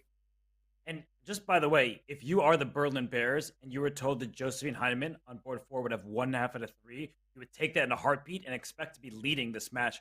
But somehow, for the Gotham Knights, I mean, they are just dominating on board 2 in particular, Lim Lei. So here we see Hikaru. He's been playing this with white. Now he gets it with black. And I like this from Rasmus. He should not take big risks. Hikaru wants to win. I think that he is a player who wants to win every single game he plays. He'll make a draw if he has no other option, but he is looking for a decisive result. Yeah. And so you're going to mix it up here. And Hikaru playing quickly now with the c5. Symmetry of a couple of c-pawns. Both of them will probably be lost here for both sides in the next couple moves. Now, if you're Hikaru, are you trading queens, trying to head to an endgame? Probably not, because it makes recollecting the c-pawn harder, or are you? What is your thoughts on that? My thought is that Hikaru and Magnus played in this position, and this is actually just that. So Hikaru, he has studied his openings very deeply, played them against the best players on the planet. But here he goes, knight a6, trying to grab this pawn here on c5. So if I'm white, I'm playing c6. I'm giving up the pawn on my own terms, just to show you what happens. And if we get into a position like this, well, white is clearly better because there's structural damage, isolated pawns on the queen side, whereas white's pawn structure is next to one another. Yeah, that's a key little shot to remember in these positions, that white sort of renegade desperado sacks the c-pawn to destroy black structure, especially when you have that bishop on g2 in the long diagonal targets for the rest of the game. So, all right, Svane thinking about it. Is he going to go for c6? He's got to know the Magnus Hikaru game. He's got to go for c6 here. And I mean, Hikaru's defended this position against, not this exact position, but this type of position against Gotakomsky enough times, to last a lifetime. So I feel like he doesn't feel too out of shape if the move, and here it is, c6 has been played. Great move for Rasmus Fane. Yeah. White's going to have a little bit of an edge, and we'll see how Hikaru works that one. He had more than a worse position against Kolar's last game, but we'll keep our eye on that. As we keep our eye now on the bird's eye view, we see that board 2, the second game that got underway was Lim Lei versus Dmitry Kolarz. E5 on the board there. That's an interesting shot. And then already, playing very quickly, Frederick Svané and Andy Woodward are off to the races there in that sort of Queen's Indian Catalan type position. Right, but let's as 3 out of the 4 boards are underway, we have board 2 here, E5. You pointed out, Danny, that's such an odd move to. Whoa. Okay, so Lim Lei had pre-moved D takes E6, and White has established this pawn structure, E4 and F5, and more space for White. But that E4 pawn, Danny, I feel like that often becomes a target in a position like this. Lim Lei, I feel like coaching looks good on the guy. And what I mean by that is he's always been a super talent.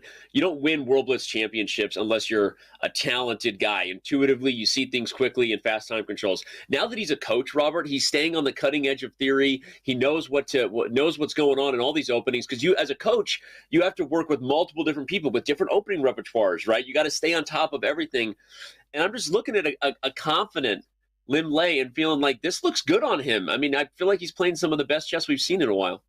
Yeah, for sure. I mean, he just understands ideas, and that's what happens when you work with the lineup, the roster that Webster University has. Those lineups are as good as most Olympiad teams, grandmaster after grandmaster. So if you're going to coach a grandmaster, you need to prepare at the highest level, and we see that with B5. He's not really preparing anything. He's just going to throw the pawn up to B4 and try to get to this E4 pawn. And that's going to be the vulnerable spot in White's position. Now, you can't prepare it. Maybe you can play C5, Bishop B7, go after the pawn this way. I just don't like the look of this pawn structure. If you don't get an attack, and there are no queens on the board, so what attack, then this is misplaced pawns. I agree. He ends up not preparing A5 and B4, but back to the preparation topic, we were talking about the fact that, again, it's that he's got his hands and eyes and coaching on a lot of different positions these days. I think it's reflected on his time. Now he's under 10 minutes, but he wasn't a moment ago. He had more time than he started with. It just shows you how confident he is and that he must be prepared in this position, or you're not able to speed through it like that. So let Lim cook, as they say, with the brilliant symbol. Agreed. Let him cook. He might go 4-0 on the day, and if he does, that spells bad news for the Berlin Bears. They might be changing their name to the Billy Bob Thornton sequel, Bad Berlin Bears. I'll be here all week. Well, that's a shame for everybody who has to watch you talk then. But here we see H3 played. I think the intentions are relatively clear. You can also castle, and there's no knight G4, so taking that out of the equation. But we could see a pawn march for Dmitry at some moment. I just don't like the flimsy nature of his pawns. You want to push this pawn back to F3. It's funny. C5 is not liked by the computer. I think it's Bishop G5. Instinctively, the moment I see C5, it's play Bishop G5 and Knight D5. Oh, he plays Knight D5 first. No, but this is really, really smart, because if you take, pawn takes, now the bishop goes to E4. You have a protected passed pawn in the center. And so that is what Dmitry is aiming for. Black was in no rush to play the move C5. Yeah, it's surprising. Right? Yeah, you could have delayed that by at least a turn with Bishop B7 first and then C5, and then you cover the D5 square with your bishop as well. But he rushes it. And now that we're here, E takes D5. Danny, advantage White. This is a pass pawn. It will be defended. Okay. The king slides up. The rooks get behind it. And now you can't attack it enough times. Lim Lei hasn't been worse probably in any of his positions today, besides against Josephine Heinemann, the board 4, although he did get to an endgame and ultimately secure the victory. All right, we'll come back to check on this one. Let's head to the bird's eye view, because we do have the other games started. We see Andy Woodward and Frederick Svané underway. A dynamic game there where Andy Woodward is doing just fine. I also look at this back at that Hikaru Nakamura game with Rasmus Svané, because C6 was met by C3, which leads to this really kind of just funny optical position where you've got a couple of pawns hanging on C6 and C3 for both sides. Robert, your flavor, Flav, where you want to go? Wow, I was not expecting a Flavor Flav reference on this show, but let's go back to Hikaru versus Rasmus. That is the board 1 matchup. They started first, which means they have the lowest time. And we see what's going on in this game, it's crazy. It's mayhem. Yeah. Both sides have pawns in enemy territory, and they're not being captured. Yeah, so what happened a few moves ago, if we want to bring up the analysis board, we left it right as Rasmus had played the move c6, going down the line, as you said, with Magnus and Hikaru. But Hikaru quickly responded c3, just throws the pawn right back at him. I like it. It's like, okay, take mine, I'll take yours. That's just a trade. And then knight d4 happens, defending this pawn, opening up the bishop, creating a threat. And the knight comes to d5. It's copycat chess. It's the exact same position for both sides, but knight c4. That seems to have been a step in the wrong direction. You see the eval bar go in black's favor after that move. I'm going to cheat because I don't know what it is. And wow, the move was knight A to b5 here, just putting pressure on c3. And if pawn takes, of course, the bishop takes back. And there's pressure left, right, and center. It's funny because the engine giving a little bit of an advantage to knight b5, but I agree totally. And the tactics could really get dangerous for black there because the knight on d5 is flimsy. And if you take b2 and help white develop in that position, the point is knight b5 really could have black on notice there. It's hard to find a move there for black. The tactics are very dangerous. Yeah, you can never take on c6. The knight captures back. The knight on d5 will be loose after a series of trades. So we saw knight c4 and then knight b4 for Hikaru, which means c2 at some point can be considered. Don't count out. Bishop takes knight on d4 followed by knight c2 with a pin if the queen has to jump up to the d4 square. It was a fork, but yes, I do love forks and pins. You called a fork and a pin. You called both. Is that a fin? Is it a fapoon? A fapoon. I loved it. All right. Well, no, you're right. You got pins. You've got forks. You got all kinds of forking problems. I like to say, if you're Rasmus Fane. And let's get the fork out of here, shall we? Head back to bird's eye view. Let's do it because the c3, c6 pawns will remain at least for a bit. And what else is happening, Danny? We liked in the top right Kolar's position. He does have a pass pawn, but it looks like Le is just trying to blockade as best he can. But how about that board 4 game? It's knight versus bishop. Yeah, let's do it. Natalia Buxa versus Josephine Heinemann. It's a knight versus bishop battle. The bishop on a7 has purpose because that pawn on d4 is on the same color. So you have your target, but the knight is perfect where it stands. The rooks dominate the e-file. So honestly, other than that bishop attacking d4, I don't really like any of black's pieces. I have to agree. I laughed just because I wasn't expecting you to be that harsh, but it's true. I'm just saying it. You're saying there's a chance? I'm saying there's a chance that black's pieces could get real bad real quick here. I mean, you bring the rook into the 7th rank. I don't see a follow-up immediately, but it's a tough position for Josephine here. And also almost a 2-minute time advantage for Buxa. It's also hard to know what pieces to trade because even if you get one pair of rooks off the board, or even both pairs of rooks, maybe the bishop gets outclassed by the knight. The d5 pawn is threatened, so you can't even move this rook from d8 anytime soon. And rook e7, like just go for it. Throw that rook up if you want to. Black just doesn't have an active plan. It's just a passive position. Agreed. You could even do the old shift to the other side of the board. Okay, like, I don't want to play for cheapos, but I'm pointing out that the f7 pawn is tender. If we get the rook to the 7th rank, there's queen e3, queen f4. And in some cases, if black's queen is on the wrong square, you suddenly are in a position where you have no way to defend obvious threats, and black's position falls apart on the king side. No, this is a really bad position for black. You just have no plan whatsoever. The only thing that potentially black can do is reroute this bishop to b8, but you still don't have an attack because the knight covers the h2 square. Never going to threaten checkmate. But at least you'll flush this rook at e5 where it keeps the rook on d8 tied down to this pawn. I really don't envy this defensive task. I think that Natalia Buxa, she's trying to be precise here. She doesn't want to throw away her advantage. But it's bad news for the Bears, even if Buxa draws, right? They're 1.5 points away from winning this match. And the Bears need to sort of get victory somewhere and just draw 2 games and win 2 others. Well, in a twist of events, though, if we go back to the bird's eye view, Lim Lei is not in a great spot. He's been dominant all day. So, Dmitry Kolarz is doing okay. I'm not saying Kolarz wins, but he's pressing. And Frederick Svané is doing okay as black. Let's check in on his battle with Andy Woodward because we haven't really seen the board 3 matchup yet in this final round. How did that pony get on d6? we leave it to the imagination until we bring up the board and find out.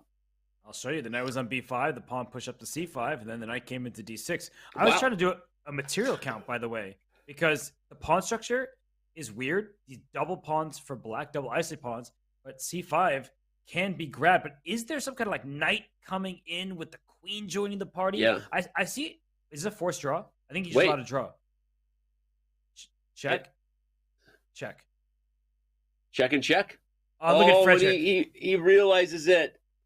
Oh my gosh. He realizes that Andy Woodward peeks down at the clock, peeks down maybe at the Zoom. They can see each other, just so those of you who don't know what happens, the behind-the-scenes version and putting these shows together. Again, shout out to the team who works super hard. They're all in a Zoom call for fair play reasons. They can see each other. They can see their fair play view of their opponent. So sometimes that peek is them just kind of looking at their opponent's reaction. And, yeah. It's just a draw. I'm going to show everybody what's likely to happen. Okay, the king will go back and forth, but that is allowing the draw. The king cannot step to the side. Queen h6 would deliver mate. That is a 3-time repetition when the king goes back to g8. But Danny, is he really thinking about king h8, allowing the queen in, sliding the rook over? It doesn't work, though. It doesn't work. I'll show why. I mean, I'm doing an analysis board so I can show why this does not work. Is that you're me to there. You're defending g7. That's the mate. And after knight f6, you're threatening checkmate I see it. Can I say it? Can I say it? Go for it. Queen takes g7 and fork on e8. Yeah. I mean, was I supposed to play knight e8 first? Okay. No, this looks good. Just winning all the material. No, but I think knight e8 first was even better. Yeah, we don't care that it's better, Danny. Knight e8, yes, that wins the queen because checkmate is there, but a rook's enough. Don't be greedy.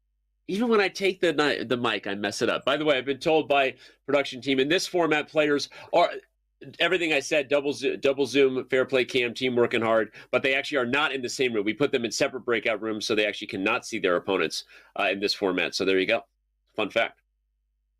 Okay, good to know, but not good for Frederick Svane to know that the game is about to be a draw. He's really, really upset with himself because he recognized that he had a chance to win this game. He allows an immediate draw, and finally, knight f6 to force the draw. Just to show everybody that capturing the knight at any point would have allowed this draw here.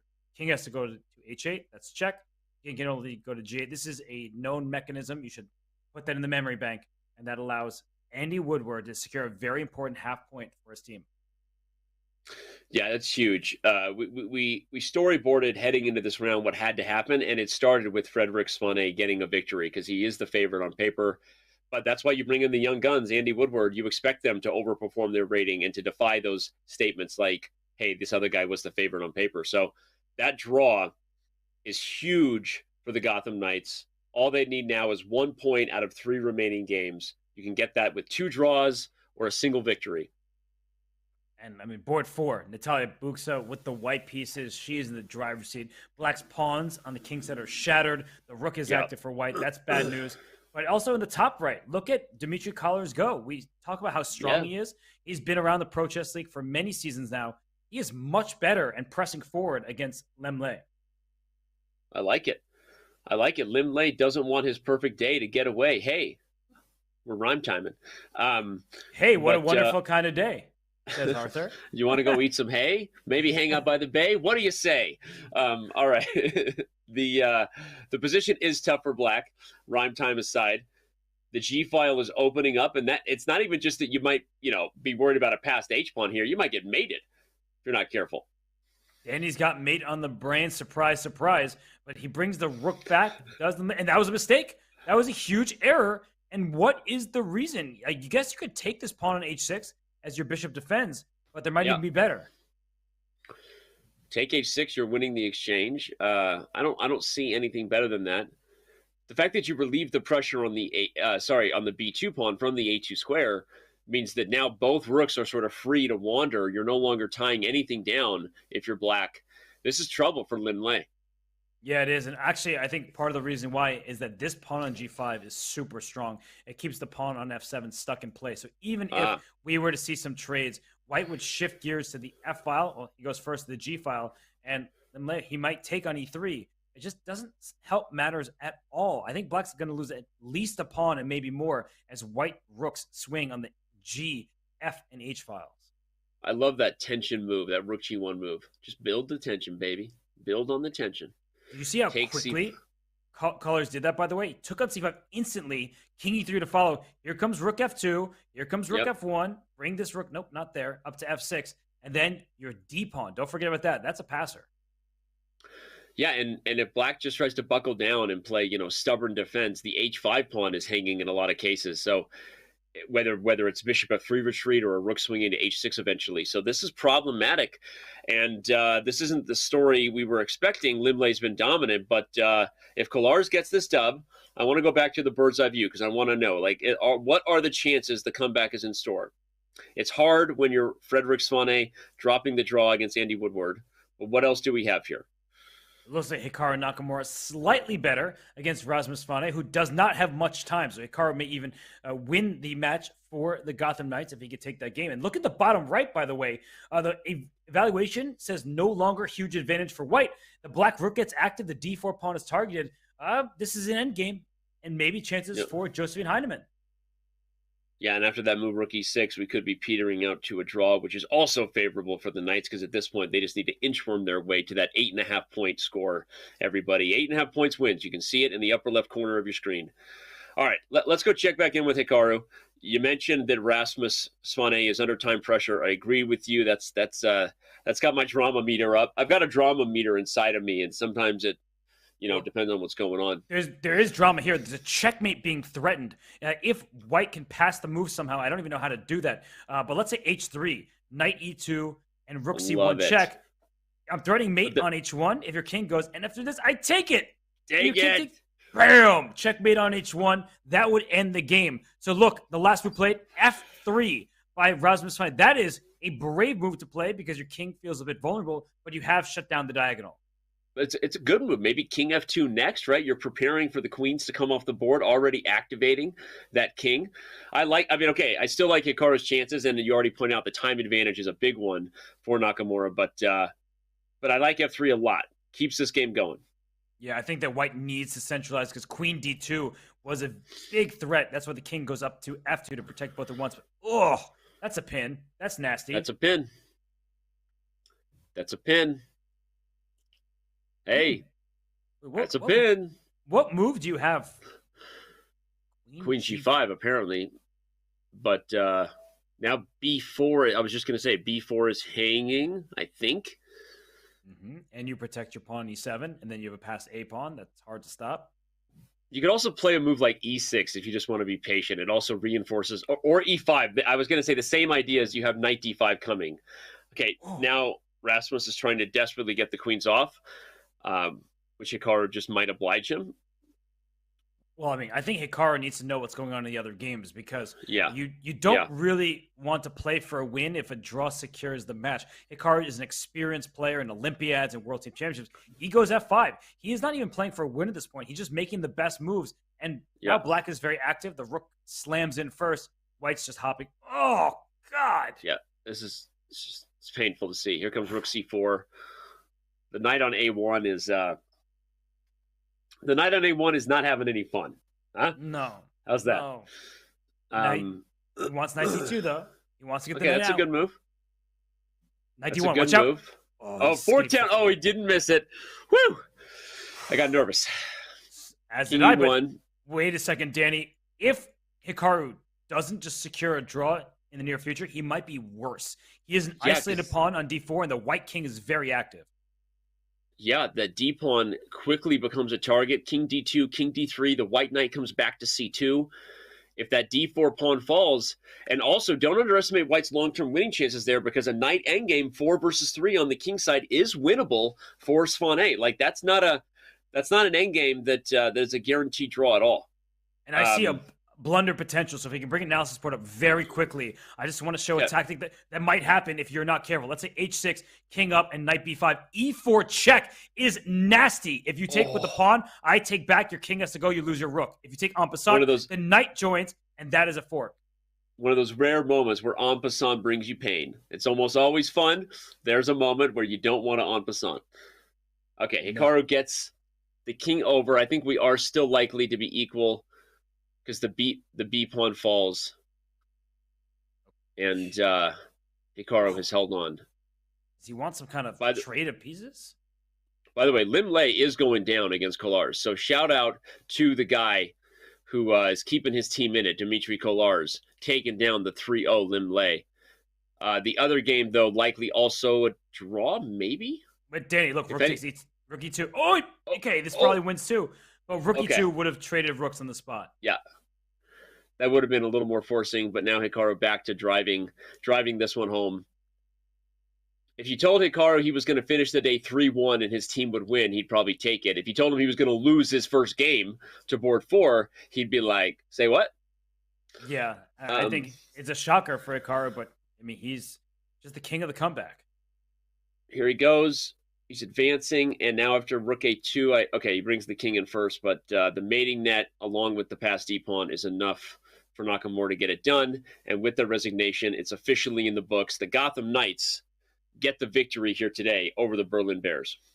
They do, but it was super close here because now they have 8.5 points.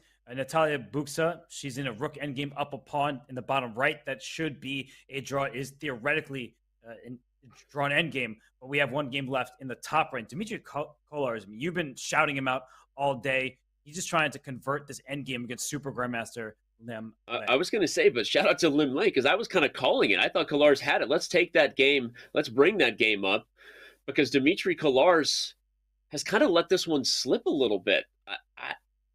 It's not so... Okay, Eval Bar still loves white, but...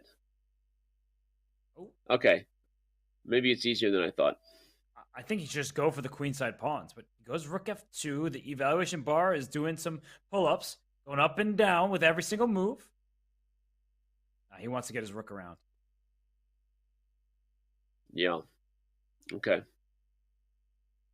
But not done just yet, Danny. I mean, you see that it's winning for white, but Kolars has not found the knockout just yet. I'm looking for rook c1, rook c2. Sorry, I'm just, I'm a squirrel looking for a nut here. All right, looking for some tricks. Some way for black.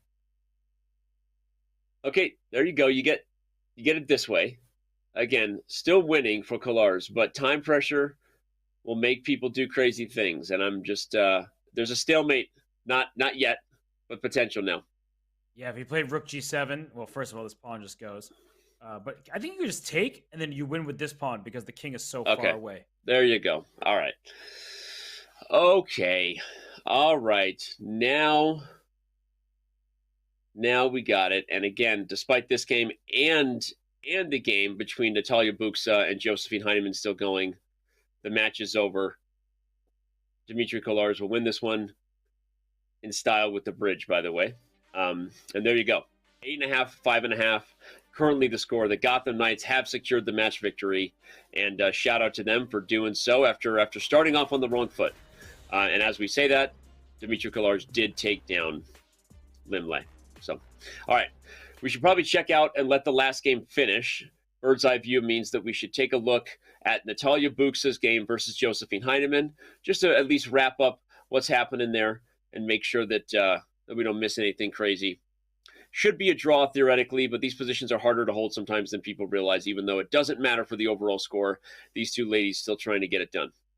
Yeah, because this pin along the 7th rank could encourage a g-pawn push, but that's why the rook is staying in contact with the f5 pawn. If the king goes back, let's check you away, and it's hard to make progress right now. But I just want to point out, Danny, that Lim Lei, he tried to get sneaky and cheeky against Kolars. He actually he gave up his rook. He tried to catch him in a pre-move.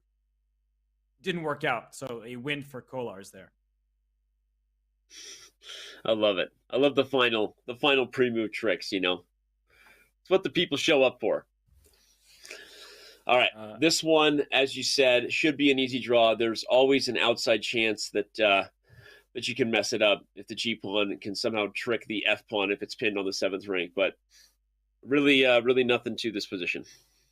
Nope. They're going back and forth. The rook pins the pawn on F5. Still no G5 because your pawn is hanging on F5. The only way to get this done is to bring your rook back around, but then you're super passive, which is not what you want. So rook F4 might be next. We could see this move. And Josephine, by the way, great clock management. Yeah. Staying up on the clock ensures you won't beat yourself in these games, right? Usually the only way these things fall apart is when you get under time pressure while trying to defend, and then you blunder a drawn endgame. So a little bit of time means you should be able to figure it out when your opponent does something like that, g5. Now the rook should slide to a1 and open the floodgate of checks. That's right.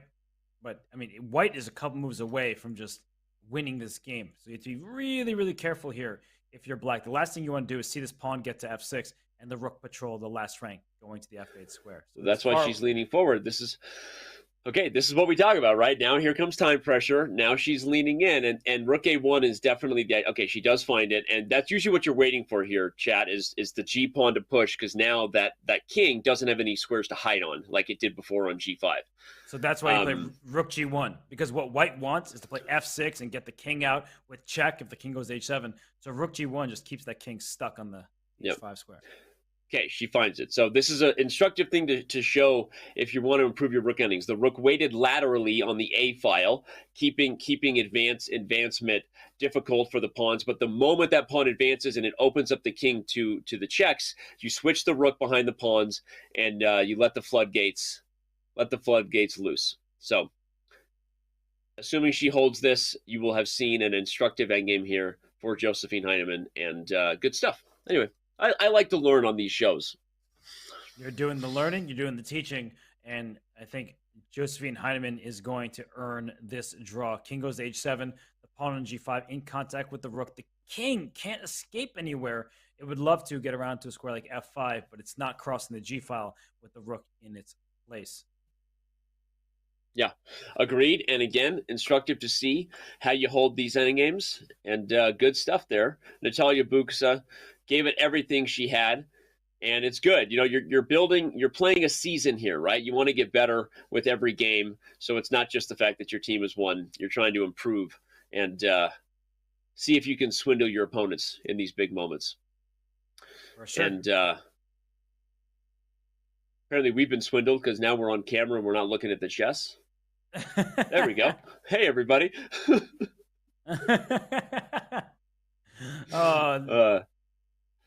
Just holding here, right? Okay, and if you don't play the king back to h5, then black plays king g6. So just, adding flavor to what's going on here. Okay, now she allows king g6, and okay, Buksa could have played it, but didn't.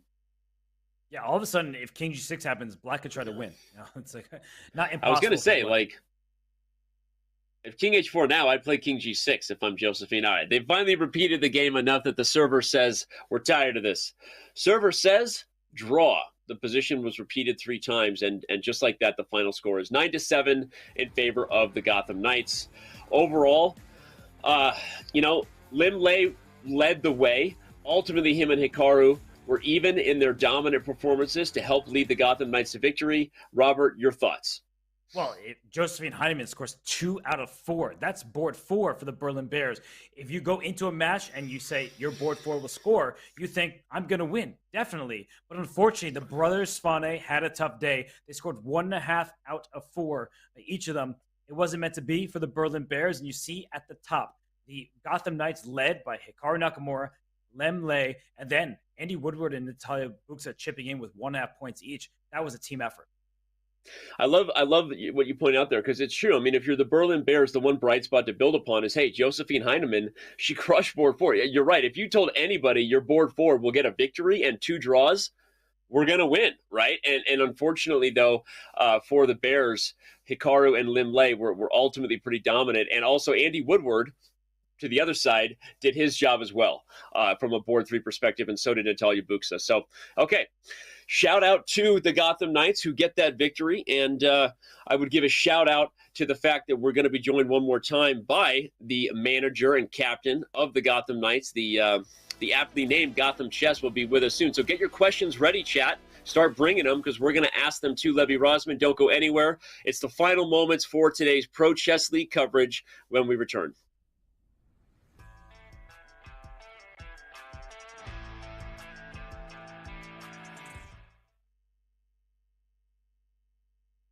Chess Kid is fun.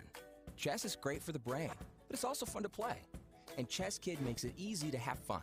Whether your child is a total beginner or a prodigy, they can hop on and find a well-matched opponent from around the world at any time. Chess Kid is the safe, parent-approved way for your child to play chess online. Chess Kid is educational. To kids, it feels just like playing, but chess is a great way to learn patience, strategy, and critical thinking. Chess Kid features a comprehensive training program that guides kids to level up on their way to mastery. There are more than 50,000 chess puzzles and a whole library of entertaining videos that teach strategies, tactics, openings, and endgames specifically for kids. Chess Kid is easy. Whether you're a parent helping your child, a coach managing dozens of kids, or a school of hundreds. Signing up is free and easy, so what are you waiting for?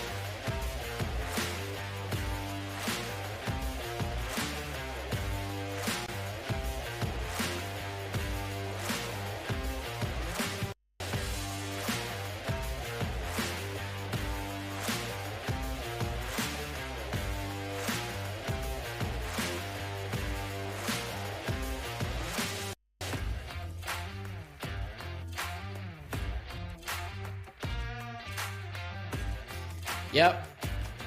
I'm here. There's some echo because I think I hear you guys twice on Discord.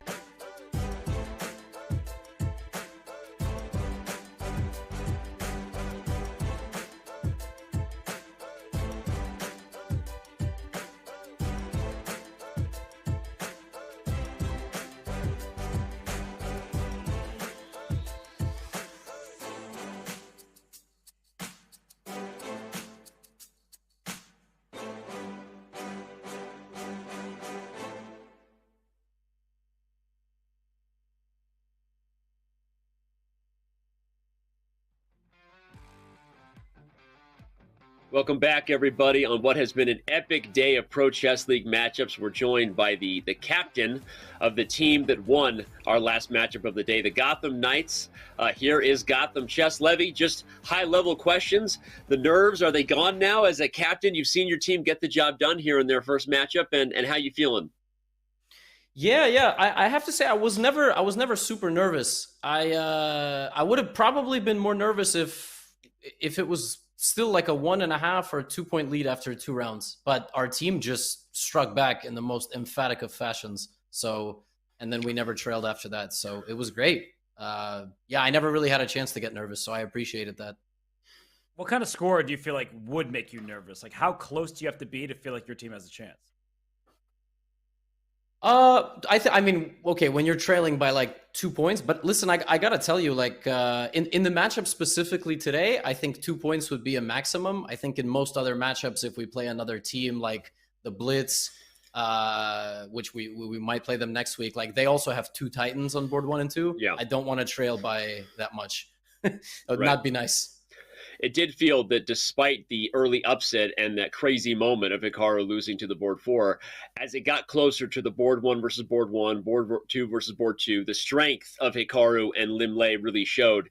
But let's bring up actually scores, and we'll let you break it down for us, Levy. Let's start with, we'll go reverse order, starting with Natalia Buksa, board 4. Your thoughts on how she fared today, and is 1.5 points something you were hoping for coming in?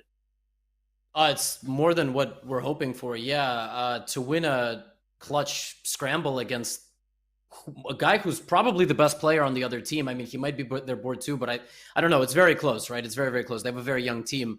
For her to win that is ridiculous. I mean, it's literally 1 square. This whole match was almost decided by 1 square. He moves his king to G1.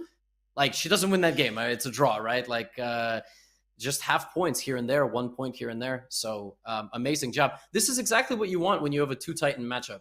Very balanced on the top boards in different fashions. You know, you hope for 2 wins, 2 draws. And if your 2 IMs can get you 3 points, like that's a match sealer right there. Well, speaking of the other IM, your thoughts on Andy Woodward, the youngster. Sorry, Robert, stole your thunder there, but I'm just going to ask, like, Andy Woodward, right? This guy, this kid. Oh, awesome. Like, you can't ask for more. I mean, for him to go -1 against their lineup, okay, he had black, right, against their board 4. It's not easy. You can't just beat 2400s on demand unless you're like Hikaru or Magnus, right? It was a good fight, and he drew 2 of their best players, and you saw his game against Kalars. Like, Kalars just steamrolled him out the gate. Like, Kalars is really, really good. He's great. He has a great playing style. So I don't think Andy Woodward should feel bad at all. I mean, I think he performed exactly what we needed him to do. And you know what's crazy, guys? In about 3 hours, he is starting a 9-round tournament here in the US. So this dude played this match, and now he has a classical chess tournament to play. Wow. I mean, that's unbelievable. So I guess I have to ask, was it hard to get him to agree to play today, knowing that he has to go and play an over-the-board tournament? No, he was like, I'll play. We were like, do you want to not play? Because we have a very strong IM. We have Mikola Bortnik. Like, Bortnik is a very good, he's 2,900, 3,000 online. Like, but Andy was like, no, I want to play, and you can't ask for much more. I mean, 3 draws. Okay, he lost the game, but we won the match. So he stole points from the 2,600s. That's exactly what you want. 12-year-olds are a lot like computers. They don't get tired. They don't have that yet, right? So he's like, no, I mean, I'll play. What are you kidding me? I got a norm tournament coming up, NBD, bro. Well, speaking of no big deal, the last 2 guys to give your thoughts on your top 2 double guns, as you said, got it done. You mentioned 1-2 punches like Alexander Grishik and Maxime Vachier-Lagrave. So I'm gonna ask you to do 2 things with this question. Evaluate how they finished today. Is 3-1 acceptable? Also, how do you think your 1-2 punch stacks up against the other best 1-2 punches in the league? That's a great question. I mean, the only one that's on my mind right now is Grishuk MVL. Who I don't remember who else is in our little area. Like, who else won? Do you guys have that on hand? Magnus and Anish. No, but they're not. They don't play with us. They're in the other. They play Tuesday, Wednesday. So on Thursday, Friday, I just don't remember. I mean, MVL and Grishuk is like terrifying, right? Like that's a really big one. They have a very scary team because they have a young, talented player on board 3, just like we do. And they have the third-ranked woman in the world, like Katerina Lagno. She's like 2560 GM as their board 4, like as their female player. Yeah, they're like an insane team. I mean, when you play them, it's the same thing. It's just like stealing half points. I don't know. I mean, every team is so good, and these matches come down to these little scrambles, and I have no clue what to expect, but listen, I'll take 6 out of 8 from our top 2 because you need 8.5, right? Like, and then it's up to the 3 and 4 to figure it out. But every player is important on these teams. Like every player, even if it's 4 versus 4 in the last round, if your board 4 has to win, like every point matters. So, but I would put Hikaru and Liam up there, especially if the Liam that played like he did today shows up.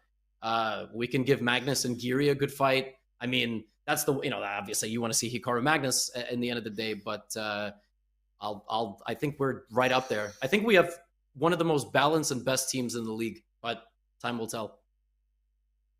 Yep. Wow. Yeah, no, sorry, Danny, you want to go? Just go, Danny. Just do it. Well, I was going to say, I mean, I feel like I already know the answer to this one, but we had a featured chat question come in from the, if you had to pick fight of the night, BJH13 wants to know which one would you pick. I know which one I would pick, but if you had to give a fight of the night, game of the day to one of your players, like you're coming in, you're Levy Rosman, you're the coach, you've got the ball, who does the game ball go to today? Oh, that's a good question. It's probably it's a shame he ended with a loss, but I feel like if Liam had drawn or I mean even won the last game, I feel like Liam is who you look to after the first round and maybe the second round. Like, all right, let's see how he's doing. And I mean, my man in the first 2 games was just vaporizing the opposition, and that kind of allowed Hikaru to. That's the thing about these team events. Like, okay, Hikaru might have that hiccup in the first game, and the second game, it's like a massive fight. Meanwhile, you just look at Liam, and he's just like, I mean, it's just one after the like, bring him up, like, let's go. So maybe Liam, but everyone shined today. And I mean, okay, Hikaru comes back and just wins 3 games like it's nothing. In this last round game, he was sitting there going, "Oh my god, I'm losing," and within 5 moves, he was winning. It's just magic. I mean, they all win games in different ways. You know what I mean? And Liam was incredible today, but they're a really good 1-2 punch. Let me tell you. And we'll see what the season holds, because there's like that big 3, the lineup of death. You can have a GM on board 4 too. You can have a GM on board 5, just 4 GM lineup if you play the numbers right. So I'm hyped for the PCL this season. Yeah. Go ahead, Hess. We got a couple more featured chat questions to run through here while we've got Levy.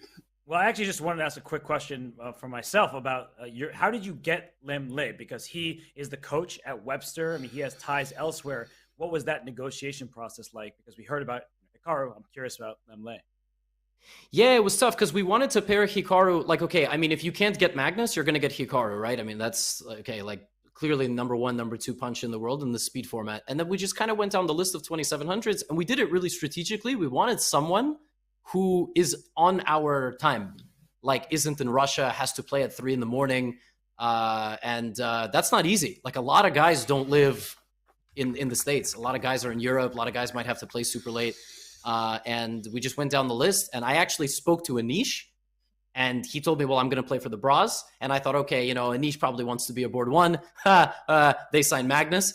So like nobody really could have seen that coming. So now Anish might even have to be a board 2. And I just kind of went like, Liam, like, you interested in playing? He's like, yeah, absolutely. Like, who's on the team? I said, Hikaru. He's like, I'm in. And the rest of it was sort of like, okay, who can we fit on board 3 without sacrificing a board 4? And we did the more balanced approach, which is what we did today. Like, I am on board 3. A lot of teams have a GM on board 3. But then we saw some teams can field like 2580 GM on board 3 and like 2300 women. And we're like, oh my God. I mean, it's just can get this death lineup out here. So we started playing. We looked at all the people in the world at like 2560, 2570, and we found the Uzbek superstar Shamsidin Vokhidov. He was like a world under 20 gold medalist, and 3 months ago he was 40 points lower rated, and we used the November 2022 rating. So we have flexibility in our lineup, and I'm just curious to see how it goes. But I'm worried. Last thing I was just gonna say is like, I'm worried because haven't you guys seen like some of these matchups come down to like 10 seconds, literally like a mouse slip, and the whole match is over. I mean, it's so close. Gawain Jones knows something about that. And Hammer. know. No, I was going to say I love hearing you talk about it because obviously people know you as Gotham Chess. I don't know if you knew that you have a YouTube channel. People know you about that. They know you as a content creator. But hearing the level of thought and detail, obviously you and your man Alex Ostrovsky have put into this is interesting. You're looking for those guys like who was 40 points lower rated for the official supplement, and there's just a lot of fun strategy that goes into that. And I think as the season goes on and you see some of those stories come to life, some of those underrated, less known players ultimately play hero, right? I was going to say, I think the game ball today goes to Natalia Buxa for that game, but I missed that. I'll give you another question. PP and Pampers, I don't know what that username's referring to. That seems like an odd name to bring up. Whatever. PP and Pampers wants to know, all this talk about how your team played, are you not tempted to play yourself after watching? No, absolutely no? Okay, not. good. No chance. What you want us to lose every match? Like, come on. No. No. Well, we can invent a new format where if only there was a tournament where like people who weren't GMs played every once in a while. Like you say I'm not a GM or something and you play. Yeah, I'm not a GM. Yeah. What is this like an official sneak peek preview? When is that happening? Maybe a PCL. I'm not a GM. Who knows?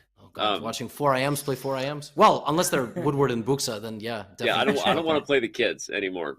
There's a reason I didn't let Min Lei play in the first I'm Not a GM. I was like, that guy should be a GM. He's not allowed to play. He's going to kill all of us. Now. That's not fun. And he is one now. So go ahead, Robert. Yeah, he got to escape that. But there's another question from Chesswind and asking, is there some kind of team prep for each matchup, or do they just play it on the go? And I just want to follow that up with, you mentioned Alex Ostrovsky being a prominent coach. Does he offer his help for the players as they prepare for their opponents?